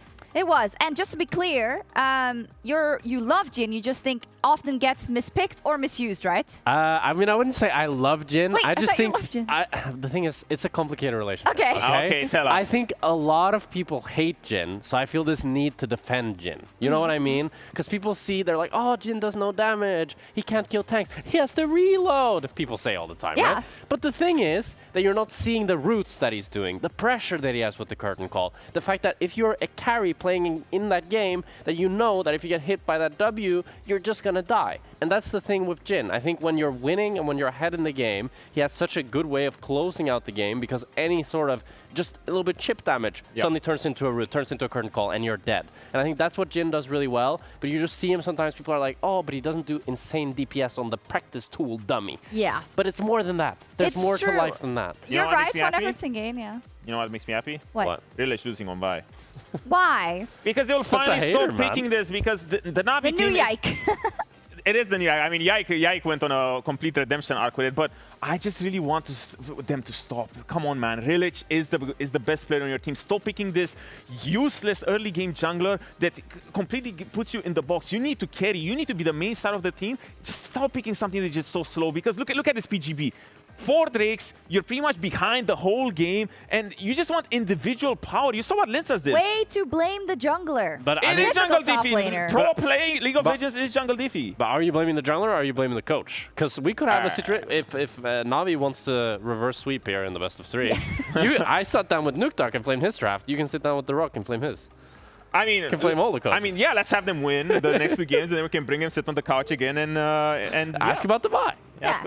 So, I think if I'm going to ask you how does Na'Vi get back in this, because again, this is a super, super pivotal series for the playoffs, and Vitality would lock those playoffs if they win this next game. Obviously, a Rilic jungler, that's what we want to see, but what else? I mean, now that the Vi is out, apparently that's all they need, according to Nah. But I think the fact that Rilic can play more of a carry, I think for sure is the biggest thing that I'm looking forward to. I think the bot lane matchup, and to be honest, the lanes across the board looked pretty good for Na'Vi. I just think with the fact that like Rilic was not only on an uncomfortable matchup, but he was put behind. And I think whenever he gets put behind, you see the lanes, they start to falter, bot lane as well. I think it needs to have Paris on something more engaged support that can actually roam and make the difference with Rilic. I would say it's not even about being on the bad matchup in the jungle. It's just about him being forced to play reactive. Come on, just pick something that you're the aggressor, because he can still be the winning jungler, but I just want him to be the one who is proactive and who's warping the game around himself. And can definitely not be as losing as he was versus Linsas in this game. Will Vitality lock their spot in the playoffs after this next one, or will Na'Vi fight back? We'll find out after the break.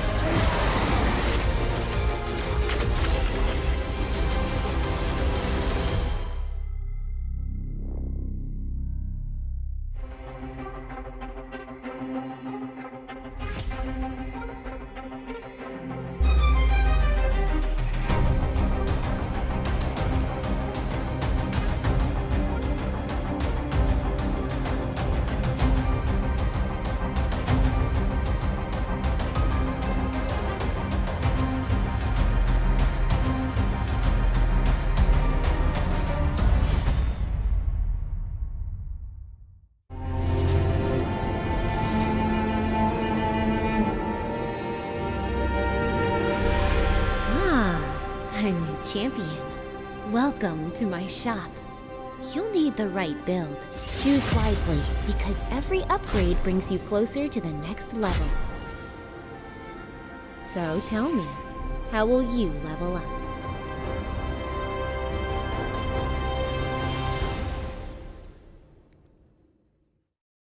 Want to find your fastest server every time?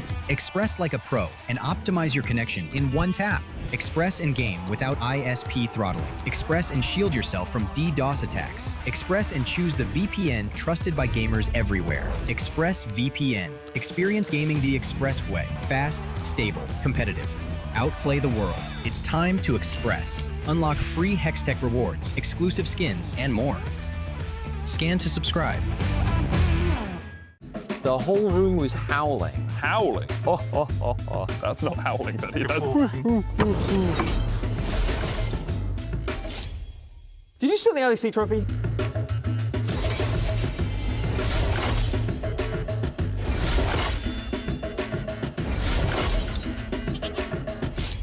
Okay, you can call it.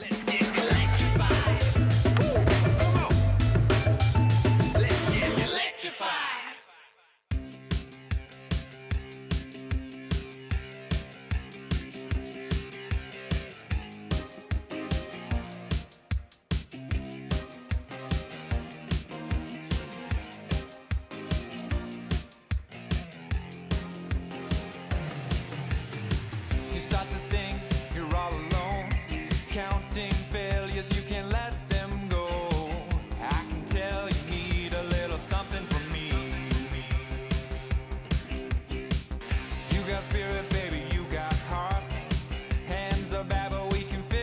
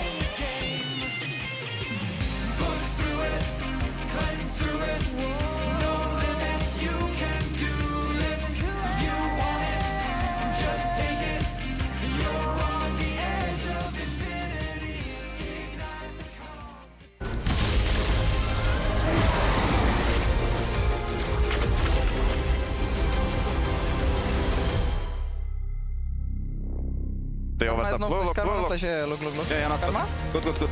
I can tap the Karma. Nice. I look 8. No flash. I ult. We have nothing. Can overall. Follow me. Looks fine. Looks really good. They're hitting. Look, I'm messing. Yeah.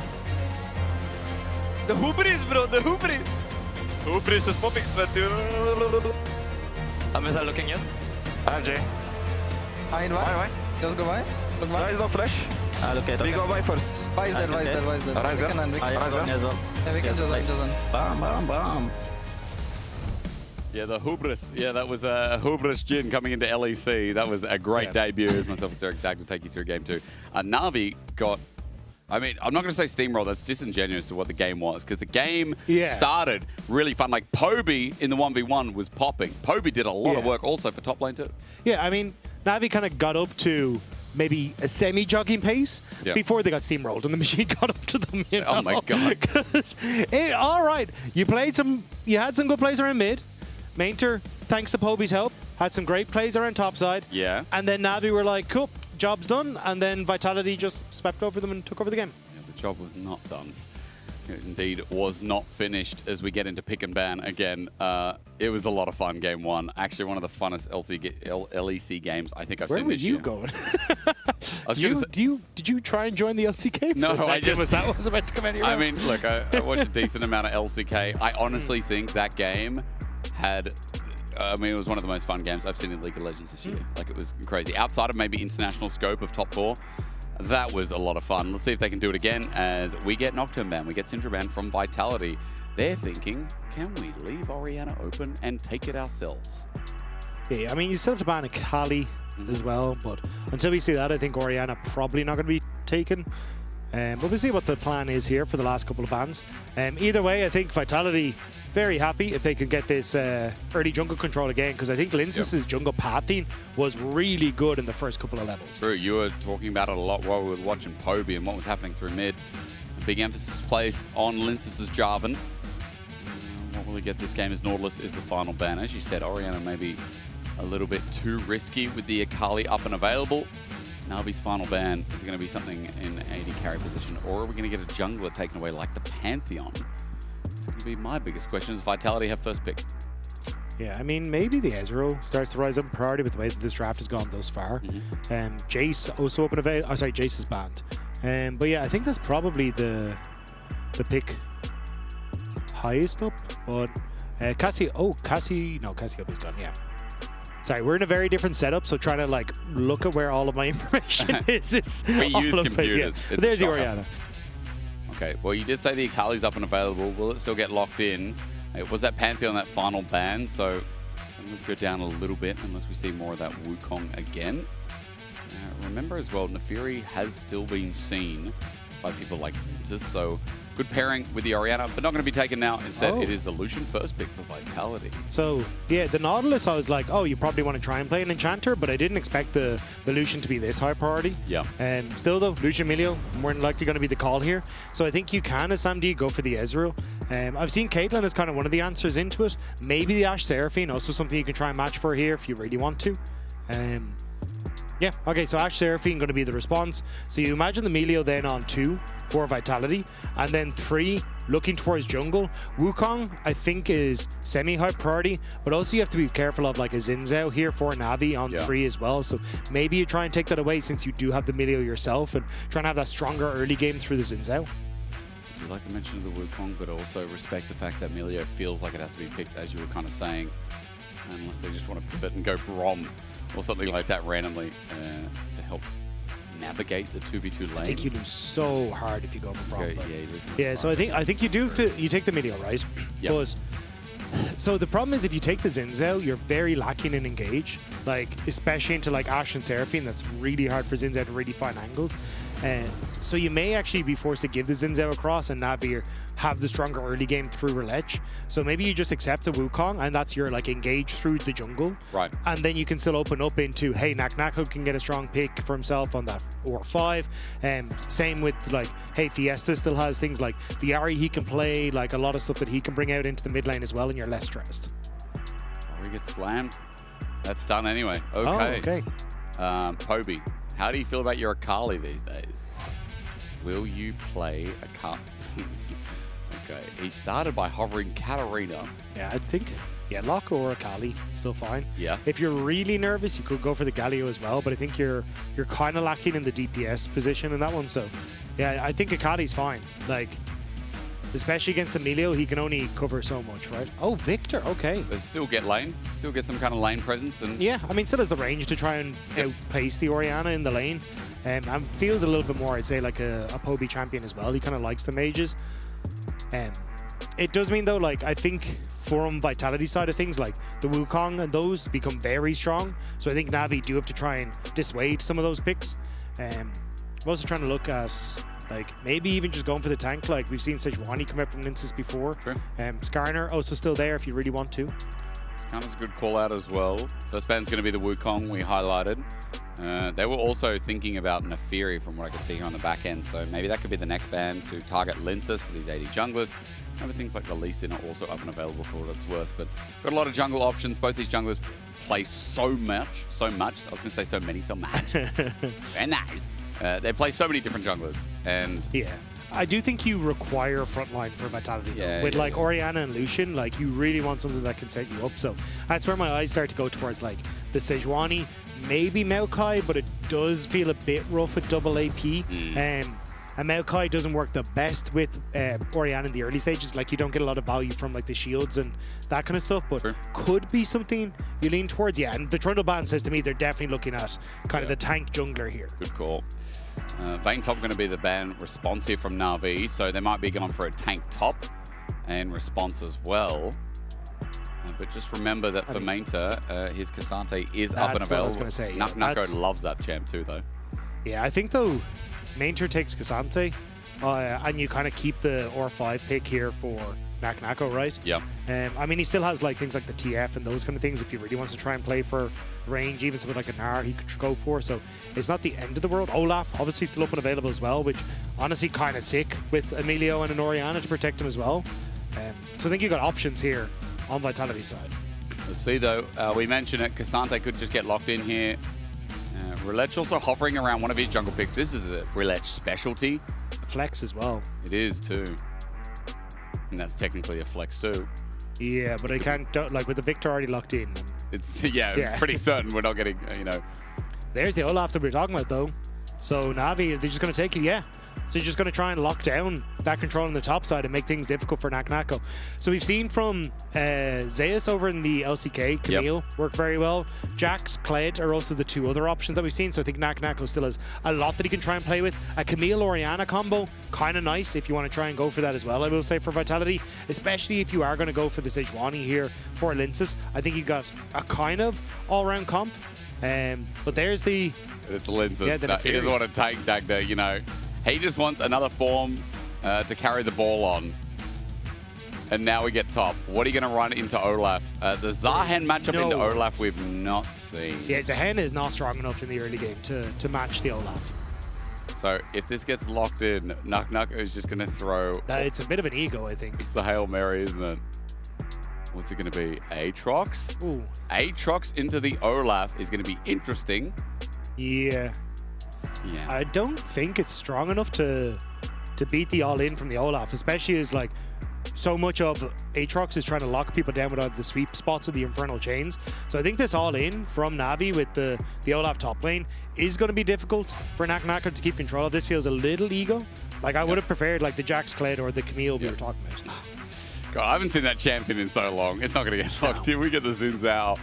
I mean, that would be surprising. What a twister for game number 2. But we get the Xin Zhao we talked about and said, and as you said, you know, bit of concerns with top, bit of concerns with the fact that Vitality do not have that face-checking tank that we kind of wanted to set up with Ball, with the fact that Lucian Miller is on the comp.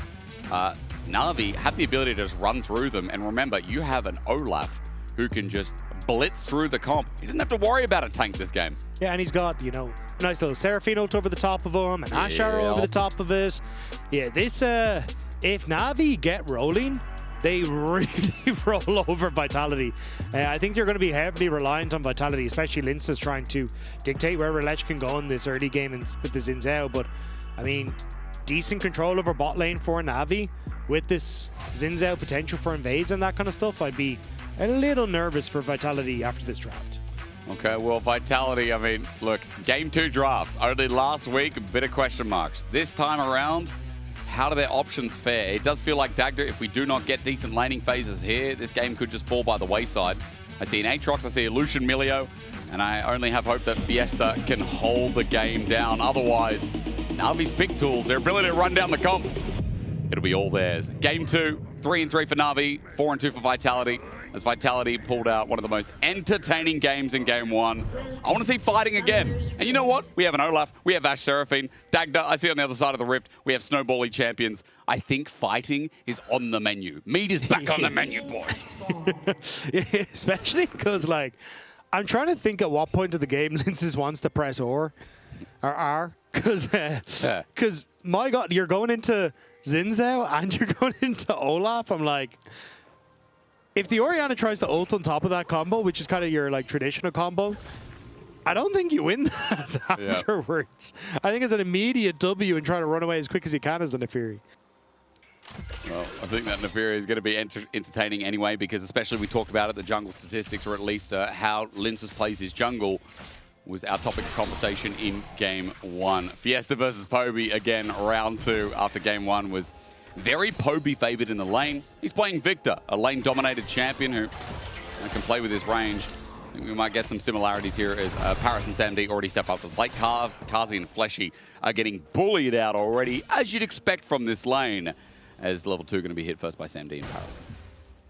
So Lince is moving down to match the clear from Relech. So should be here to try and cover his own bot side jungle. But you do have push already set up for Poby in mid.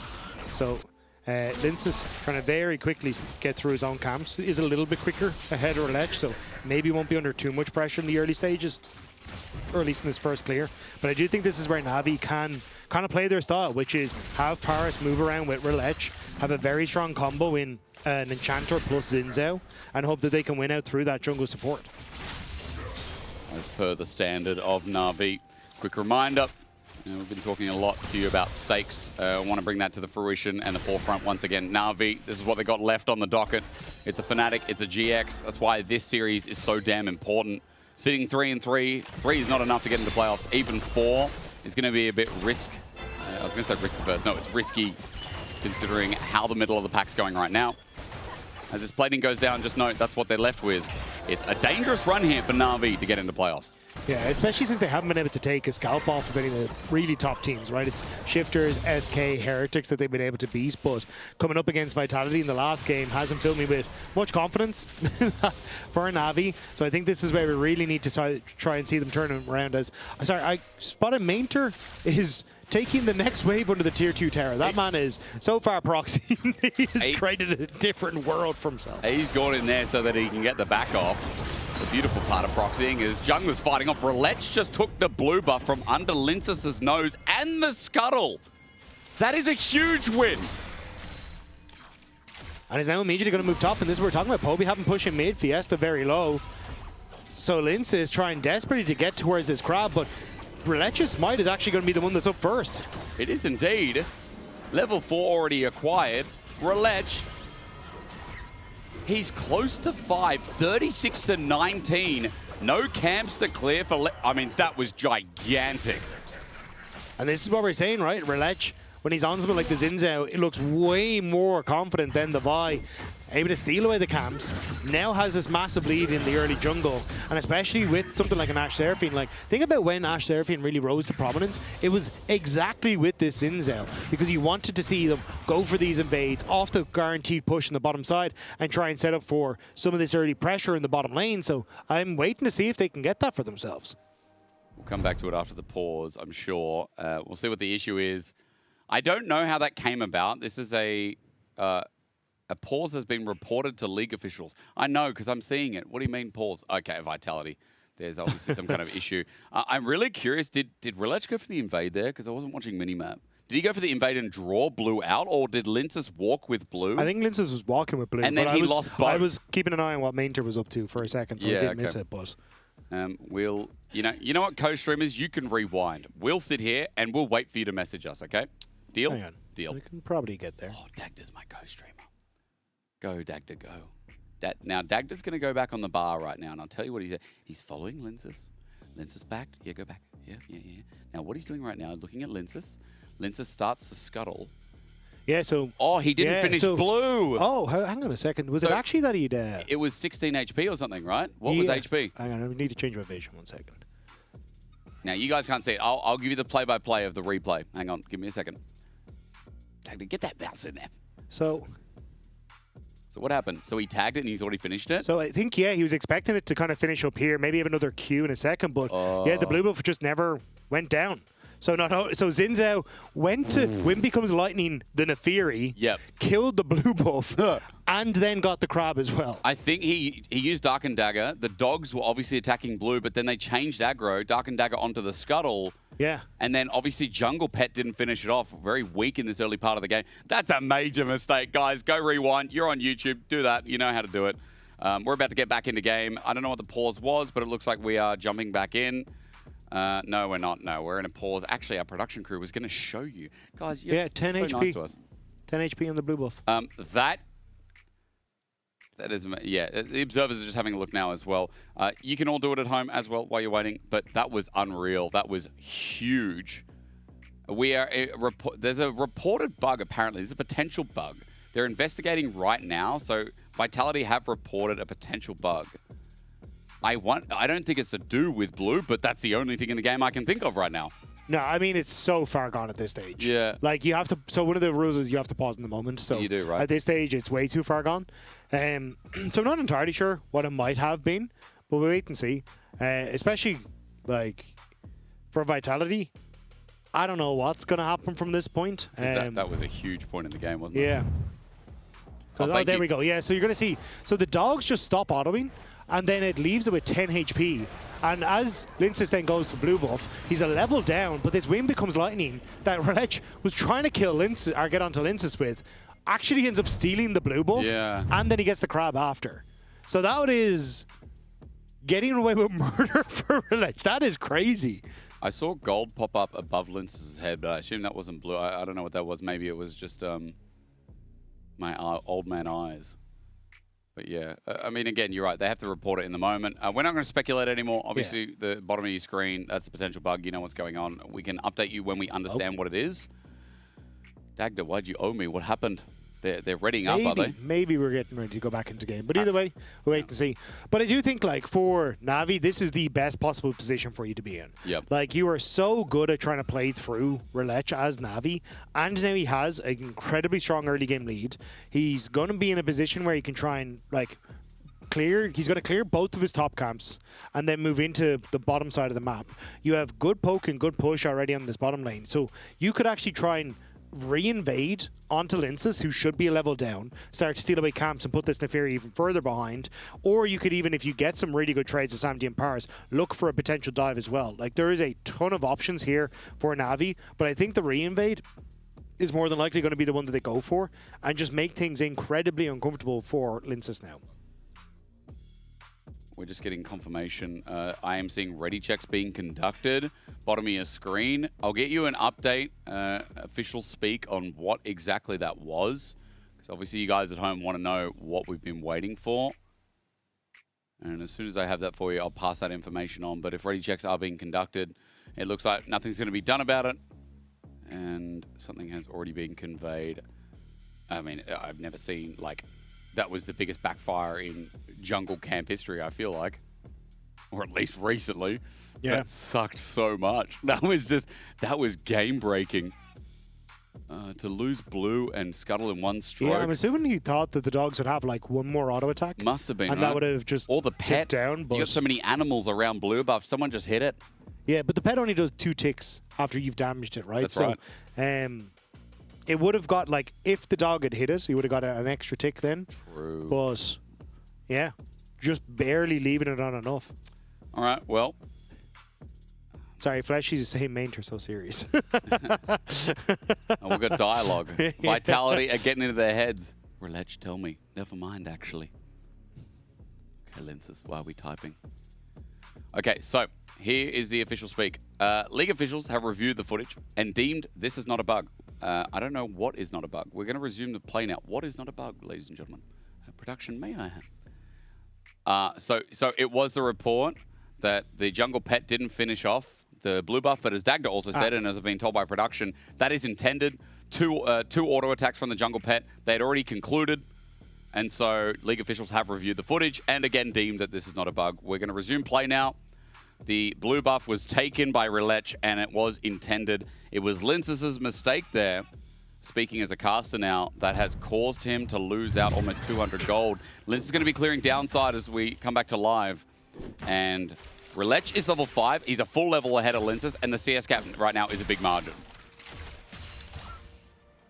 Yeah, I think this is where it gets really dangerous now for Linces. And we're already kind of saying Linces needed to get an early lead in the hopes that he could be an all-in threat and have the backup from like Fiesta and Karzi to try and help. But this Neferi falling behind and not really having a tank on Vitality could really come back to bite them here. Good indeed. So Linces trailing, stun doesn't connect, all in. Karzi sets it up on the SamD, gets the barrier out. Fleshy helps out, kick doesn't work out.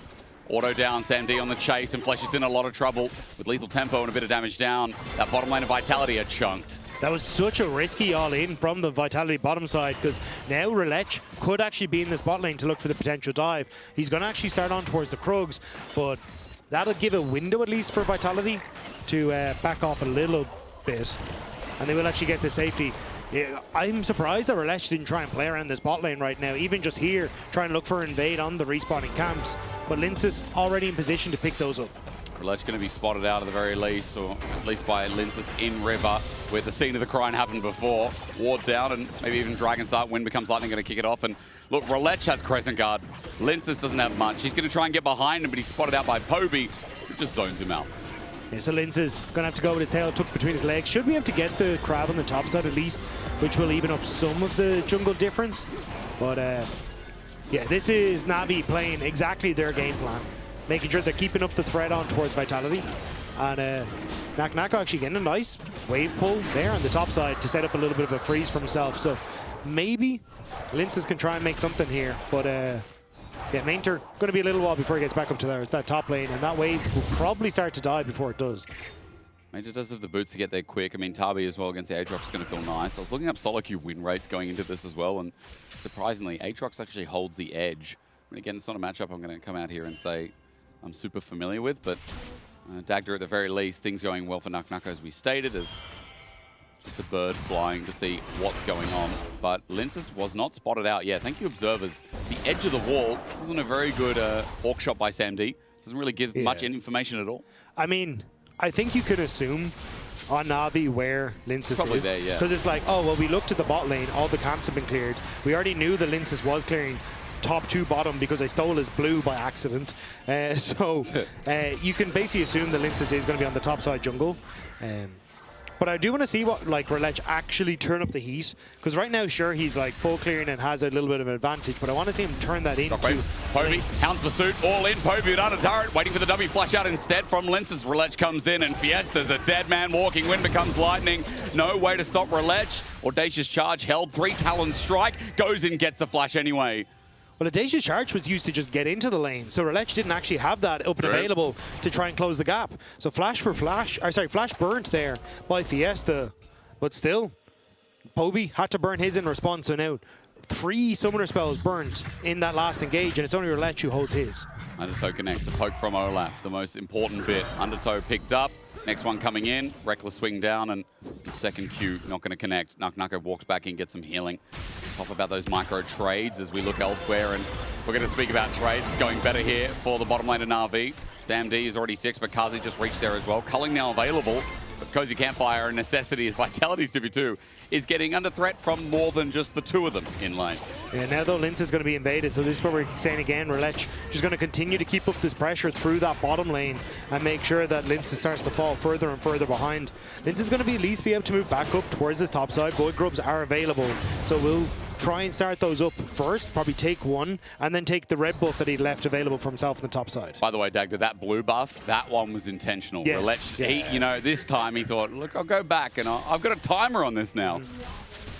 So, good steal from LEC. Level up still. Grub started. Smite from Linces. Kazi here to defend as he rotates to top. It's going to be moving from SamD. Without arrow for now, Linces, is he getting greedy? No, he can just levitate his way out over the back of the wall. Excuse me. And Grubs are going to be taken by 2. here is Demonic Ascension top. Maintenance still has ulti. He's just walking out. Arrow comes through. Fiesta caught out. He has no flash. He's just going to die. Gravity Fuel going to get the stun. Chaos Storm as well. Stepping up. Bit of a mistake here from Fiesta as Pabi gets the plating. Pabi Pobi. Yeah, Fiesta getting caught out. Na'Vi rotating well. Sam D moving mid instead of top to match the 2v2. Actually finding that play in the mid lane. So nicely done by Na'Vi. Mainter even popping the ghost just to escape away from the all-in potential from Vitality as well. Sam D matches Naknako, which should be fine.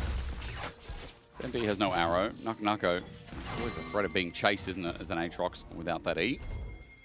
As for now, that's just the way lane's going to stay. Naknako goes into Fog of War. Paris is level 6 on top lane though. The Mainter could look for the chase down. No ghost makes it a little bit more difficult against Karzi, but you do have to be careful in case one of those undertows lands. Lince is though still full clearing. Lech is coming up. He's on a ward. Kazi Fleshy giving a bit of respect. Breath of Light is available for a stun. Nothing there as Naknako looking for the all-in. Sam D steps up. He has flash available. When is he going to burn? And he gets autoed down. Holds his ground for now. Naknako is out of steam. Sam D steps on up. Naknako there and walking back in. You have flash. Sam D, that is egregious.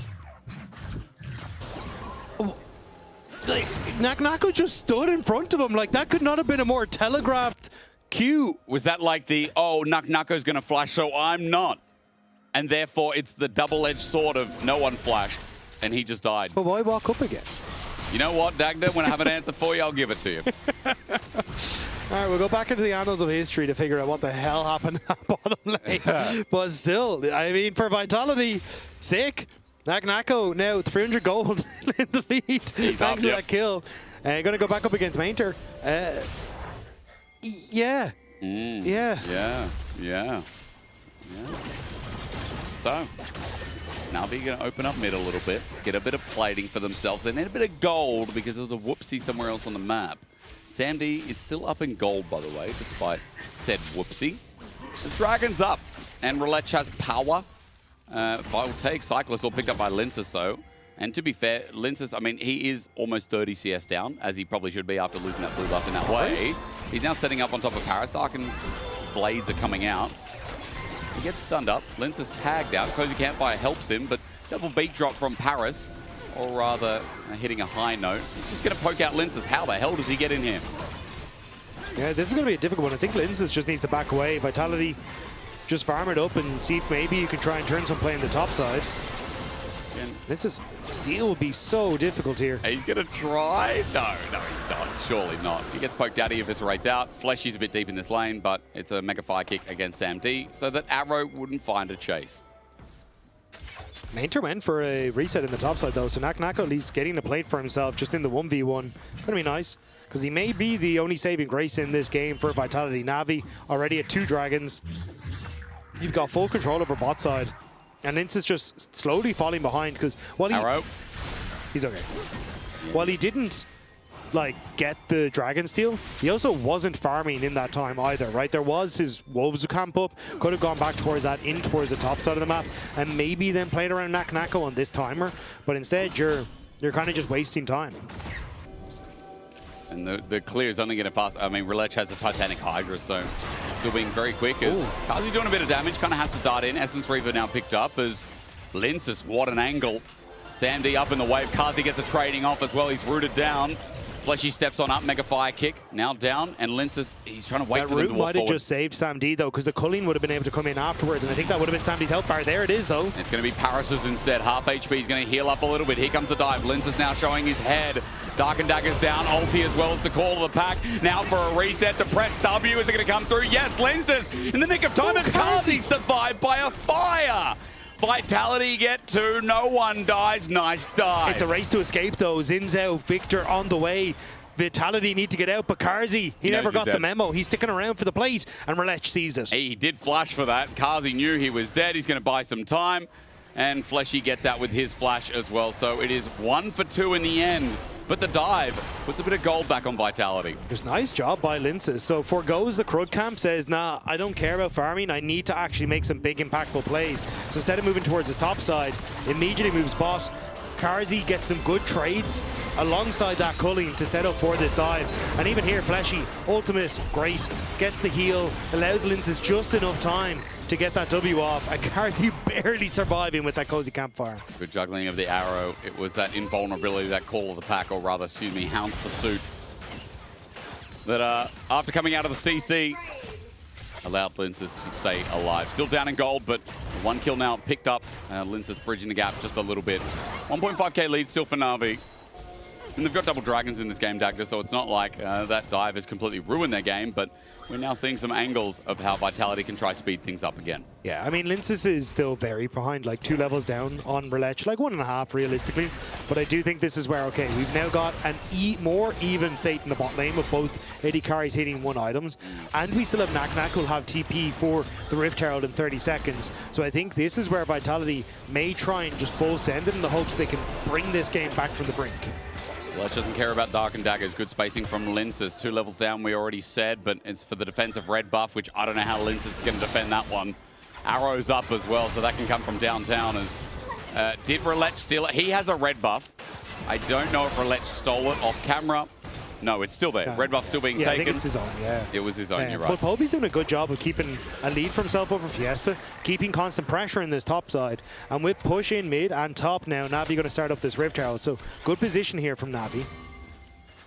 They hold priority first. 4 members around the Herald as it begins. Linces walking in for a bit of information. The poke not landing from Na'Vi. Shielding from Fleshy. Relech gets tagged out, but it won't matter too much. Dark and Dagger's not doing a work of damage. A lick rather. And it is Herald over to Na'Vi. Still good enough early game. Dagda, it's just the goal. It's just the goal that's creeping up on them is the only thing I'd be concerned about. Yeah, basically, so Vitality there were saying, hey, look, can we look for the TP? Nak go backed away from boss. Mainter started his reset because Mainter hasn't actually finished his full item yet. Had enough now, as you can see, just on that full reset there. So there was a little bit of a timing window where Vitality were hoping they could teleport in before Mainter could join, but they just couldn't get good TP wards. They couldn't get the vision they need because Na'Vi have done such a good job of securing that river area. And Na'Vi sneak away the Rift Herald, and now are in a position to really turn up the heat. Like, first item here for Mainter and a Ghost. Like, they've also again interrupted Nako's reset, so Mainter going to get some good terror plates here. Fiesta today, sorry ladies and gentlemen, not the best day, as Fiesta is swapping places with Nako, holding that way for the time being. As Relech going to drop the Herald, put a bit of pace on this next dragon. 3rd dragon, an Infernal Soul. Na'Vi might have this one in the bag, and even mid-turret to go with it as well. All the pressure on Vitality to stop it. Nako's chased Team Mainter through his own jungle, foregoing the entire wave that just died to the tower. Trying to match Mainter, it feels like, for a potential play in the tier 2. But I think Na'Vi just happy now to back away. That's 2 waves that Nako's losing to that top tower. Is indeed, and Mainter has full information, so he's just cornering off. Nako needing to walk the longest way around to get to that said wave, and Dragon's now up. Na'Vi have done this push and pull, and 3rd Dragon going to be contested here. See what Linces can do. Again, still 2 levels behind. This might be the full send and hope for steal. But yeah, Na'Vi, like, they are so strong. Vitality can't even enter river. Viscerate to get to the left-hand side. Kazi and Fleshy come from the top of the river. 4k already for Dragon. Relech is strong. Wind becomes lightning, doesn't connect. Cozy Campfire giving sustain, but Vitality need a way to walk in. Again, the problem with no tank is how do they do it? The kick is out and the steal is there. Linces held the game down somehow. The Arcane Storm on his head, trying to get a kill, but he flashes over the wall of Fleshy, sacrifices his life, and Olaf in the backline is going berserk, and Fiesta is the cause of with the flash away. Kazi gets out as well. Na'Vi's top laner almost being able to find another, but it is Fleshy for Dragon. It is Nako for top turret. Not a bad trade for Vitality. Vitality will take that every day of the week. Stopping that 3rd Dragon from coming across was clutch. And especially the fact that only Fleshy went down is a bloody miracle. Fully convinced that Linces was about to die to Poby's damage on the corner here. But it's just not the case. So Arrow hits on the Karzi. There's the immediate cleanse. W title. There's the Linces hopping over the wall, but I thought he'd die here. But Fleshy gives his life to make sure that Linces can survive. And with that, there's just not enough from the Olaf. And as it says below, this was a title fight from Vitality to stay in the game. Yeah. That's why subtitly we needed to see Na'Vi find that 3rd dragon, but it was a steal. It was a 1 for 0. W production, thank you for that. What if they just misspelled subtle? And like it's a subtle win. It was a subtle win. Yeah. True. That could have been it. We've got to decode this. We're going to have to talk to production. What was the meaning behind that? Now, Nuck got solo gold. He's 400 up. He has Eclipse. He's going to feel good. I think this game is more precarious than a blue buff Scuttle Steal that early on would convey. However, Roulette hasn't taken his foot off the pedal, so props to Roulette. Fiesta needs to run. How does he get out of here, Dagda? You tell me. Audacious charge in. By going back to base dead? He's dead. Yes, he is. Yeah. That is a good way. Best former CC is death. Best former anti-CC is death as well. True, they can't CC you if you are dead. That's right. Wrong. What are they going to do? You're dead. 30 seconds, you don't have to be on someone's roof. Smart. I mean, nice play from Navi, and I think a bit of a whoopsie there from Vitality. Like, Fiesta being left on his own, and again, Fleshy can't really move over to cover the downside of the Melio. So a nice punish from Navi. They're still keeping up pressure, and Aatrox's on a position to kind of go for the cross map. So for Navi, pushing in mid now, going to be the call. Try and get some vision on this top side. And honestly, I think just full sending for Baron is completely fine. Yeah. You have so much damage on this Navi lineup. The shields from Paris will keep everyone healthy. And if anyone ever tries to face check, it's like, well, there's an Ash Arrow, Seraphine ult, the full send from Roulette, especially with that Titanic Hydra, can proc his Q so quickly. Oh, close to cancelling the back there.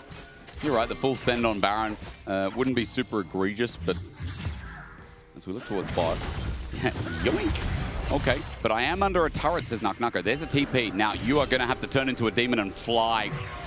How does he get out of this? 1 versus 2. Poby is the one who's arrived at the scene. The slow down, the gravity field, the flash away. Nuck goes out for now. Poby over the wall, tries to get a bit more information. And there's the Baron, though.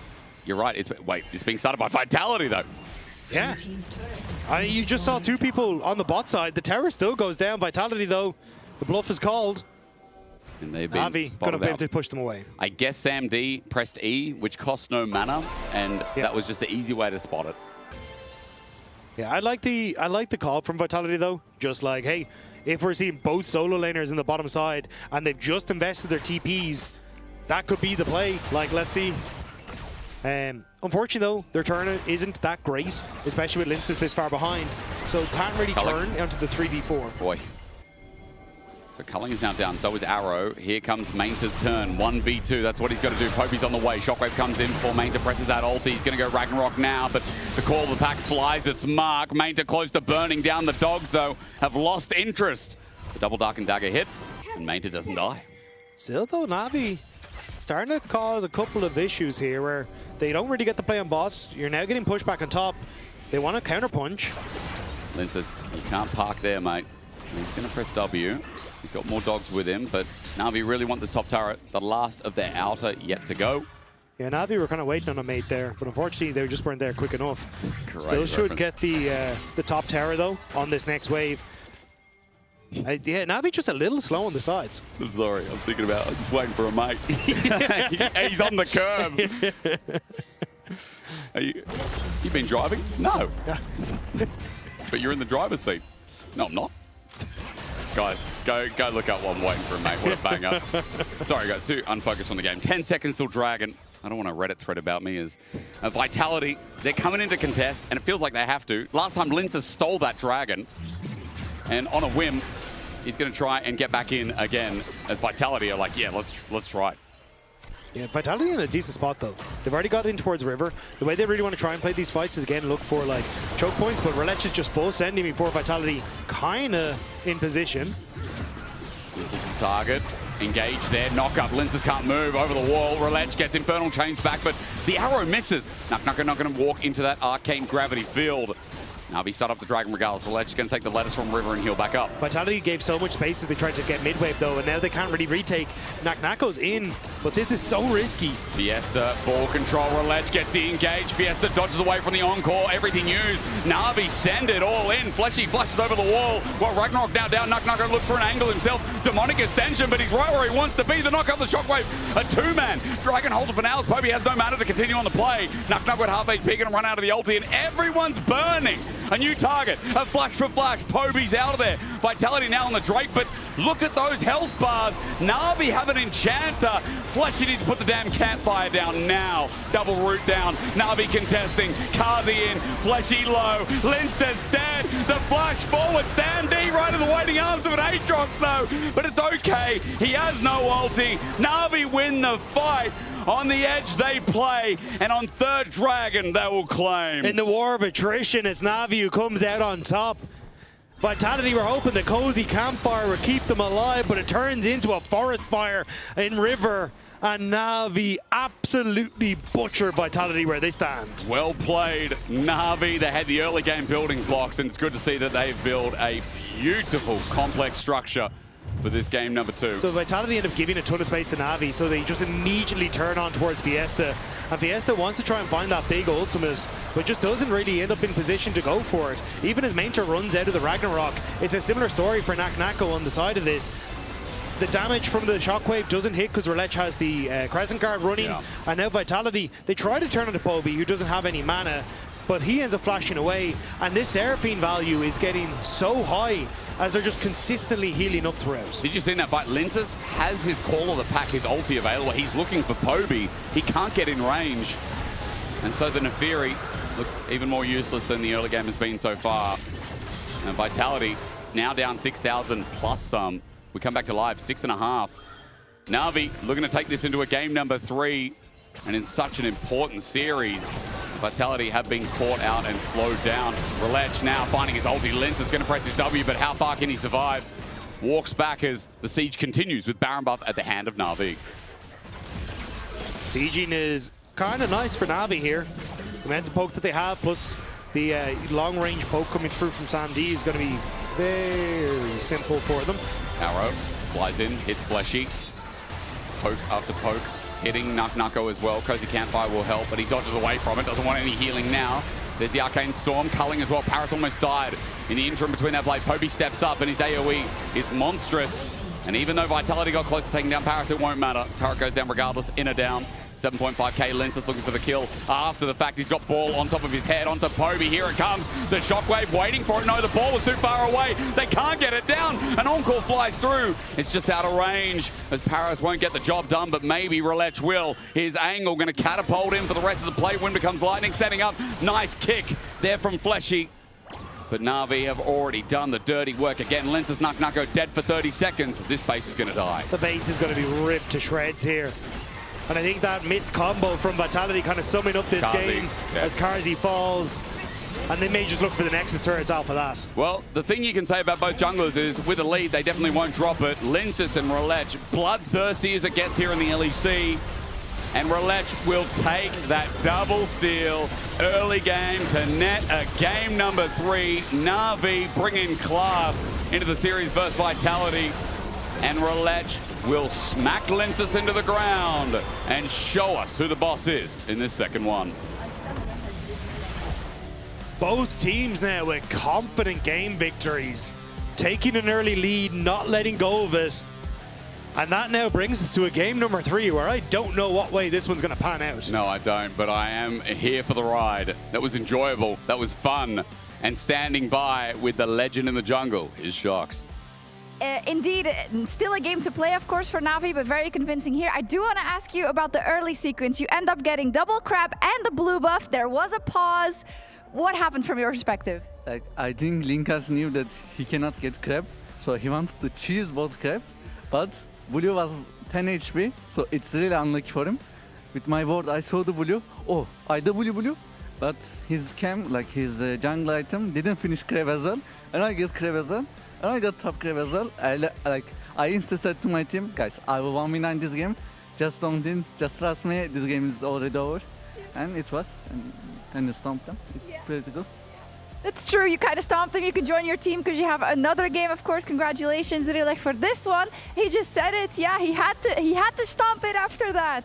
Is the crazy Jack Spectra that when you play jungle, if you take one camp, you win the game, but when you play normal laning phase, if you deny enemy cannon, it just doesn't matter? To be fair, though, it was such a strong mental gap that the enemy jungler paused for 5 minutes and had to to cope with it. You know, like that was tough. And I mean, it was tilting. I would pause as well. Yeah. Because I was super tilted. Something looked wrong, you know? It's why really unlucky. did the blue buff not die? So you got the wolves, you got the pet. But this is peak jungle arrogance, because at any point now, oh, he also got 60 gold from somewhere. But that's the part I don't understand. Yeah, where's the gold coming from? It's a Christmas miracle. It's just, but that's just peak jungle arrogance, because me as a noob, when I play jungle and I see my buff resetting or whatever camp not getting lasted by the pet, I'm like, oh, I'm just bad. I'm new to the role and stuff. Yeah. But when you're getting exposed to it every single day, sometimes you need to kind of take the small L to make sure that such a thing cannot happen. But on the other side from Milesh, he did foresee it, right? He was like, okay, he did get unlucky, but I did know exactly what to do, so I did get the blue, and then I got the double crab, even though he was unlucky. You take this gift that we were talking about it, and I'm like, oh, it's not deserved, but like it is deserved, because he took that lead and he ran with it, Yeah, man. I mean, he knew that the only way Linces could get the crab would be trying to like do crab and blue buff at the same time, rush it really fast, because otherwise Reledge wins the 1v1, has the prior in bot lane. And I think Reledge, we talked about it after game 1. Don't put him on Vi, don't put him on some Skarner, don't put him on any of this stupid stuff. Put him on real champions. Put him on the Pantheon, put him on the Xin Sao, put him on the Zahen, put him on champions that can fight. And you get this. You asked for it and you got it, right? Linces aided him a little bit. No matter what. I don't know what the perspective is here, actually. But who knows? But tell me about the rest of the game from Na'Vi then, because there were moments for Vitality, right? That dragon that still got stolen was quite impressive, but the gold lead was ballooning out of control. It's just so tough, because you do have this sort of comp where when you go Lucian Milio and you want the Nafiri to be kind of the game warping pick, where you're just following, you're just providing, you're just being a sidekick to that Nafiri. The moment it falls behind, you just don't really have a lot of avenues to play the game, because you had the Aatrox in the top lane, you had the Orianna mid. Who is the person who's going to start fights for you? Who's the person who will start the skirmish, or when they notice a numbers advantage, pull the trigger and give you a window back in the game? It's not, because the way this draft was being made from the side of Vitality was that the Nafiri will be the signature pick for you. The Nafiri will be the champion that is going to be carrying the game for you. And camera gag. It was really funny. It was really funny. But it's kind of like you get the camera guy incident, where it just spawns in front of you and you have no way to get it out until someone else presses the button for you. But in this game, you have no one else to press the button for you. I think it was deja vu from game 1. Yeah. Where it's like Vitality had the steamrolling jungler and they could just play everywhere. And it felt like in this case, Na'Vi had that. And you saw that Linces was trying to go for plays, but when you're behind on the Nafiri, you're not that scary. The assassin is not going to assassinate if you don't have the damage. And I think, as you said, Odo, the fact that their team comp had such little CC, it meant that when Linces didn't have that kill threat, then you don't have anything else to rely on. On top of that, Lucian haters rejoice.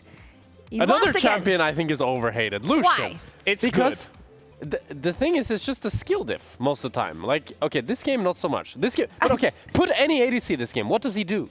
Yeah. That's what I mean. Okay, I think just people look at Lucian, he loses games, and they're like, Lucian bad champ. But you need to look at, how does he lose the game? Is it a player difference? It's historical trauma. That's the problem. Even if Lucian was 6-6 this split or whatever, everyone would think, oh, do you guys remember that one split when Lucian was 0-18? Well, I hate this champion. This champion is bad. What if it was 6-7? Then at I least was thinking about making that jump. I was like, no, I'm not going no to. way. Oh but my God. the champion is super strong. It's just kind of unlucky. What's the category? It's EU Lucian, EU Jace, right? Yeah, that's another one. What else is there? What's another bad one? I mean, EU Lee Sin right now. EU Lee Sin, really? For the longest time. It was Broxa had the Lee Sin mantle, but ever since then, I feel like we haven't had that great Lee Sins. Yeah. It was EU top lane at some point. EU top lane, yeah, when you were playing. I mean, yeah, I was part of them. I was one of the guys that sucked. Jack making excuses for the ADCs. Jack, just why are you even talking, man? You weren't part of any conversation because you're just too bad to be in them. Yeah, so that's why it's like the fans, you know? The fans can flame you, so I can flame you just too. next game, go sit in the audience with the fans and just like shit talk everyone. I'll go sit behind. I'll go sit behind. You can sit behind Reledge and see how he does some magic. Why are you flaming it? Because he took a jab at me. Oh, he did. Yeah, and he won one LEC title. That's true. But Shox takes jabs to you too, and you don't do that. Yeah, but it's like my brand. Cursing people, flaming people. Yeah. Being unprofessional overall. Who wasn't unprofessional overall is Na'Vi. We still have a replay apparently. Their third Drake, but I forgot about that one. Is that the one that Vitality was a very stole? back and forth. Vitality were like winning, and we haven't. We're not gonna see it. Okay, we're gonna see it in the full screen here. As it starts pretty good for Vitality because they're able to kite back Navi's engage, but then I think Vitality just kind of forget that they're still losing. They're still weaker. Yeah. Like Poby is 0 mana and has to base and TP It's after cards 45 at flash this on point. With this Victor being with 0 mana, it's 45, but look at the HP bars, you know? Like, Navi is kind of full HP, while Vitality are all 300, you know? This is the power of the Seraphine later on. Yep. She presses W, heals, shields, all 5 members. Yep. Can't play. Can't play. So who's going to win the next game, guys? That's actually tough. The thing is, I have to stick to my guns. Navi are not making playoffs, so then they have to lose now. Well, I mean, you can't have a Christmas miracle twice. Christmas is only once a year. So you already cashed in on Santa Claus this game. I still think Vitality is going to win the next You're saying they only win one because of the not bug. Is that what you're saying? Yeah, I mean, it's just it was just biblical greed from the jungle department. This guy just wanted to get everything. Like, come on, just you can't have that. Biblical grief from the jungle department. Let's see what happens in game 3. Push through it, mirror. 그땐 우리 아무 일도 없듯이 할 길을. Go. Cannot TP. I have ult. Okay. You can go. I need someone to. Oh shit. I tank. Okay. Go. Let's go. Nice, guys. Nice. Fight. It's good fight. Kill. TP in 4. Kill. No flash. W is 2. Go Nash after. Go Nash. Guys. Good job. Hit Nexus. Good job, guys. Clean game. Nice.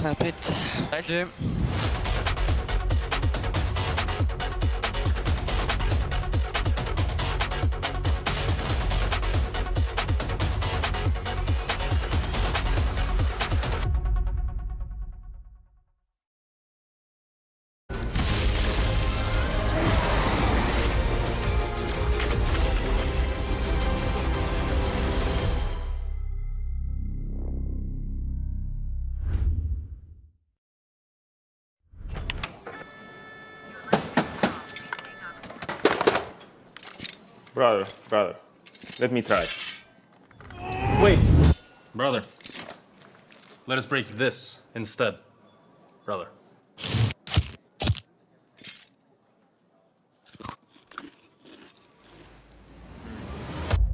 Have a break. Have a Kit Kat. What is this, brother? Perfection.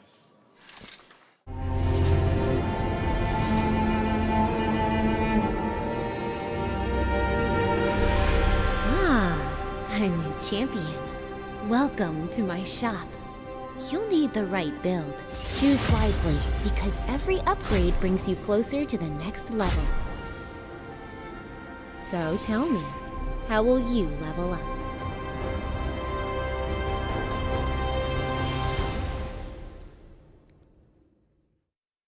Want to find your fastest server every time? Express like a pro and optimize your connection in one tap. Express in game without ISP throttling. Express and shield yourself from DDoS attacks. Express and choose the VPN trusted by gamers everywhere. Express VPN. Experience gaming the Express way. Fast, stable, competitive. Outplay the world. It's time to Express. Unlock free Hextech rewards, exclusive skins, and more. Scan to subscribe. In your best man speech, you said my wife is funnier than me. That's factually correct. Okay. We're in range. It's fine, man. It's fine. Relax. I've got this. I have years and years and years of experience. Yeah, but it's gonna. And there we go. Look at that. What are you so worried about? Oh,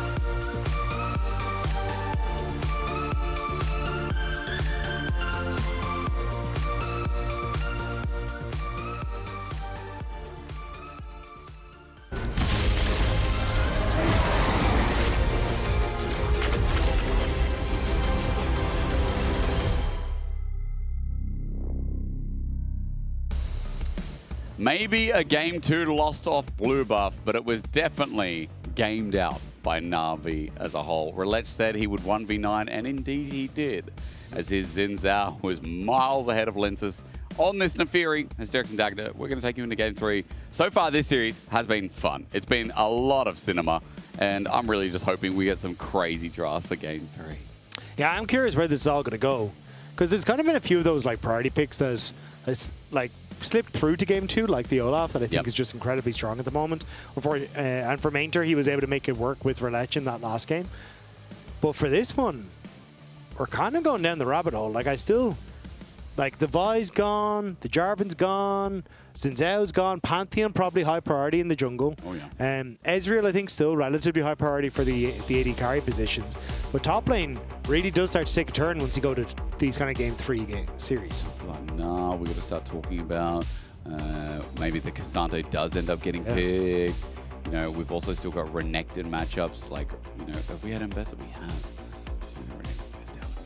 But regardless, Syndra, that's still going to be taken away. So those unmovable mages in the mid lane just got a little bit more movable with no range poke. Yeah, I am wondering how we're going to try and pan this one out. Because Ryze, Anivia, Victor, Ori, like, I think the Aries, the Silases, maybe, those kind of things start to move up a little bit in priority. Talia, Annie, also other picks that you try and keep your eyes on. Oh, yeah. Especially for Poby, I think the Annie more priority there. It would be a cinematic if Poby went Annie again after the highlight reel we saw. If I was Na'Vi, I'd go for the Ezreal. With Lulu banned, there isn't really a huge amount that's there.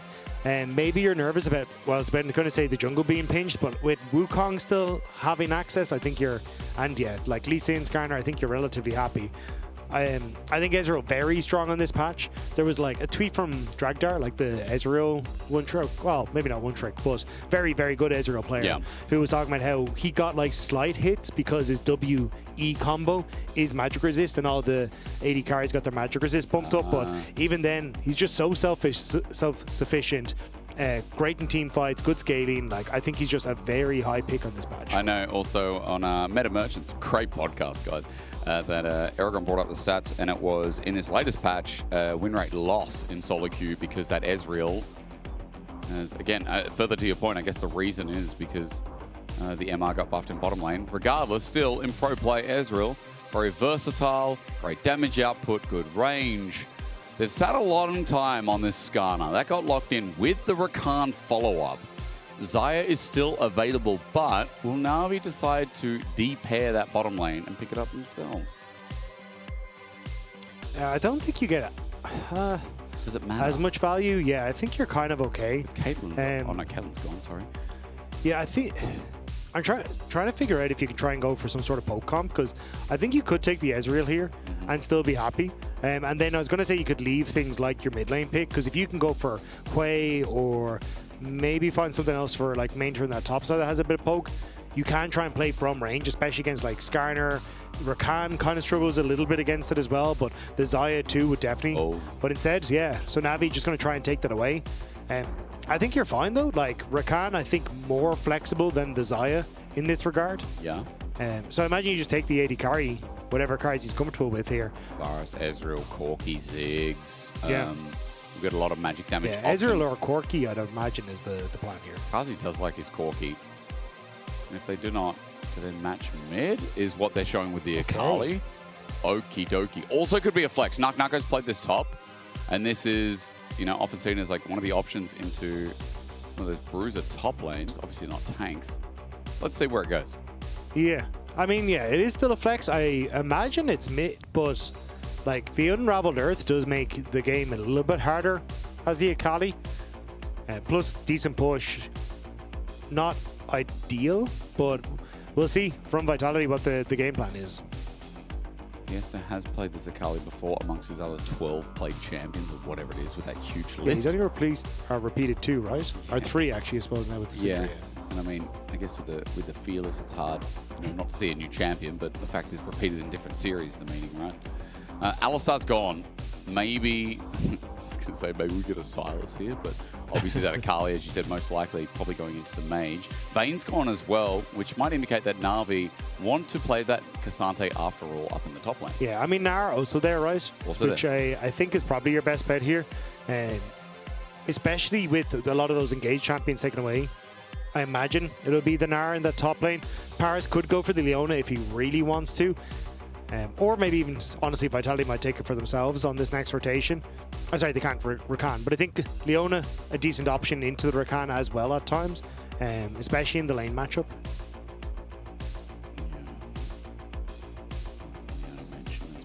No, what's it going to be? There it is. Sorry, I have insider information. Second in the future. Now with Nargon, does it change anything here for Vitality? Do we get 80 carry and then leave that Akali flex? So I think basically you're pairing off here where Ezreal now becomes less fancy because you can still end up with the Cassante now on the opposite side with both the Vayne and the Nargon. Because he's not the best at taking tanks and you've got an Akali. Sure. So I think if Mainter goes for the Cassante, I think it rounds out pretty nicely here for Na'Vi.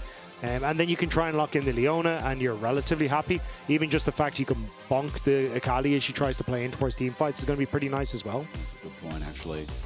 What's it going to be? A tank option? Yo, if Blind? Trundle goes top, because again, I mean, look, Pantheon support? Pantheon can be support, but I mean, I think we're talking about Relech here. Like, would he really favor taking the Trundle over something like the Pantheon? Are they expecting a tank top from Vitality? I mean, you already have the tank in Skarner, right? Yeah. Oh, it's Blind Renekton. Oh my god. So it is Pantheon support. It is indeed. Okay. So that gets a little bit more interesting now. And again, I think you've kind of got a decent draft here for Na'Vi, right? Like, the Renekton can get a ton of value. The Trundle going to be able to steal away the stats of the Skarner, make the Skarner basically useless. Oh my god. Oh my god, it's a Varus top. Varus top, Varus mid. Varus top. By the way, it's not a Trundle support, is it? Because you said Pantheon support. It's not. No. Trundle's E cooldown is way too long for him to kind of be a support anymore. Go. So it'd be Pantheon support. What's happening? So hyper aggressive bottom lane. Yes. Like, this is very strong all in and basically really difficult for the Rakan pre-6 to look for any sort of all ins because you got that immediate stun and the follow-up, which means he just gets absolutely rinsed. Great jungle matchup now for Na'Vi. Good push in the mid. Unfortunately, now Mainter will have a miserable time against this Varus in the top lane. But I think that's going to be where Vitality kind of have to find the success here and hope that the Varus can be a major carry, because I think a lot of the potency of Vitality's bot lane has been removed with this Pantheon flex. Just been told Paris, I think, is 3-1 on Pantheon in his career, so props to him. Naka 4-1 on Varus.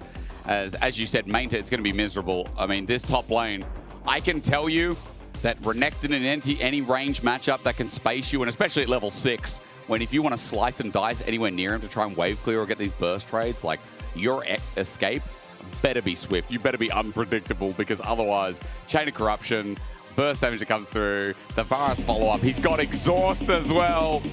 Top lane could be a massacre. Mainter's done so well in the individual lane phase, but can he get through this threshold? That is Nako, the top lane king of the LEC right now. Yes, Karma's there. Yes, Broken Blade's there. But Nako continues to get solo kills. He's already picked up 1 or 2 in this series. And game 3, the ultimate time to see who moves to 4/5. Vitality would go to 5-2. Na'Vi would go to 4-3. Both these teams need the win. Securing top 4 means you play 1 best of 5 to get to Worlds. It's as simple as that. That's how you get into Worlds, and that's how Vitality would stop disappointing their fans, Dagda. And it's how Na'Vi would start impressing their new fans as they've joined the league this year. Well, end of last year, but this year was a real big head start. So interesting to see Relech basically, it seemed like kind of hovering around to see maybe even fake a start on the top side, but immediately shifted down towards his bottom lane to pick up the red buff. So wanted to try and match the jungle clearing from Linces. But yeah, this Trundle, if he can show up, especially post 6 against the Skarner, Linces is going to have an absolutely miserable time here. So going to see if Na'Vi is kind of cooked now in the draft and really going to put the hurt onto Vitality, but Nako having that ward, forcing Mainter back already. So I can tell you, brushes are important watch for the vision on the top laner. It's all about where Naknako can spot out. Mainta wants to be near the wave without actually being in vision so that Naknako can't order him, as level 2 hit first by Sam D and Paris, but level 2 hit first by Naknako up in this top lane on the Varus, slowly pushing out the wave. And eventually Mainta's just going to hope for the crash in to try and receive it, get level 2 himself, and probably get some versatility with the slice and dice that it will take second. Yeah, question mark ping going down on the Raptors, but now we'll just spot out that Lince's high started that up. So at the moment, Na'Vi already kind of matching that early clear. You should have this push for Poby in just a moment as well, which then should at least lean into, hey, we can try and go for Crab, but with the amount of control that Naknako has, it may be very difficult for Na'Vi to really contest this topside Crab. Step up. He wants to step up to the range minions. This is the problem. We all hate range tops. Every top laner who does not play Vayne or Varus, we all hate it, don't we? Unraveled Earth down. Meanwhile, maybe we're going to hate Poby pick. No, Sure Complete doesn't connect. I was going to say, hate on the Talia here as any Akali mains watching, but Fiesta did a pretty good job clearing the wave, getting the hell out of there. Poby really wants to interrupt this reset, actually does, so now he should be able to lean over towards River after pushing in this wave to contest for the Scuttle Crab. Naknako hasn't moved from top yet with Linces, but there's the TP from the Akali. Okay, Roulette right in the middle of it. We get rocked out for the time being. Ward still placed down. As you said, Fiesta adds a bit of pressure. Meanwhile, we look towards bottom lane. Great trading, and that Mystic Shot hit would be a huge success for Vitality 2v2 as Paris misses a spear. And surprisingly, Fleshy and Kazi just holding on down here so far. Yeah, Mainta has to be very careful that he doesn't take a bad trade, especially with Linces on this top side. But with the reset already coming through for the Skarner, and no real push for Naknako quite yet, looks like he should be safe. But yeah, Fiesta just spotting out. Did you see this time? Rilech, the blue buff steal came in again, but it wasn't just, oh, I found Lince's blue buff. It was like, oh, I found it, you know, in the end. Did he steal his blue buff? He didn't. I'm done, no. Guys. I'm done. Sorry, I'm still living in the past of this game. The blue buff actually went to Lince's, my meaning. It's amazing. It would have been really sad if his very first camp was randomly I was just like, oh, he's right in the spot. Did blue buff get sold? Of course it didn't. You know, Mainta, he can jump in with E, get some Q trading in the minion wave, heal up. Here comes Roulette, pillar out, flash by Naknako. Ganking 80 carries top, that's the way to do it. Still though, Roulette is on the complete opposite side of the map to where his camps are spawning, so investing a huge amount to try and make that play happen. So he's going to have to take the long walk back down towards this bottom side, and it will desync him from Linces. So maybe there's a world here where Linces tries to make a play towards Mainter to burn the flash in return and make things a little bit easier for Naknako. There will be a bit more kill threat, level 5. Half the way to 6 for Naknako as well. Big lead. He goes Tarbies first. The defensive option went ahead, and with a pot in hand as well. So a lot of that trading damage from Mainta is going to be negated. Naknako coming to lane. We're still with about a 14 CS lead. I think Mainta as well on the wave right now. Yeah. Just holding it. But I think it should start to push out as this. Actually, no, it looks like it's still frozen there. So in an okay spot. So maybe we actually do see very quickly Mainta moving up, because especially with Paris out on the map, I think he's going to need help crashing that wave, and you can see Lince is already moving up there just to make sure that this frozen wave can be crashed by Naknako. Eventually, it's going to be pushed in. Roulette coming up as well. There's a beeline from Paris too. He'll just walk up to defend. They know there's a play happening. Lince is spotted out there, but at the very least, he covers the position. Q going to push the wave, and Mate is going to deal with the rest. He can hold it though, again. So actually this is off of that initial flash burn, Na'Vi doing a good job of helping out Mainter here. Paris moving up means that the wave doesn't get crashed. Now you've got Roulette, who's cleared up to that top side, so he's sticking around. And we've got both junglers actually going to be up in this top side. Linces did clear out his own Krugs, now moving back up to help protect this crash, but it's actually helping out Mainter quite a bit with the CS. It is. The fact he's within margin, that's what you want to be as a Renekton, is Roulette coming to cover for the Scuttle Spawn. Paris there, shield vault interrupted. The flick back doesn't work out as well. Paris is caught out. The all-in, the execution from Fiesta finds it at max range. No! He sent skyward. A 1-for-1 so far as Fleshy went too damn deep. Fiesta might take down Paris, but a double goes over to Roulette. The seismic shove is going to flip him back. The Scorpion can't escape now. Roulette slowed down and the flash out. Vitality, bit of a disaster here as Roulette cleans up. The Aegis of Salt doing so much work, but flash forward. Flash, Dominus, exhaust, maybe pop. Naknako needs help. Chains of Corruption misses. Mainta's on his head. Naknako has missed everything. Don't often you say that as a flash. Pillar's beautiful. Mainta gets a kill, and the Varus top is dead. Fleshy even TPing up to try and save the play, but Na'Vi taking a massive lead off the back of that play. Naka tried to send the ulti, hoping that he would step back, but Mainta just stuck on his head. And gold right now looking beautiful for Na'Vi in the early game yet again. 700 lead Paris gets knocked up, but Fiesta can't do anything about it.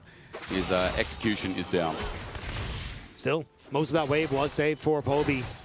It wasn't quite able to keep on towards the cannon, but Paris still holding it. And I think that's kind of where a lot of the focus has been. I think Paris has looked his best when he's on playmakers and when he's able to roam around the map. Already moving on the Pantheon towards the top side, froze the wave. Now it's making the play, but Paris isn't bot lane. Ulti going to come out, feathers are there. They just pull out the ulti from SamD, nothing more. Yeah, so SamD forced to burn it. But again, I think Paris has been getting so much value on the map, it's worth it. He managed to get the early freeze and then the team fight, and now Poby is roaming top once again, or at least keeping pressure on the Varus so he can't really farm as effectively.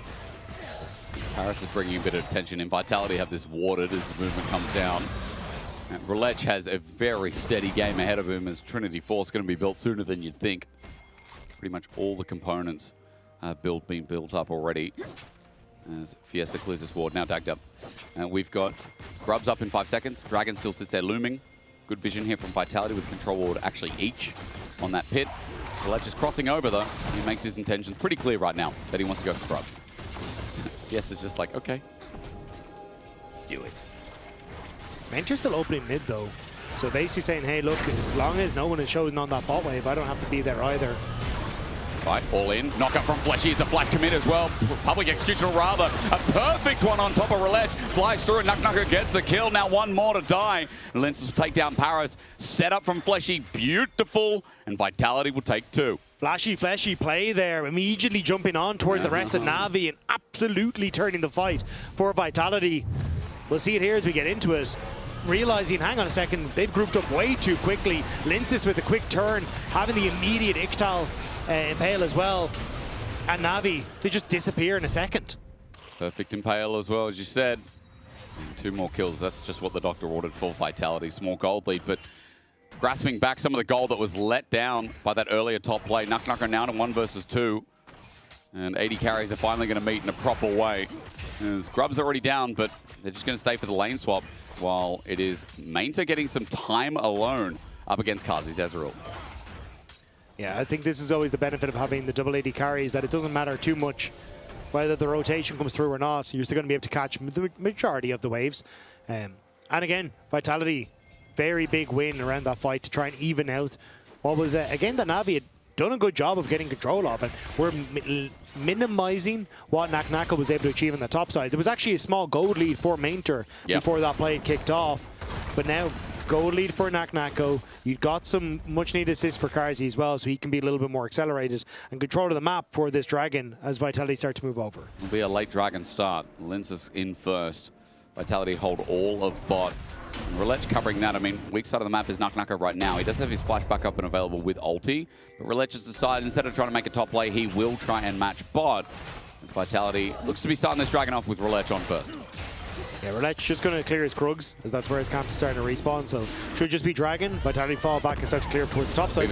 Nucker, weak side of the map, might have to flash again. He stands his ground. Seismic Shove going to miss here, but TP responds to make it 2v2. Chains of Corruption onto Mainta. He's in a lot of trouble. The orders are coming down while Fiesta all in on top of Poby. Doesn't have the Unraveled Earth while Mainta dies. The execution again. Fiesta finds the other. Vitality solo lane has beat it out as Na'Vi now trying to make a play in response on the bottom side of the map will be unsuccessful, but Fiesta and Nucker getting gold is good news for Vitality. Vitality solo laners killing off their counterparts.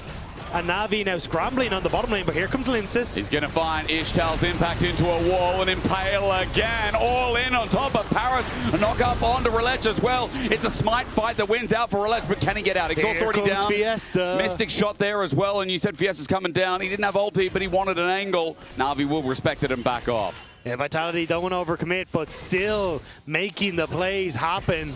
3 kills off the back of 2 in top. A turnaround on the Na'Vi playing bot. And Na'Vi instigated both of those engages. They did. But Vitality read them well. And they've shut down so much of this game now. He pushes in top. Nucker going to collect all that. Fiesta, the kill threat there. Every time Unraveled Earth is down, I worry for this Taliyah. Paris coming to cover.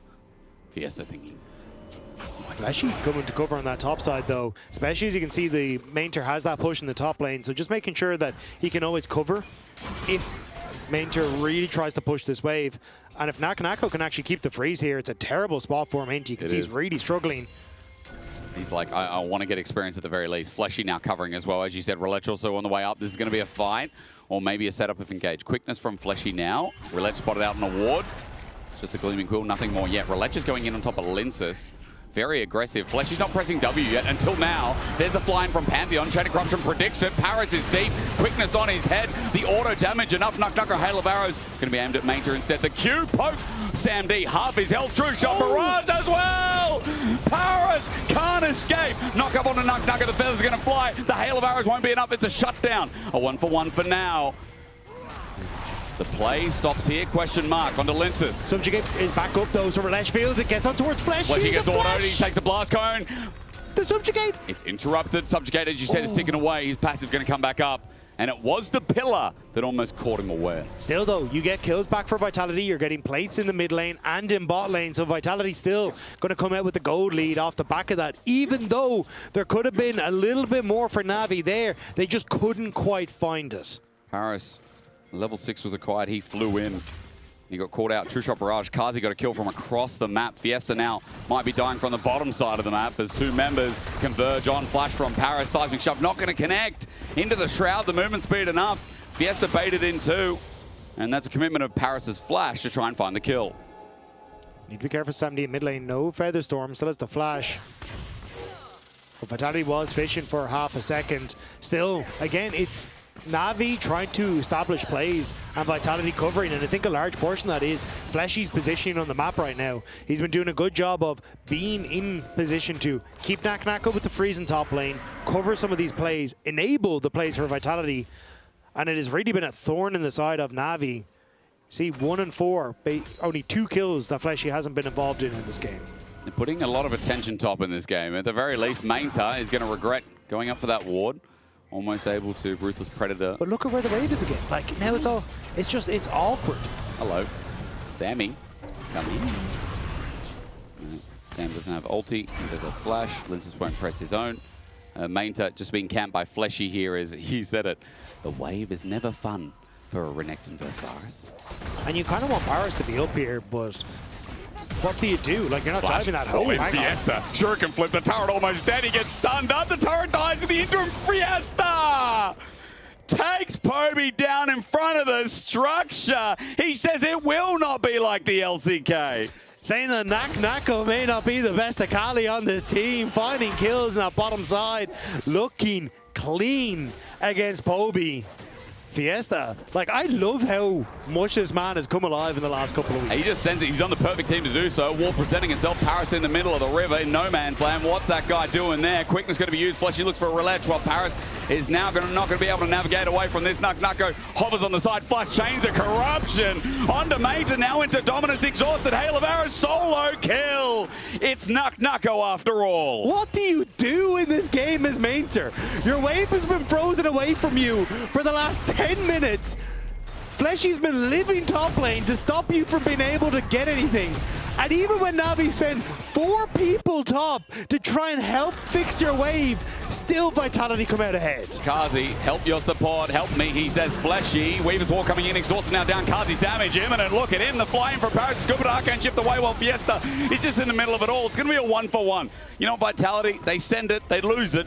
It is mid for jungle, but Roulette dying in front of Dragon might be okay for Vitality to play it out. Nakanako got terror in topside though. Should be able to fill out this wave, reset, and then move to meet his team at the next Dragon if they do so wish. Rift Shroud in the back pockets of Vitality as well means that mid lane tower may not be long for the world either if Vitality have their way. Halving. Good dodge from Nakanako. And Paris doesn't have flash. That probably saved his life. Linz is going down. As I said, Roulette now on the respawn. But Dragon's going to be started off. Linz is looking for Dragon number 2 with Vitality having a 3.2k gold lead. So Fiesta going to go topside. Basically saying, hey, look, I can cover this tower solo. I don't need Nakanako here. 3 members of Na'Vi here.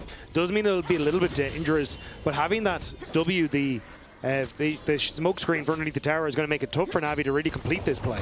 Seismic shove. Fiesta just had a sense, but now, hang on, Unraveled Earth, the down shuriken flip connects as well. Power's coming up to help out, but into the Shroud, he gets on out with the last bit of the private, or rather public, or rather some other execute. Why did we call Ambessa ult the same as Akali? Public execution. What's this one? Perfect. Perfect. God damn it. Can we swap that, please, Mr. Games? Still, I think Na'Vi were hoping that that was not going to be the way that play went. Poby doesn't quite end up going down, but the wave gets cleared. Fiesta does his job in covering the play, especially as Nakanako and Fleshy move back up to top side, and that counterpunch from Na'Vi completely dissuaded. And Fiesta just did it solo. Really nicely done by the Vitality mid laner. They keep sending these punches. They keep getting absorbed. You can use the Mike Tyson versus amateur boxer kind of comparison, but it does again feel like there's like some tank that Na'Vi keep throwing their hooks into. And it keeps being absorbed. Vitality, however, aren't perfect. Been caught out a couple of times and around this Dragon. I mean, there's nothing here, but it's around Dragon Pit. Na'Vi again trying to fish for information. Yeah, and now Power shows on bottom side, so Vitality going to look to try and collapse. Now they could maybe look for the play against Poby in that bottom side if they need to. Because he's still got push for Nakanako in the top lane. Okay, TP. Nakanako might be in trouble at that as well. TP going to be burned. Hail of arrows. It's on a control ward, so it's full vision. Poby going to use the Weaver's Wall when? I don't think he wants to use the the Weaver's second. Wall. He's going to use it regardless. Chains of Corruption gets off it early. Fleshy's there to cover. Seismic Shot won't connect either. Nakanako, his damage is moot for the time being. There's a bit of blight on Poby, but the arrow will not reach. Yeah, I think that wall actually interrupting Fleshy may have saved Poby, because that could have been a lot of damage coming down from this AP Varus. Still though, Fleshy there to cover, as we've talked about before. That means that nothing comes from the solo laner's play. Fiesta gets to push in bot. More waves missed by Na'Vi. And again, it's just Vitality constantly keeping Fleshy and Linces on opposite sides of the map. They're covering everything. They're still finding ways to make plays. And Linces maybe a little too far forward here, but does have Fiesta in the wings. This is hard still. He's ready to get more stacks. He's just going to Ishtal's impact over the wall. And red buff will be secured by the team that owns this side of the jungle. 2 minutes 40, that's Dragon. Baron coming up in 1 minute 10, or rather 20, if I can count properly. Fleshy going to face check, but doesn't care about Paris. That nearly did damage. It nearly did. Celestial Blessing, maybe it's a good item. 3.3k is Vitality's lead. This is still their game to lose right now. And I got to say, I mean, solo laners once again, Kazi's just chilling. It does feel like we're getting a classic Vitality game of skill expression whenever these solo lanes want it. I mean, I think at this stage, just Linces can plonk the Rift Trail down in mid lane and just take that tower. Like, you have so much pressure on the map. Sam D has to reset as well. Yeah, I think just pop down the Rift Trail now. Yeah, you can see Linces moving over. Yeah, there it goes. Basically just saying, hey, we don't have to wait for this wave or people to get back on the map. Let's just do this quick. Kazi's opened up mid. And with a bit of Genomite down as well. Relapse, what are you... Okay. It still gets to charge. So, yeah, but Relech is deep for this. Pillar's a good position, though. Linces still gets the impale, but it's into a choke. Here's Nakanako with Chains of Corruption, and Paris buying time, but that time is now all but gone. Interesting play from Relech. He will lose his flash for it and his support. Herald will not get another charge as that died in the interim. So Vitality keeping this going. I was maybe thinking that Linces thought, hey, there could be the Paris ultimate in, and maybe I get caught underneath the tower here, especially with a pillar afterwards, plus the subjugate. I could end up in a bit of a dangerous spot. Fiesta still keeping pressure.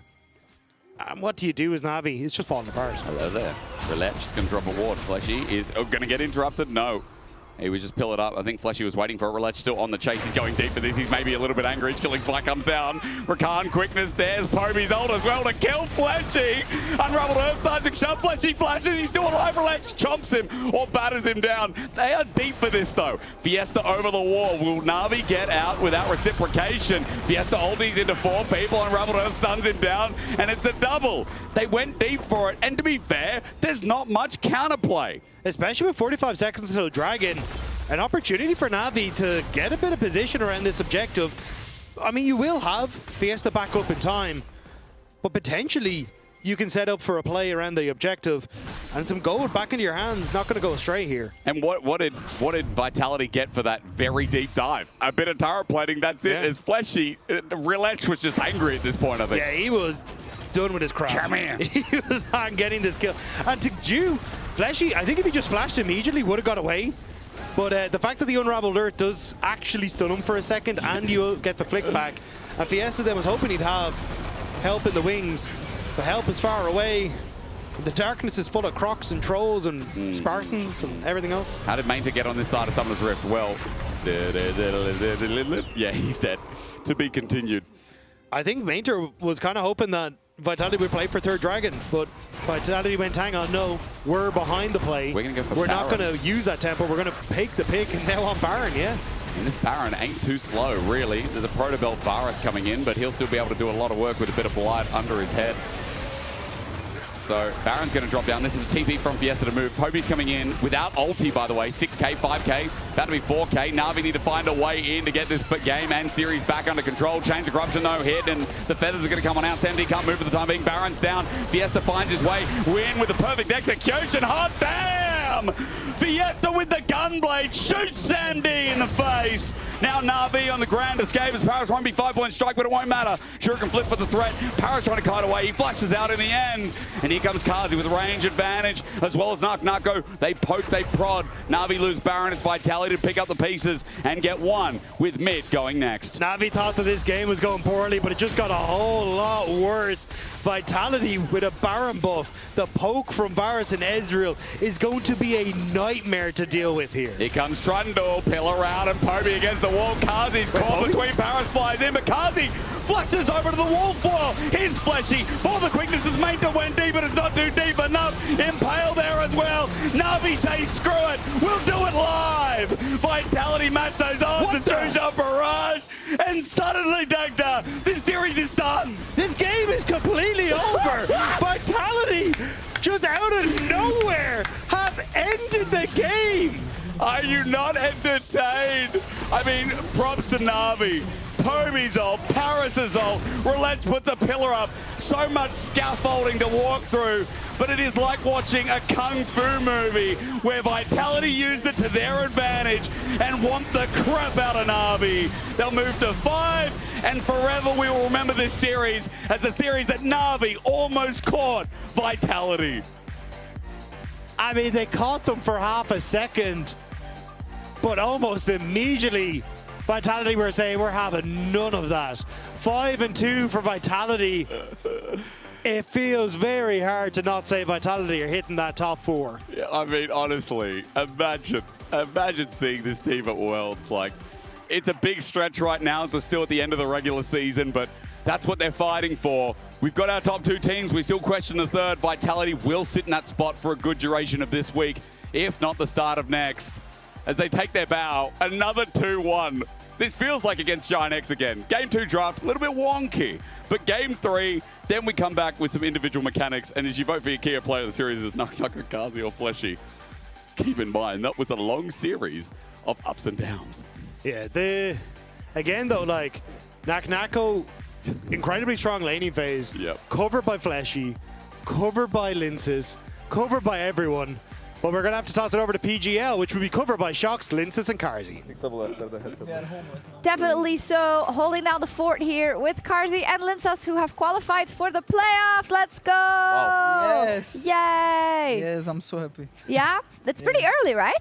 Yeah, quite early. I mean, we still have 2 matches, so hopefully we can qualify to the top 4 soon as well. Yes, you're still going to try hard, because Yes, that was the question. Odo was saying maybe they won't play that well versus Fnatic. We won't. Fnatic will probably win. Yeah. Oh, okay. They're monsters, beasts. Yeah. Good for them. Yes. Linces, I want to talk to you about Game 2 and about the start of Game 2. And I don't know if we still... Do we have the clip still production? I'm sorry, I didn't ask for it earlier. I think they're going to look for it. Time to get flame. They're looking for it. But basically you paused, right? Yes. Because your pet didn't kill the blue. Yeah. No, I mean, if you take a look, like the one wolf died. Yeah. So I was calculating that I didn't see that the wolf is gonna die to the last auto, so then it didn't die the blue buff. And then I pulled up on my Krugs and I'm like, how am I level 3, you know? I didn't realize until my Krugs, so yeah, I was kind of boosted in that moment. Yeah, we were listening here though, and after I heard you say something, I heard you say like, well, usually it kills it or something, but I was wondering like, how do you untilt then? We don't, that's why we lost. We just, after this, Linces said, next game will be better. Yeah, I just FF the game instead. What if this was Game 3? Then we try hard, you know. And then we see, but this one, like, we can just ruin our mental over this. It's not that important. It's just Game 2. Yeah, but I also feel like joke. No, but I can see why your mental would get ruined off this though. Like this is huge. Like he got double scuttle. He got so far ahead. Like you were just cooked. I mean, I was confused with the blue, but then also the crab. I felt like it should die because he didn't auto the crab, I think. So I thought that my pet will kill it as well. But I think he lived on like also 10 HP. I'm not sure. I need to watch the replay. But I think you got 60 gold. The spectator. Oh, I don't want to like fan the flames, but the spectator. Like we saw 60 gold. Oh, but it's my elixir, like from runes. Yeah, okay. yeah. I got 60 gold. But yeah, it was a toughy one. It was. And you were also a Lucian, which was tough to start. Yeah, not the best Lucian performance. No, but Jack Spector said it was not your fault. Any Lucian would have, any player in the world on Lucian in that game would have lost. Do you agree with that? I mean, I think it was quite hard Lucian game. They had 2 bruisers that had like decent matchups and they were good in the game with Ace Seraphine. It's not the easiest to dash in and find some angles. So yeah, I mean, of course I could have played better, but of course, like the draft, of course, we can flame the coaches. Yes. The classic. Keep them humble, as we say. I think they're humble enough. After they need to be humble more. More humble? Yes, of course. Okay, I just saw an interview with Neo. I think he said something about pad, like the pad. We He didn't can see go it. for it. He can go for it. He can go didn't for see it. whatever. Of course, the big question is, you're getting in playoffs now. Last time the playoffs were super underwhelming, right? There was a lot of promise. There was a lot of excitement. So what's going to be different this time, Karzi? I mean, we have a new mid laner now. True. Well, it wasn't Humanoid's fault, was it? It was. It was his fault. It was his fault, and also like, I don't actually remember. You know, like when you have this, you just remove it from the brain because it was quite traumatic. Yeah. So I don't really remember what happened, but for sure it's not gonna happen this time again. Was it more traumatic than when you didn't qualify with 9 wins? I don't remember that. Oh, okay, anymore. that one is also out. Like, I don't know. But for sure this time, like we have better mood, good meta read, strong will, fighting. So Marek didn't have a good mood, didn't have a good meta read, didn't have strong will. He's just too old, Is that you what know. you're saying? He's just too old. He's too old. Oh man. Poor Mara catching strays. But anyways, yeah, it has been an adjustment for you, Lynn says, also with Fiesta. And we talk a lot about how the first week kind of gave us fake data because you guys had the road trip in Paris. It was a very stressful environment for him and he was kind of hinting it, right? Yeah. So tell me a little bit how that relationship with Fiesta in and out of game developed over the last couple of weeks. I mean, he was hinting it a bit for sure, but I think he improved a lot. I think he makes a lot more calls now. I think also me and Fleshy do a better job now of playing around mid, so he can like actually play and win his lane because I think he's a very good laner, and I think also he has integrated into the team very well. I think Karzi has done a lot, positive and potentially negative things to like integrate him into the team. But Karzi? I just try to be myself, but like way more extreme than what the public sees, you know. More extreme. Yes. Yeah, way more extreme. Okay. So. you said you touch him now or something, no? What? In the What are you saying, bro? What is going on? I don't know. This guy is just saying some random stuff. I don't know what he's talking about. Touching? No, there is no touching in the team. But I'm just trying to like be myself and show him that it doesn't have to be like so try that he's not gonna get screamed at even though he's running it down, you know, because he's like a soft guy. Yeah. So it's very important to show him the love. Soft life. Yes, yes. I see. And then it's way easier for him to open up to us. I see. And now he's more himself. Like he comes, you know, he flames Linsa's like, jungle leaf. Perfect. Yeah. Yeah. Wonder was telling me earlier that SK also has, he called it like a kumbaya atmosphere, meaning like everything is super chill, mistakes, it's not that big of a deal and stuff. But I feel like you've always been like that though. Is it even more now? Me? Yeah. Yeah, I mean, You're for always laughing. I mean, laughing like on camera so people see this, you know, then behind the doors, closed doors, I'm a very angry guy. Really? Is that true, Linces?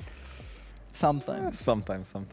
Sometimes you gotta be mad. Let's take a look at the playoff scenarios. So you are locked top 4 in 92% of calculated scenarios, meaning that's how many we could calculate, so it's not like super scientific, but it's definitely around 90% of scenarios. So solid. So you cannot F this up, right? You have 2 more series. I mean, from my experience, I missed playoffs with bad odds, so... Yeah, that's what I was talking about. 9 wins. Oh. 9-9. Yeah, okay, yeah. Yeah, that's what he was saying. Who else do you think is going to make it into playoffs with you guys, by the way? Fnatic, MKOI. And what's the 6th one? Navi. GX or Navi, yeah. I think Navi. Why? I mean, I was thinking GX should make it, but then I checked their schedule and they play every top 3 team besides us, I think. So, looks rough. Yeah, looks a bit of a roughie. Your Kia player of the series was Carzy. Let's go. Wow. Even with that Lucian loss. I mean, this is my first player of the series in like 10 years, so gotta celebrate it tonight. Let's go. Yeah. No. You gonna celebrate tonight? Yeah, the player of the series. I haven't gotten it in quite some time. Are you guys playing tomorrow? No. Well, then Next you week. can. You can go play. Perfect. Amazing. Thank you so much. Is there anything else you want to share with your fans? Thank you very much. Thank you, Shokes, for this beautiful problem. interview. Thank you, Riot. Thank you, Thank you, LEC. Riot. Thank you. Thank you for Thank you, everyone. Berlin. Yeah. Yeah. Fighting. Nafiri needs to get looked at because it won't kill blue buff, right? Okay, not thank you, Shocks. Not thank you. Wait, I'm trying to help you. Oh, okay, thank you. Sorry, he doesn't speak English. It's okay, no problem. I said I fifth switched language. to German. I said I switched to German now. Okay, danke schön. Good night, everybody, and we'll see you tomorrow.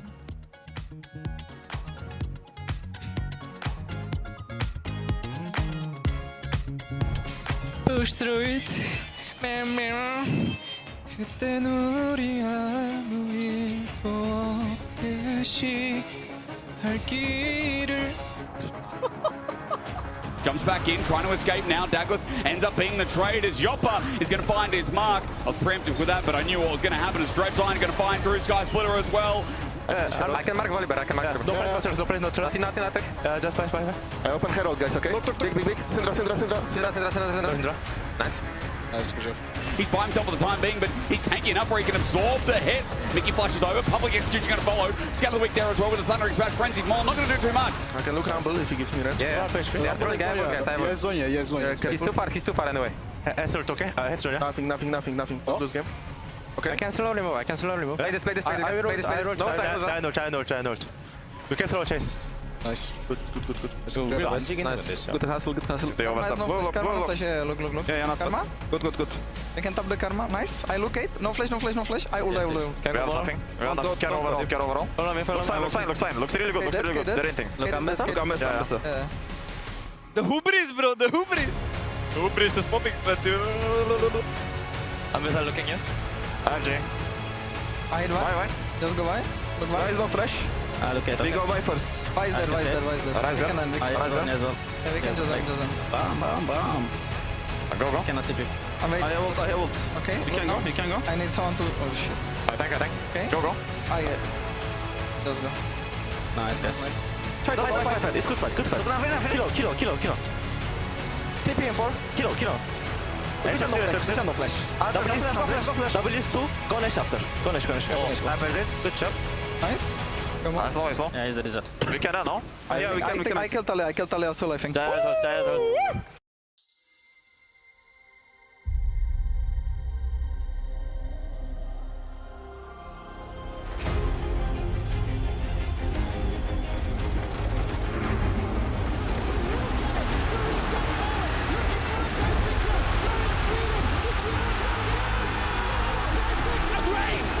G2, the perfect